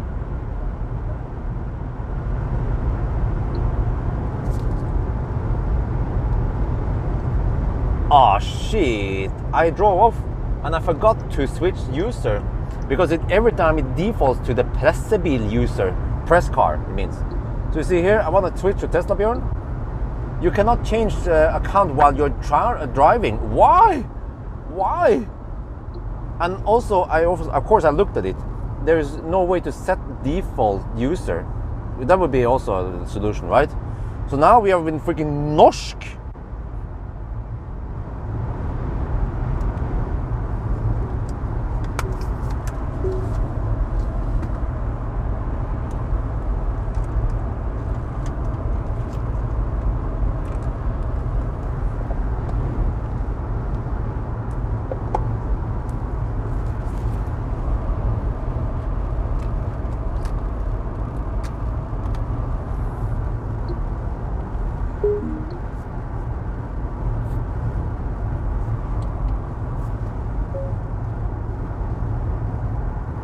Listen. Pilot er på. What the heck? Pilot er på. ACC er på. ACC er på. ACC er på. What the heck, man? Pilot er på. And also we have all these left lane huggers all over the place. Holy crap.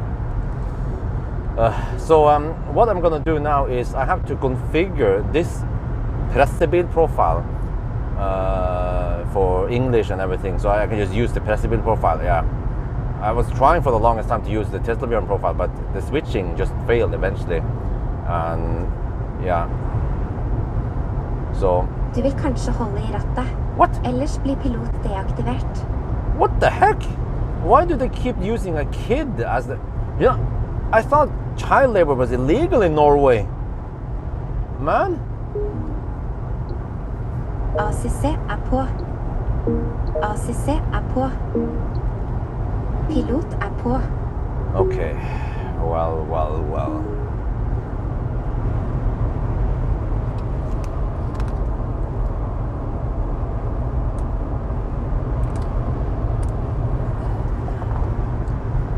Okay, let me see. Let me switch. First thing I want to do is switch that language, man.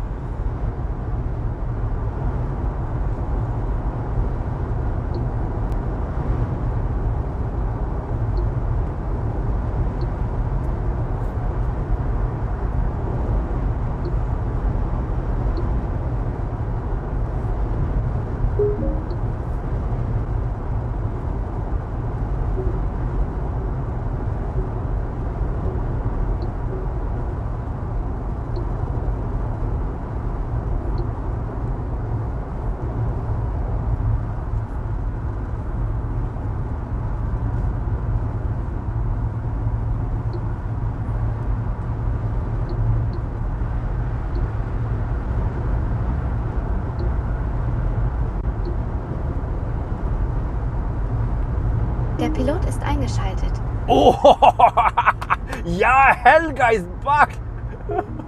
Der Pilot ist eingeschaltet. Wait, let me do now.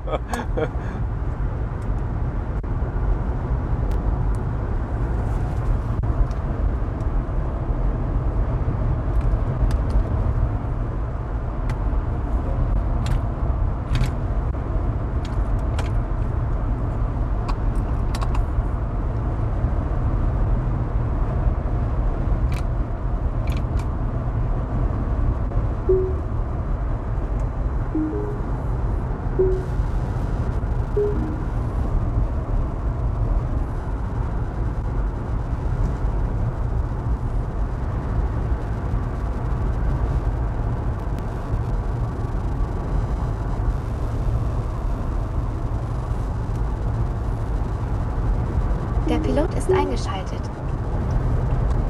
Der Pilot ist eingeschaltet.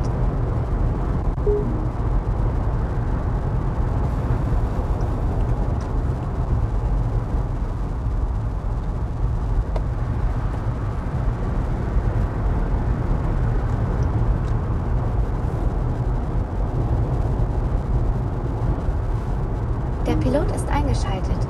Okay, let me see. Man. There, okay.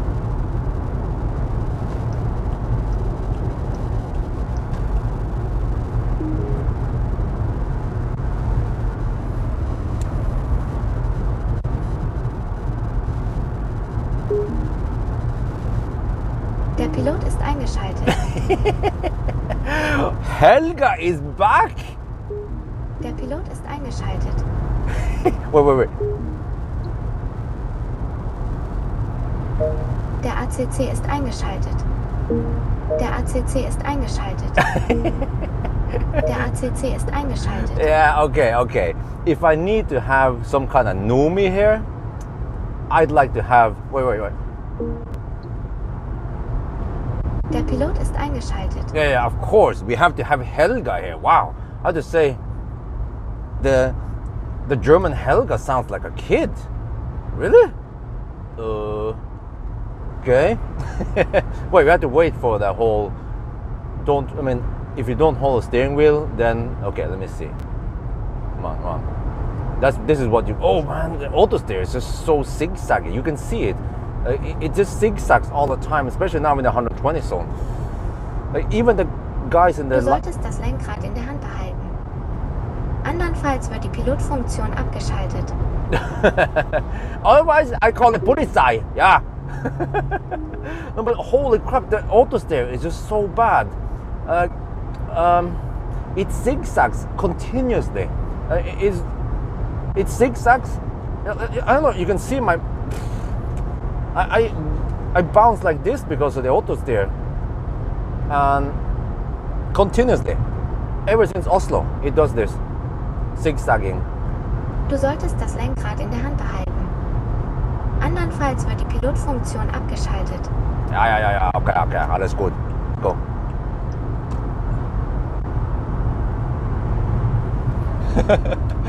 That's Helga's daughter, yeah. Oh shit, man.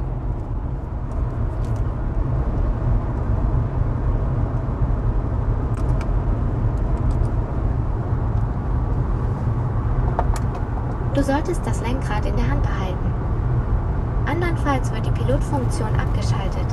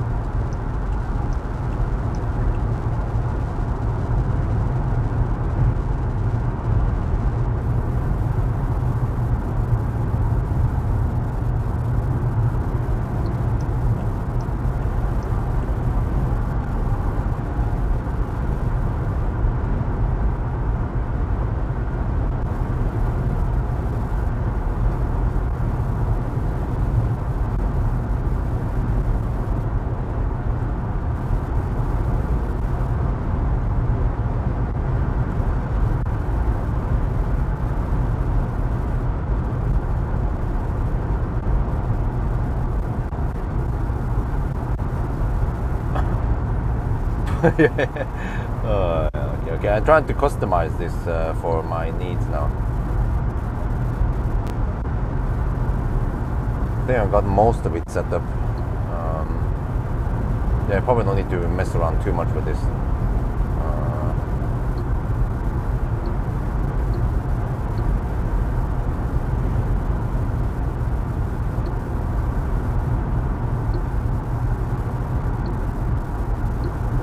Hey, what? Now I can turn off Nomi for some reason. Huh? Hey, Nomi. What? This is weird. It's not consistent. Earlier, I was told I cannot turn off. Oh, the pressebil. For some reason, the pressebil user can turn off Nomi, but not the Tesla Bjorn user. Why not? Why this inconsistency? It's like I don't have the permission to turn off Nomi, but the pressebil has, because pressebil is root. I'm just a power user.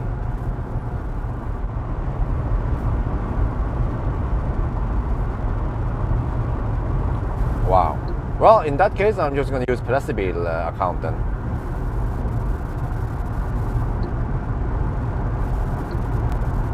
Stay focused. I need to turn down Nomi to the lowest volume ever, so I don't have to listen to that woman.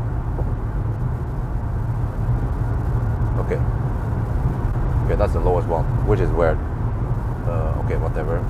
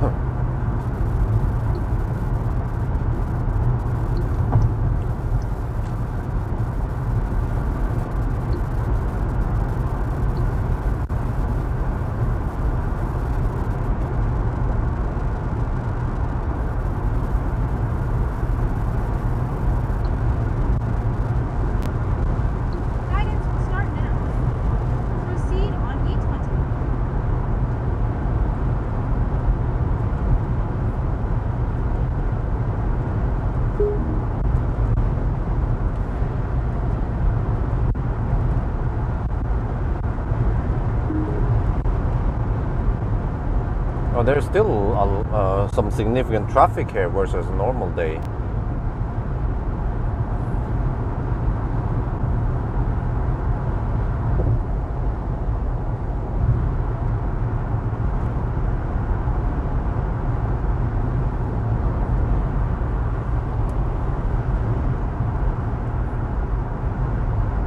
Or maybe I just haven't taken the day run in a long time. I don't remember that there were actually some traffic.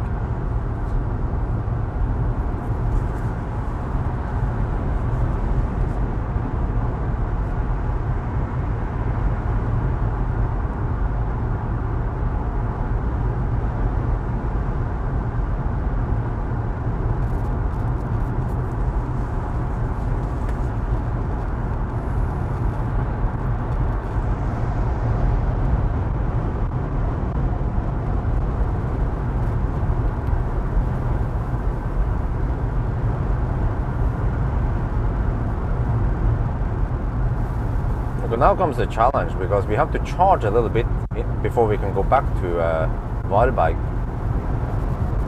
Oh shit, shit, I forgot, I have to preheat. Scheiße, scheiße. Schnell, schnell, preheat now. Almost forgot about it. How long have I been driving now? 18 minutes of driving. Shit. Preheat that shit. Wait, I cannot preheat. Why not? Preheating is grayed out.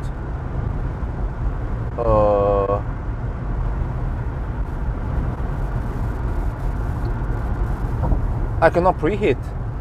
Ich weiß nicht why. Okay, no preheating for you then. That's just the Colgate like the Ioniq 6. Yeah, why not?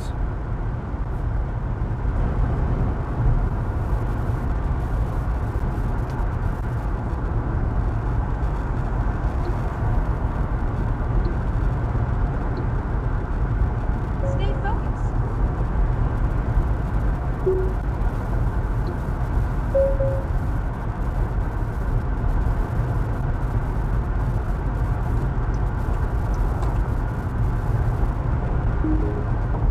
If they're preheated, nah. Like I said, I heard that they are 20 degrees.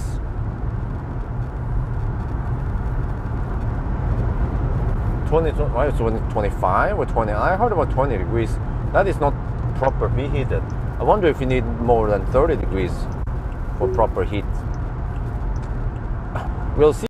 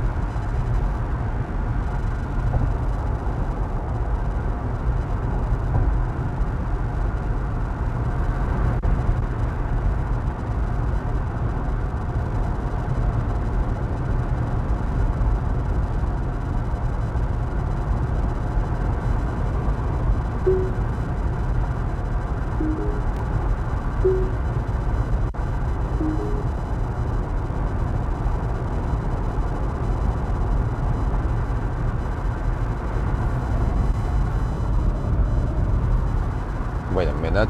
Oh, there.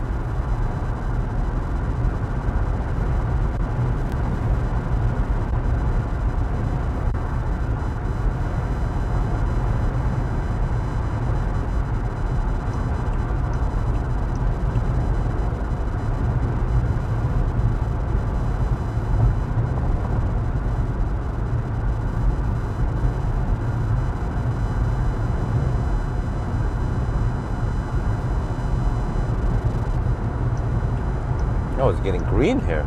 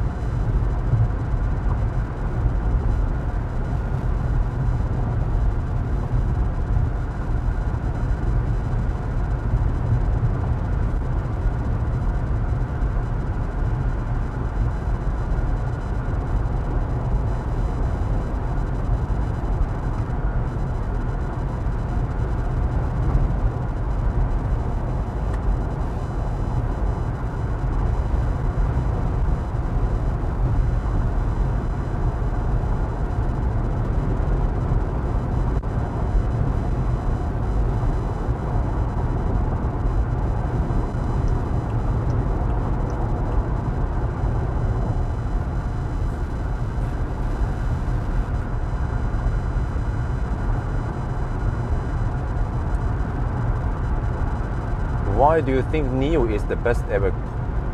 Why do you think Nio is the best car ever? Why do you think I think that Nio is the best car? That is my question to you, Henrik.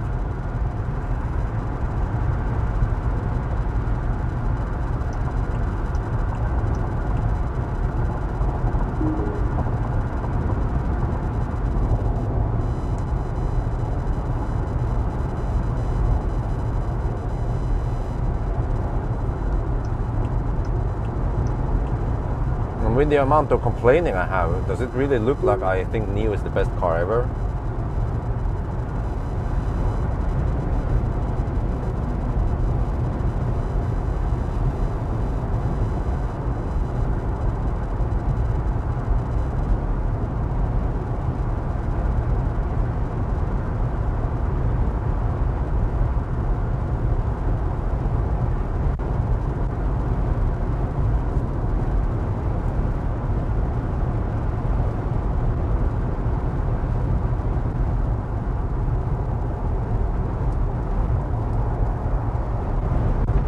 What the heck? Come on.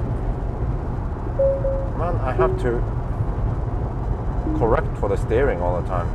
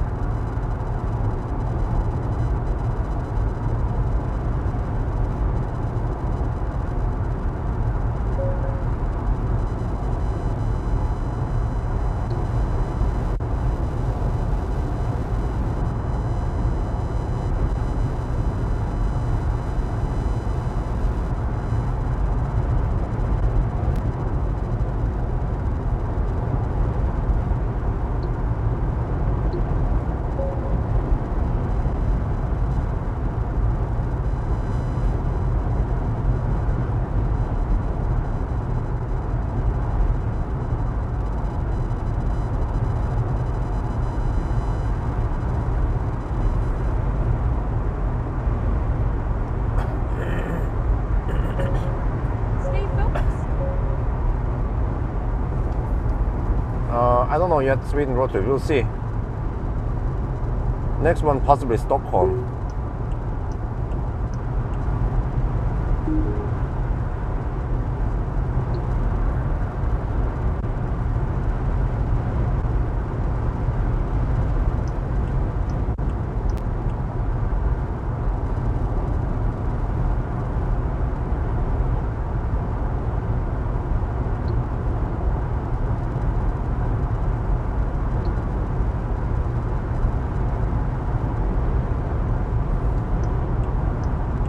started to get green here.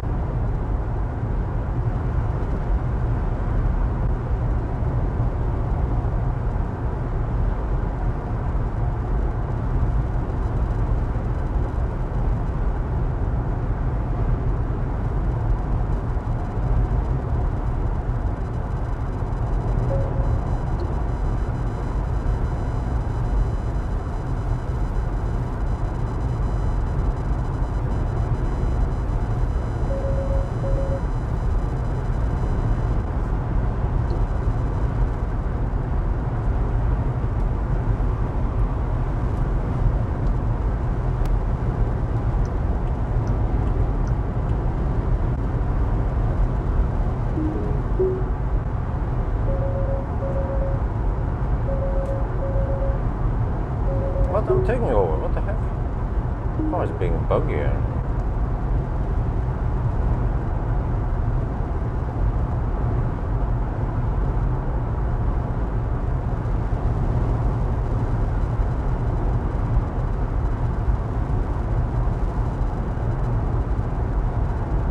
I think it's Halmstad soon.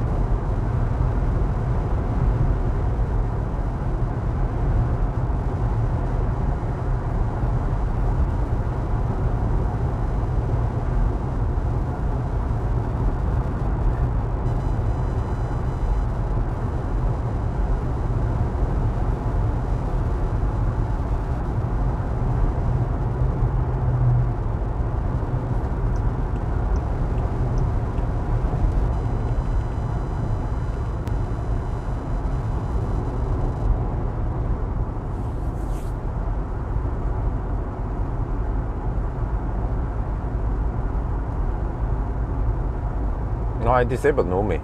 Hey Nomi. Yeah, you see. She's off now. Wait, but how is this again? If I hold down the voice assist button. That's stupid, man. If Nomi is turned off, then she's completely off. And if I use voice assist button, it doesn't work. I have to turn on Nomi first before I can use that one. But in the German car, for example, like Hey Mercedes, Hey Volkswagen, or I don't remember, there you can turn off those voice commands, but you can always use the voice command button. So that's better in my opinion.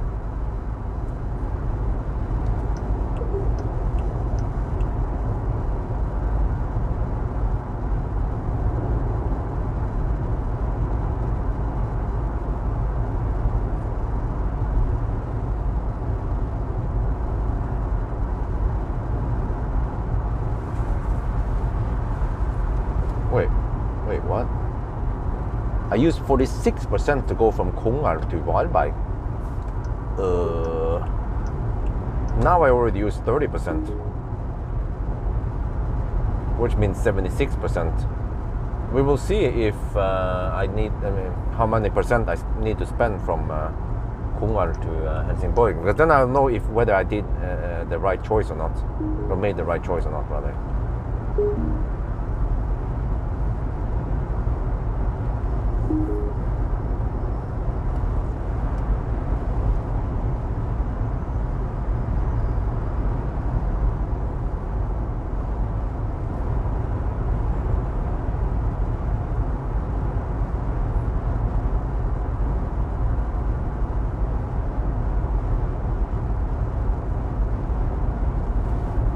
Guess it's time for my little snack I bought from Oslo, since I don't have time to eat at Varberg.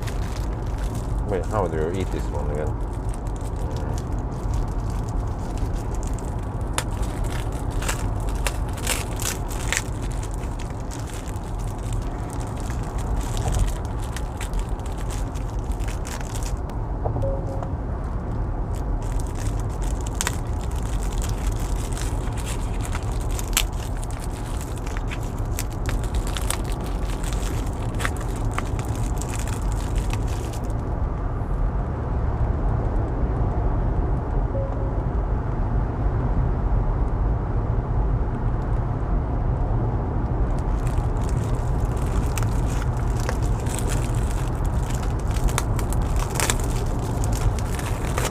Okay, finally.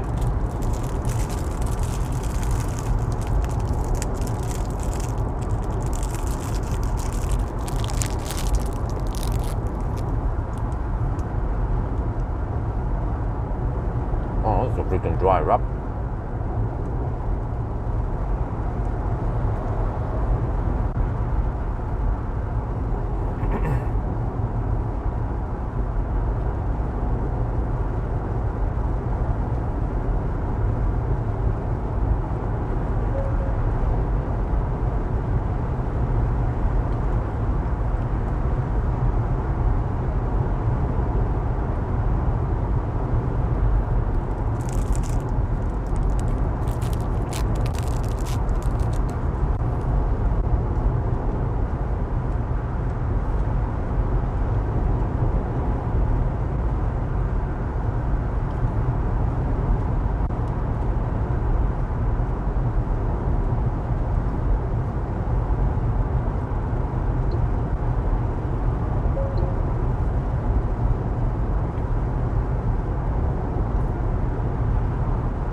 Hey, can you calculate the consumption on this leg for me, please?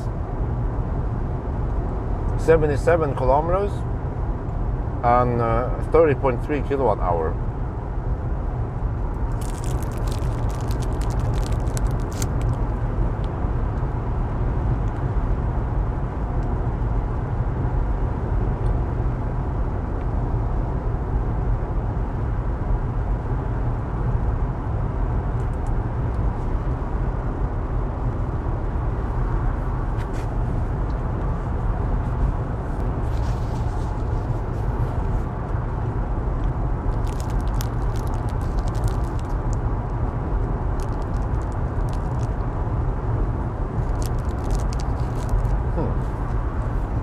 What kind of BMW is that? Looks nice.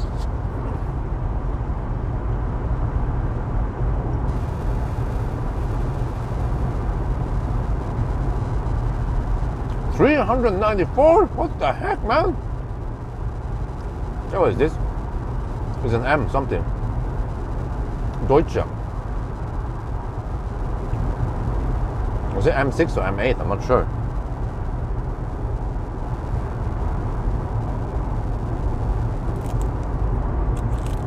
Deutsche registered.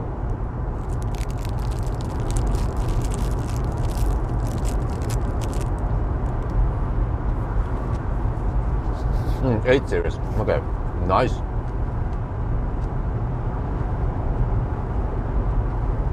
Too bad it's not electric.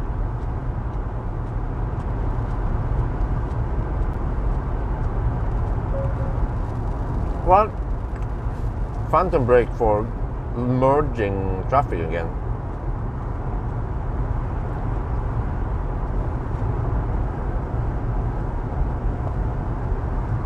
Oh, I suddenly see Germans now. Ah, what's up? You guys have been in Sweden, huh?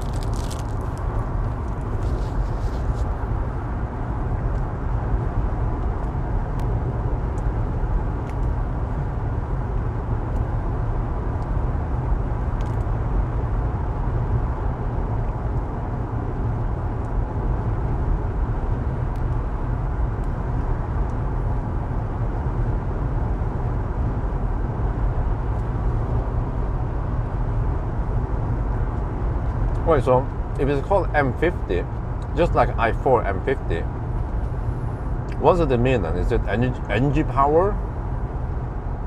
M50, M60, or yeah, so on.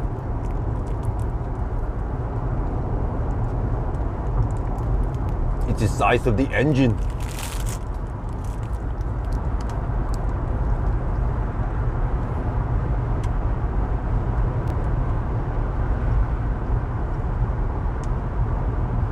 Oh, bug splat.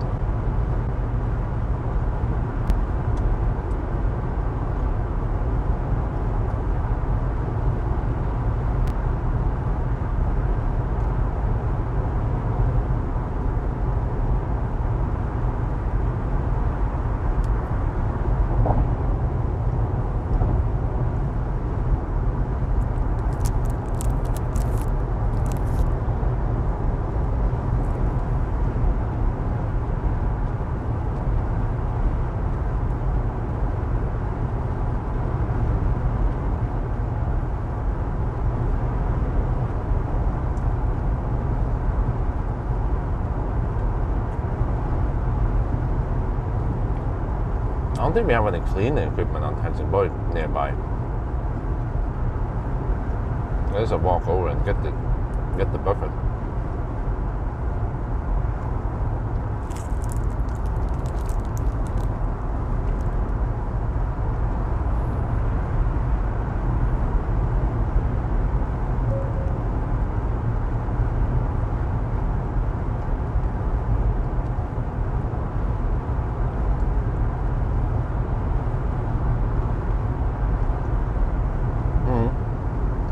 What car brand do you look up to growing with? Well, actually, I haven't really been any car enthusiast for a long time.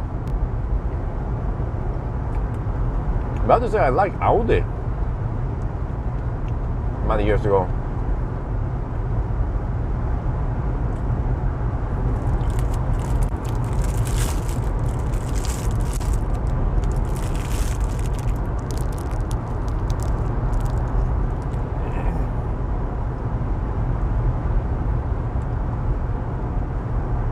And eventually also BMW.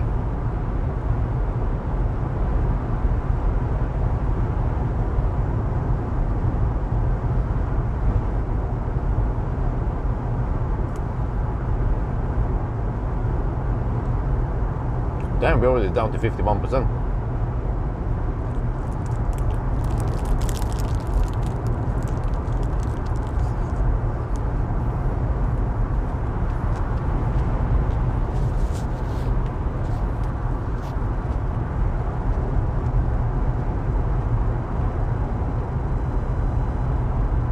No misinformation. Juki donated $5. Miles, good man. Greetings from Finland. Well, thank you very much. Moi. Actually, moi. What do I want to say? Yeah, part 2, yeah. We go to part 2 eventually.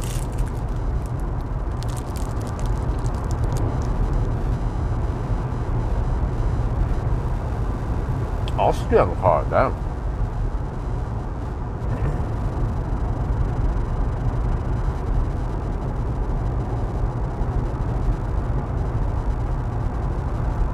We can do another consumption test soon.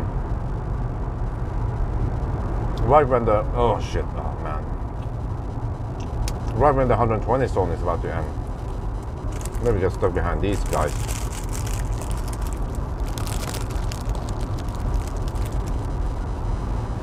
I was going to say Sunday drivers, but it's Monday today. Monday drivers then.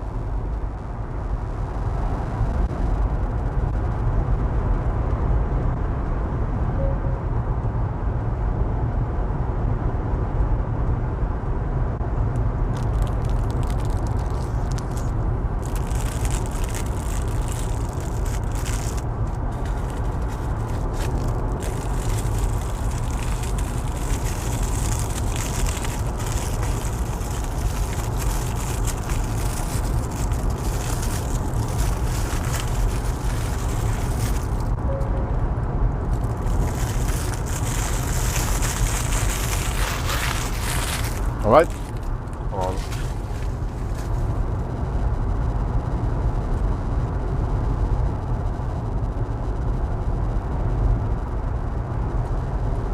Well, actually, if I just wait a little bit. Well, no, I want to go before. I want to check it before the uphill. Right, 96 kilometers, 37 kilowatt hour.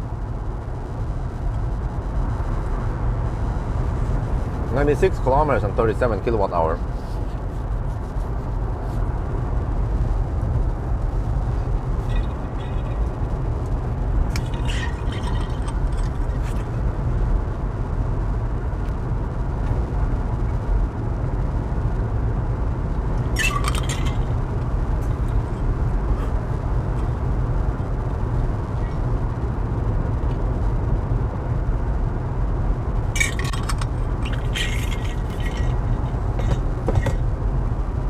more drinks at Helsingborg. Yeah, and I need to restock fully at Helsingborg. Because past Helsingborg I had to drive a long distance without peeing and food fill up. So I had to swap at Barvik and then go all the way to Strömstad, I think, for the last charging stop. 385. Stay focused. Well, I'm focused. I'm looking at this road, man, woman. Shit.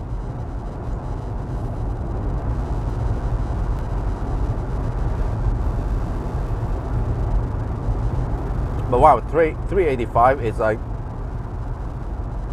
almost doesn't matter if it's raining or not. Watch out for merging vehicles. Oh yes, this Audi wants to merge in front of me. Oh shit. Stop. Oh damn. Unfall. Oh shit. What the heck happened there? Oh damn. Unfall. And then suddenly this guy, what the heck? What's wrong with people today? Jesus.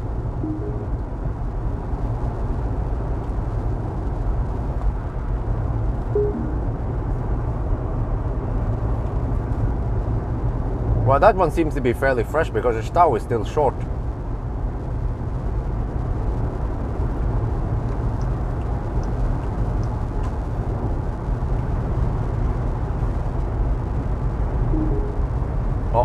Uh-oh. Because I'll be back here in around 2 hours. Let's hope they're cleared up within 2 hours.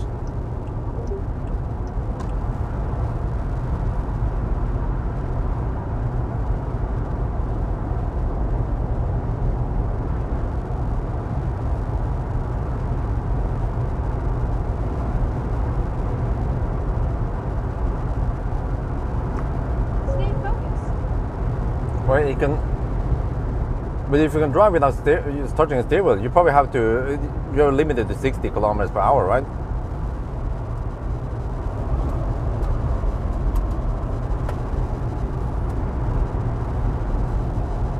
I guess if there's Stau there, we just have to deduct time.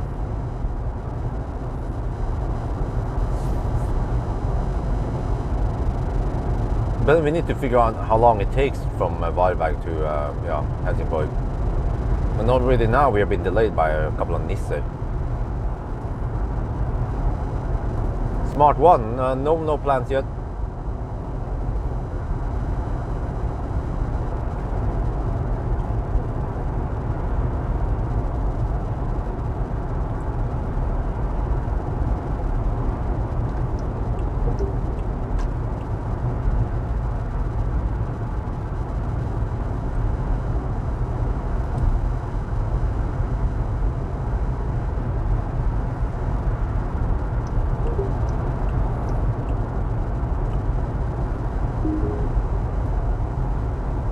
Well, bring it on, the i5, when it comes eventually.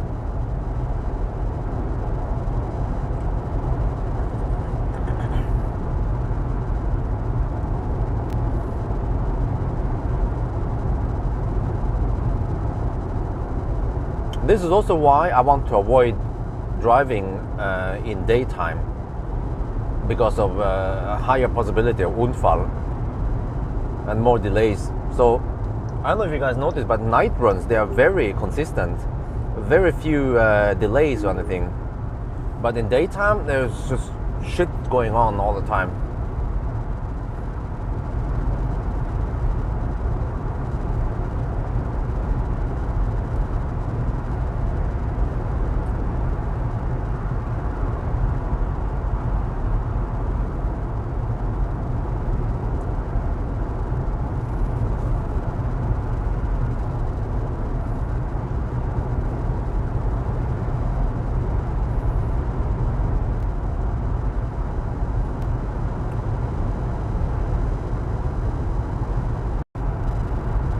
So it's actually, it's impossible to avoid daytime driving if you want a battery swap, since they have the opening hours. They open at 7, so you can, the first swap could be at 7. We can start 3 at night, No, it's 4 at night. If we start 4 at night from Oslo, we'll be in Hvalberg around 7. That will still be day run. We could start. How is this again? It closes at 10, so 6, 10, 22. If I start 4 in the afternoon, I will be at Hvalberg around 7, I think. Yeah. And then I'll be at Hvalberg again around 10. Yeah, but it better be before they close. So then there is no room for any delays.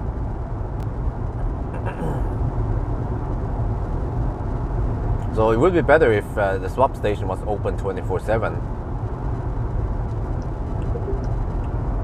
So you see, actually, the swap itself goes fairly quick. And I even wonder why they don't have 2 swap stations.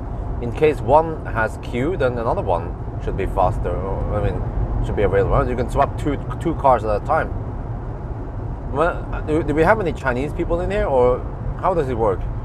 At one swap site, is it always one swap station? Or do we actually have 2 swap stations in one location?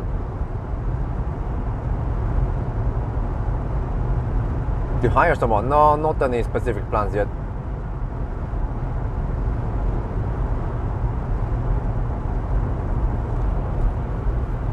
How long? BMW, I have no idea. Before they announce anything, I don't have any insight in that. 2 cars, 1 swap. Huh? What do you mean?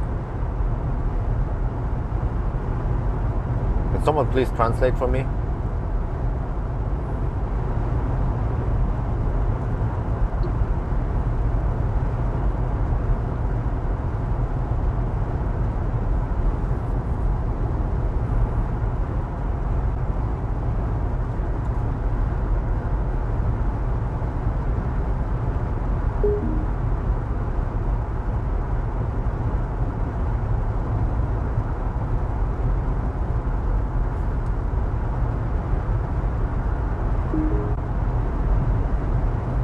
Wow, there's a lot of traffic. I think I might run into the traffic on the way back. There is a possibility. Yeah. Well, we are still 20 minutes away from Helsingborg.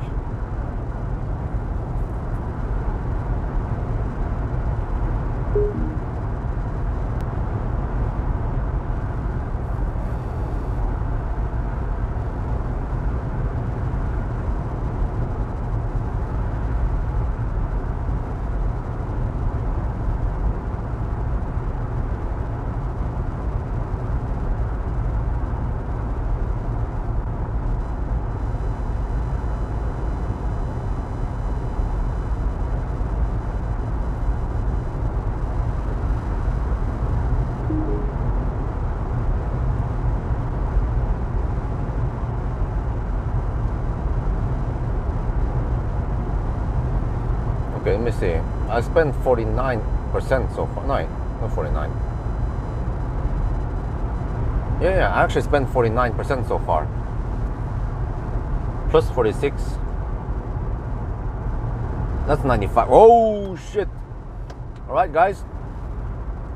We have the answer. If I swap at Kongalv, I would not make it directly to Helsingborg. So there are 2 options I have then. I can swap again at Hvalberg, or I can top up somewhere before Hvalberg. But then it boils down to, when do I realize that I have to add energy somehow, and then how much do I need to add? It would probably pay off to swap again, but then, well, actually, does it pay off? Because we know that Kongalv. What the heck? What the heck was that thing saying? But we already know that the Kongalv swap will take 15 minutes, and we charge for 26. So I think that was the best deal. My gut feeling told me that we will not make it from Kongalv directly to Helsingborg. Even if we had 100% battery, I think it wouldn't help. Because already now, I calculated we need 95% just to get to this point here. we still have to drive another 29 kilometers, so we probably need more than 100% battery.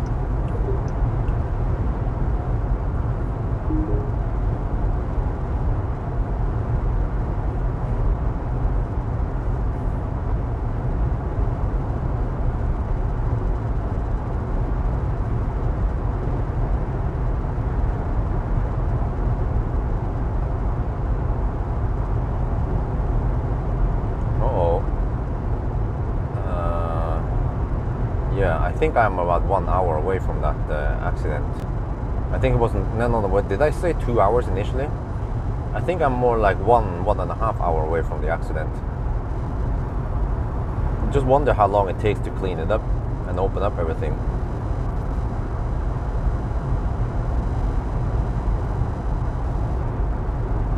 Because the accident was very fresh based on the Stau length. Accident must have been just a couple of minutes long, and the emergency were not there yet, but there was no fire or anything, so they should be able to clean it up quite quickly.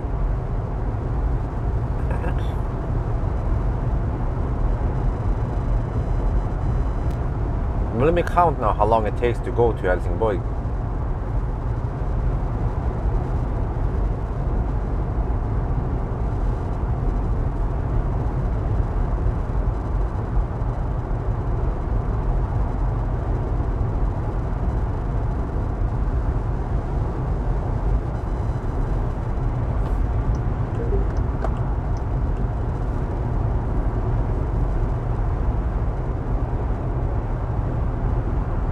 They already charge money for battery swap. It's not free.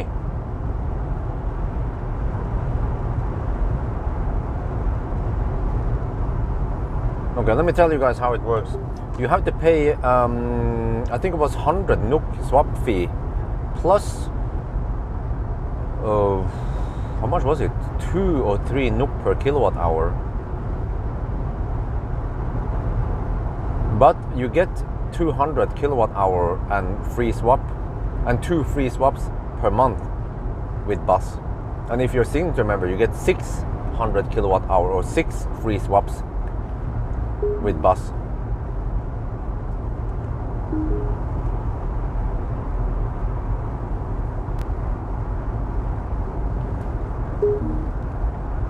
So actually, and the 200 kilowatt hour, you can charge in many different locations, like recharge.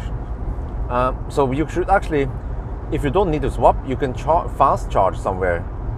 And if you pay, or if you would pay 8 NOK per kilowatt hour, the 200 kilowatt hour is actually worth 1,600 NOK, which is more than you pay for bus. So it's actually a very good deal, bus.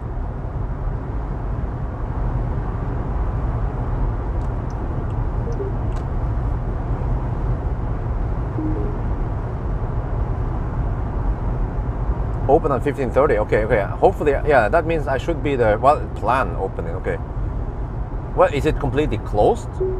Damn. In that case, there's going to be a massive stau that needs to be cleared up. I think I saw some cars passing. The one lane was still passing, right? Wasn't it? So you mean they will clear up everything in 40 minutes, but it's technically open just with one lane.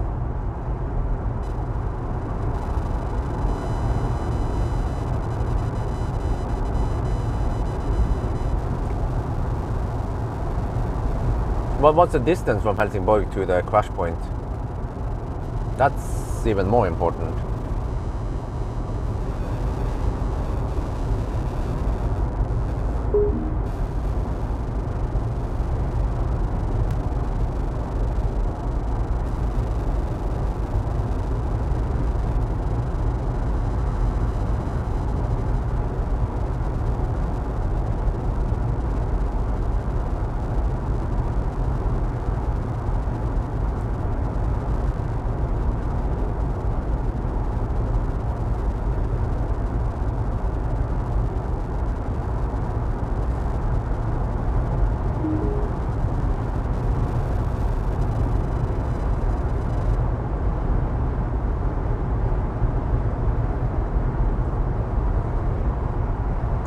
Kilometers, okay, 25 minutes then. Whoa, what the heck was that? Are you serious? No, he just kicked up some sand. I thought it was a massive unfall. Yeah, he probably was falling asleep and kicked up a bunch of sand, or dust rather. Holy crap, man. You see why I prefer driving at night? Because there are too many nissi on the road.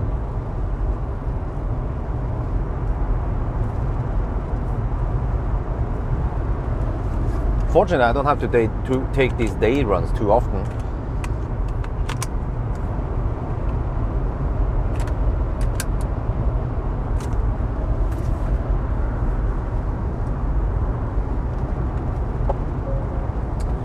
Watch out for merging vehicle. Are you... Oh, man. Are you serious? That Volvo was not even remotely close to merging.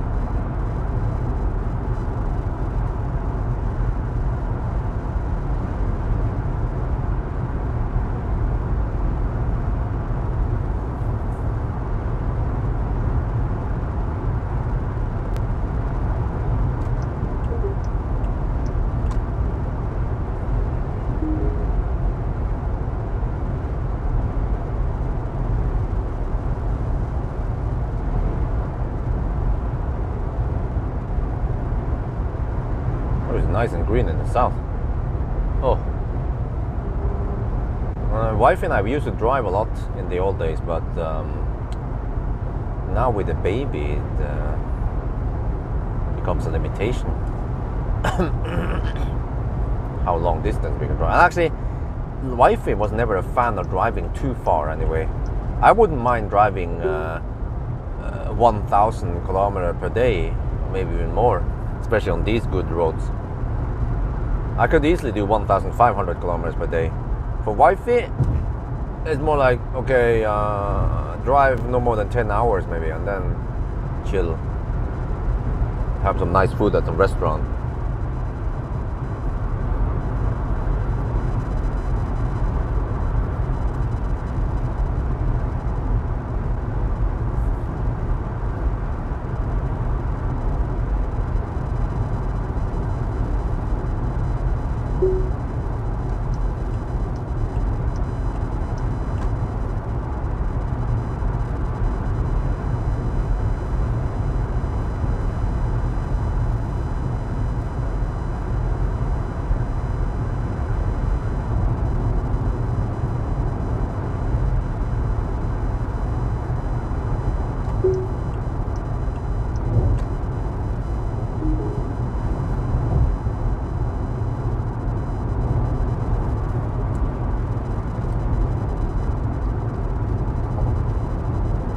traffic on the other side.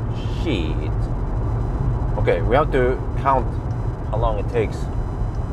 It seems like it takes 1 hour and 10 minutes for a regular Helsingborg run.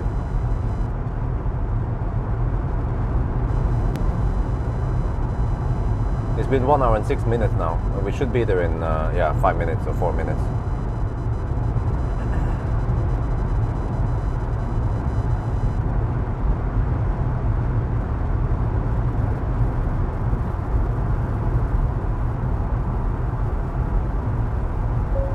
How is the consumption?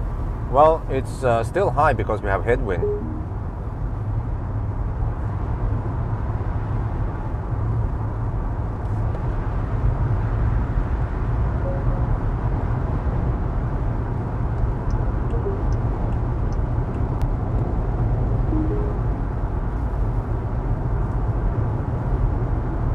Oh, it's 16 degrees Celsius over here. Wow, nice. Haven't seen those temperatures in a long time. In 2.5 kilometers, use the right lane to take exit 28 on the right T4 towards Helsingborg. Oh, it's the freaking navigation that bugs me.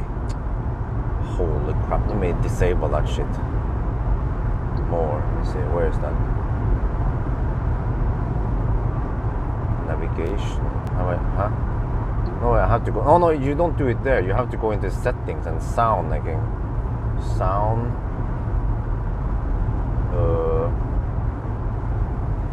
Where is the navigation stuff then?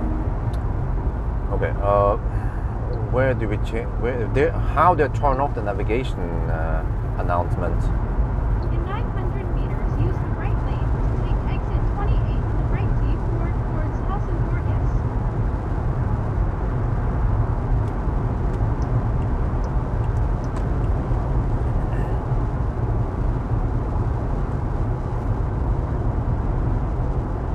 Prompts muted. There, I found it.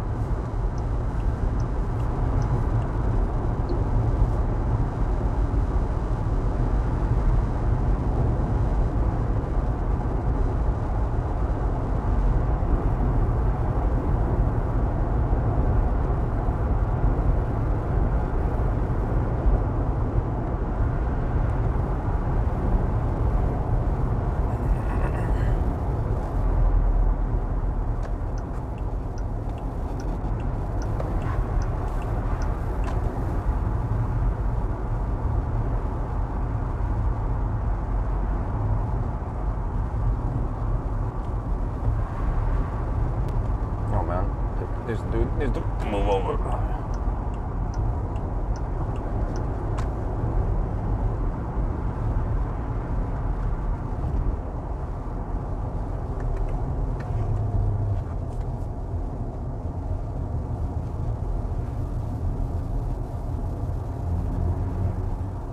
There's no battery swap over here.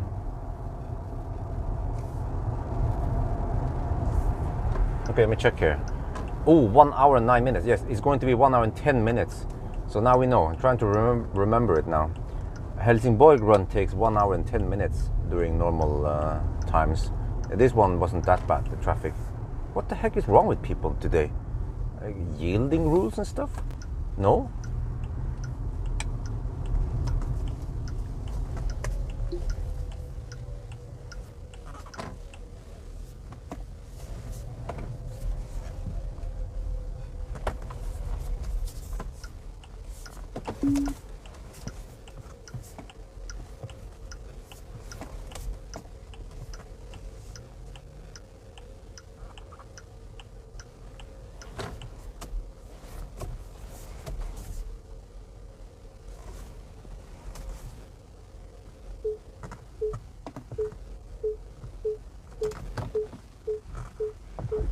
Park. Man, how many times do I have to press the park? Okay, let's see. 1 hour and 10 minutes. Helsingborg battery is at consumption there 55.1 kilowatt hour, distance 147.9 kilometers, and we are 28%. Okay, so I can calculate now that 90 minus 28 is 62 plus 46. Shit, we use 108% from Kongal to here. Well, well, well.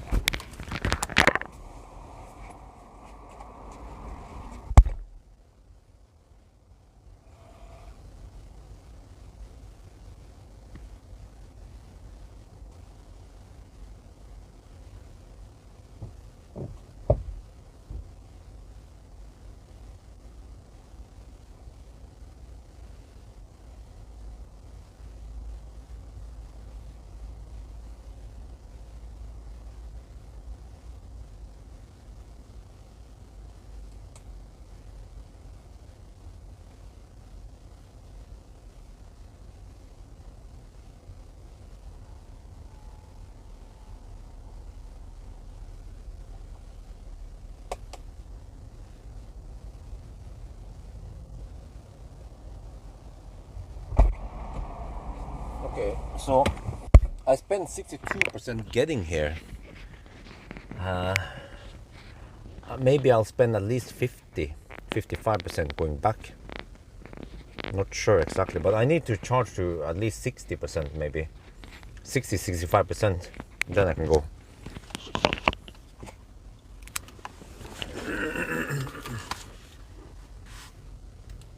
Well, can you tell me where the battery swap station at Helsingborg is then? I didn't know there was one here. Well, is there one here also? What? Did I miss one? It's a Nio power swap.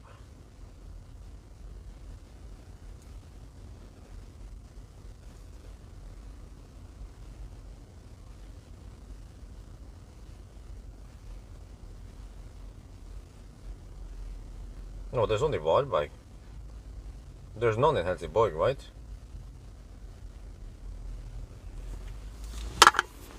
Okay, let me shoot some video. I think people here are just confused.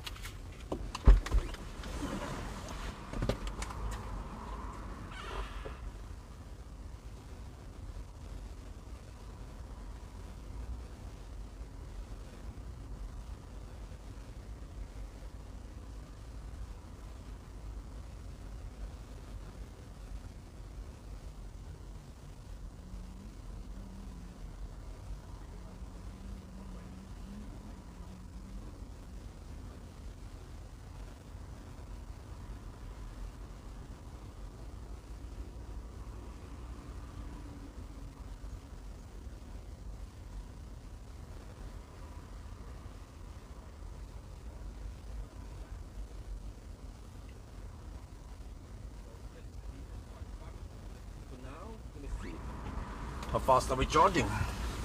Oh, we're getting 119 kilowatt hour per hour. Because also on the way here, you're going to see, by the way, what it looks like. We cannot see watt-hour per kilometer for the trip. You see this one, which is a running average for the last 100 kilometer or the last 10 kilometer. And also the trip meter. Yeah, there's a trip meter that would be visible here if you are driving. Now you cannot show it. You have to press and hold this button, and you will be able to shuffle between whatever you want to display there. This one, yeah, from Helsingborg. So yeah, so what you can do is you can take this energy, divide by this distance, and you will find the consumption. So how much is that? 147.9 55. It's around 350 watt-hour per kilometer, I think, or slightly more. But we have headwind, but dry roads. So yeah, I calculated that we need to charge to roughly 60. We spend over 60% getting here, 62%. So on the way back we get tailwind. So the car doesn't. That's also the problem. The car doesn't give me any good estimations. This time we're actually going back to the swap station. So normally when you miscalculate a little bit and you charge too much, no big deal, because you need to charge anyway, right? Unless it's the last charging stop. But here, since we're going to the swap station, ideally we want to ride it with 0%. Yeah, whatever extra you charge will be lost of time. So yeah, and yeah, okay, the car tells me one charge needed. Okay, now finally some quality time here, like that guy is doing. Oh yeah.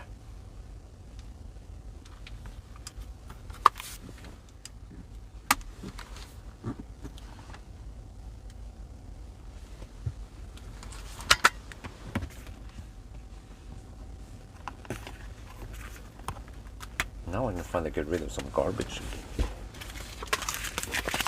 And buy some food. I need to stock up. Holy shit, I need to stock up on drinks and food and everything.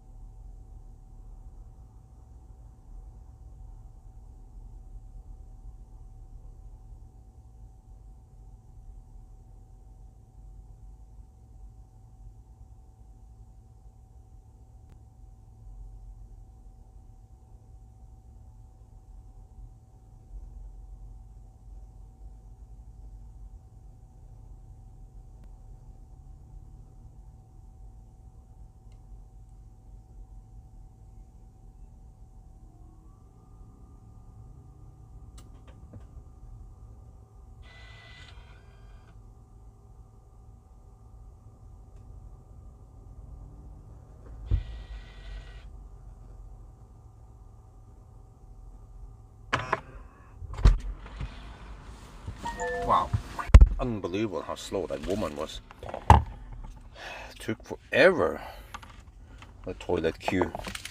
Okay, anyway, let me pack my shits, get ready, restock a little bit. It's gonna be a long drive now for the next stop.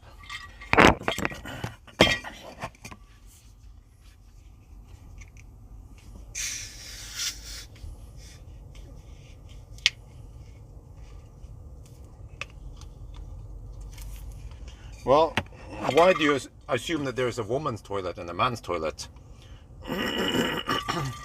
There's usually two toilets here, but one is kaput, and then there's one toilet left. And these are non-gender toilets. Yeah. Man. Weird assumptions you guys have. What is that woman doing? Okay. I was about to honk at her.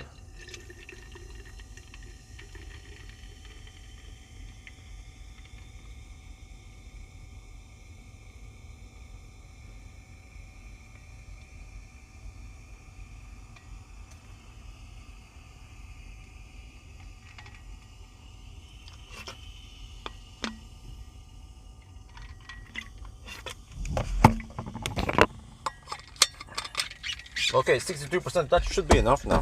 I mean, we spent 62% getting here, so we should... Yeah, let's go. Let me quickly record that we are good to go. So I have a little bit of margin. Let's say 5% margin, just in case.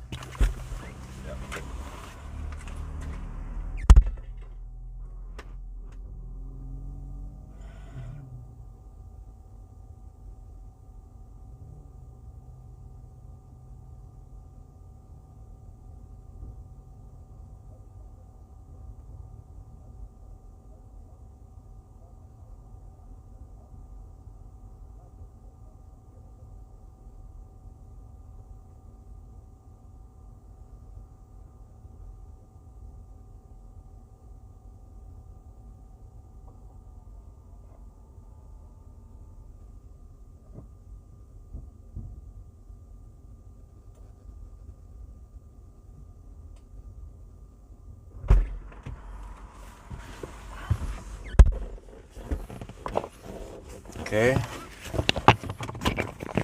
I guess this time I will actually just use that pressebil user. Okay, now I had to... yeah, okay, let's go. Zoop. There's someone coming, okay.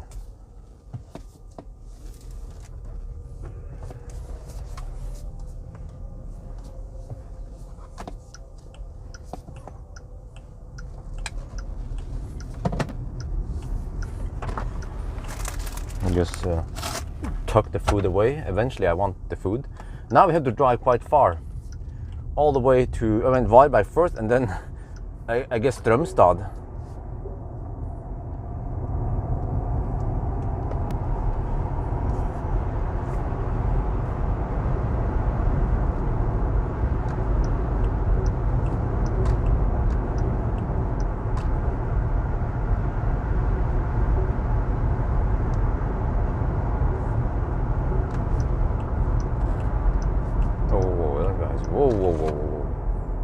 Dane. Oh shit. Oh, what the heck, man?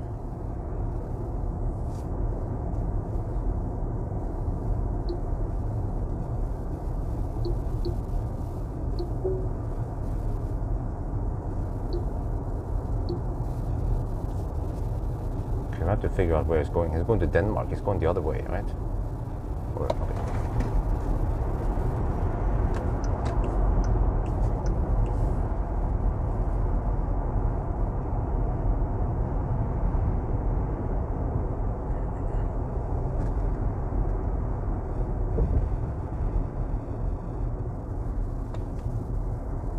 Swapping Kungar would be a bad idea. Well, maybe someone can... Do you know why Kungar? Oh, no, I mean, first swap... Okay, wait. Swap at Varberg first and then swap at Kungar. The thing is that from Varberg to Kungar, that's around 100 kilometers only, or let me see, wait, Varberg to maybe even less. I think even less than 100 kilometers. And also it's the slow stretch.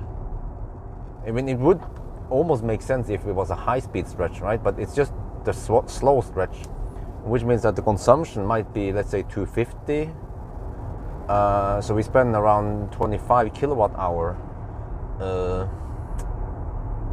Does it make any sense? And then can we make it from Pawel all the way back to Oslo with 90% battery?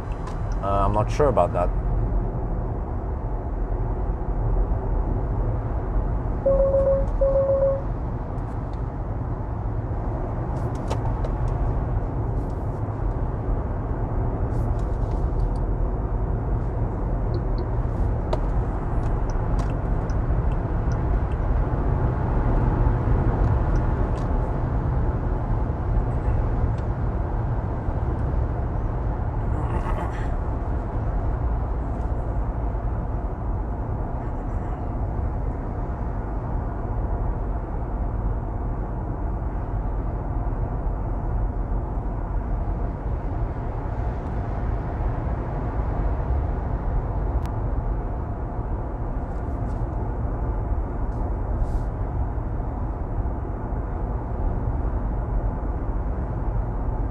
Okay, now we just have to check how long it takes to go back to Varberg.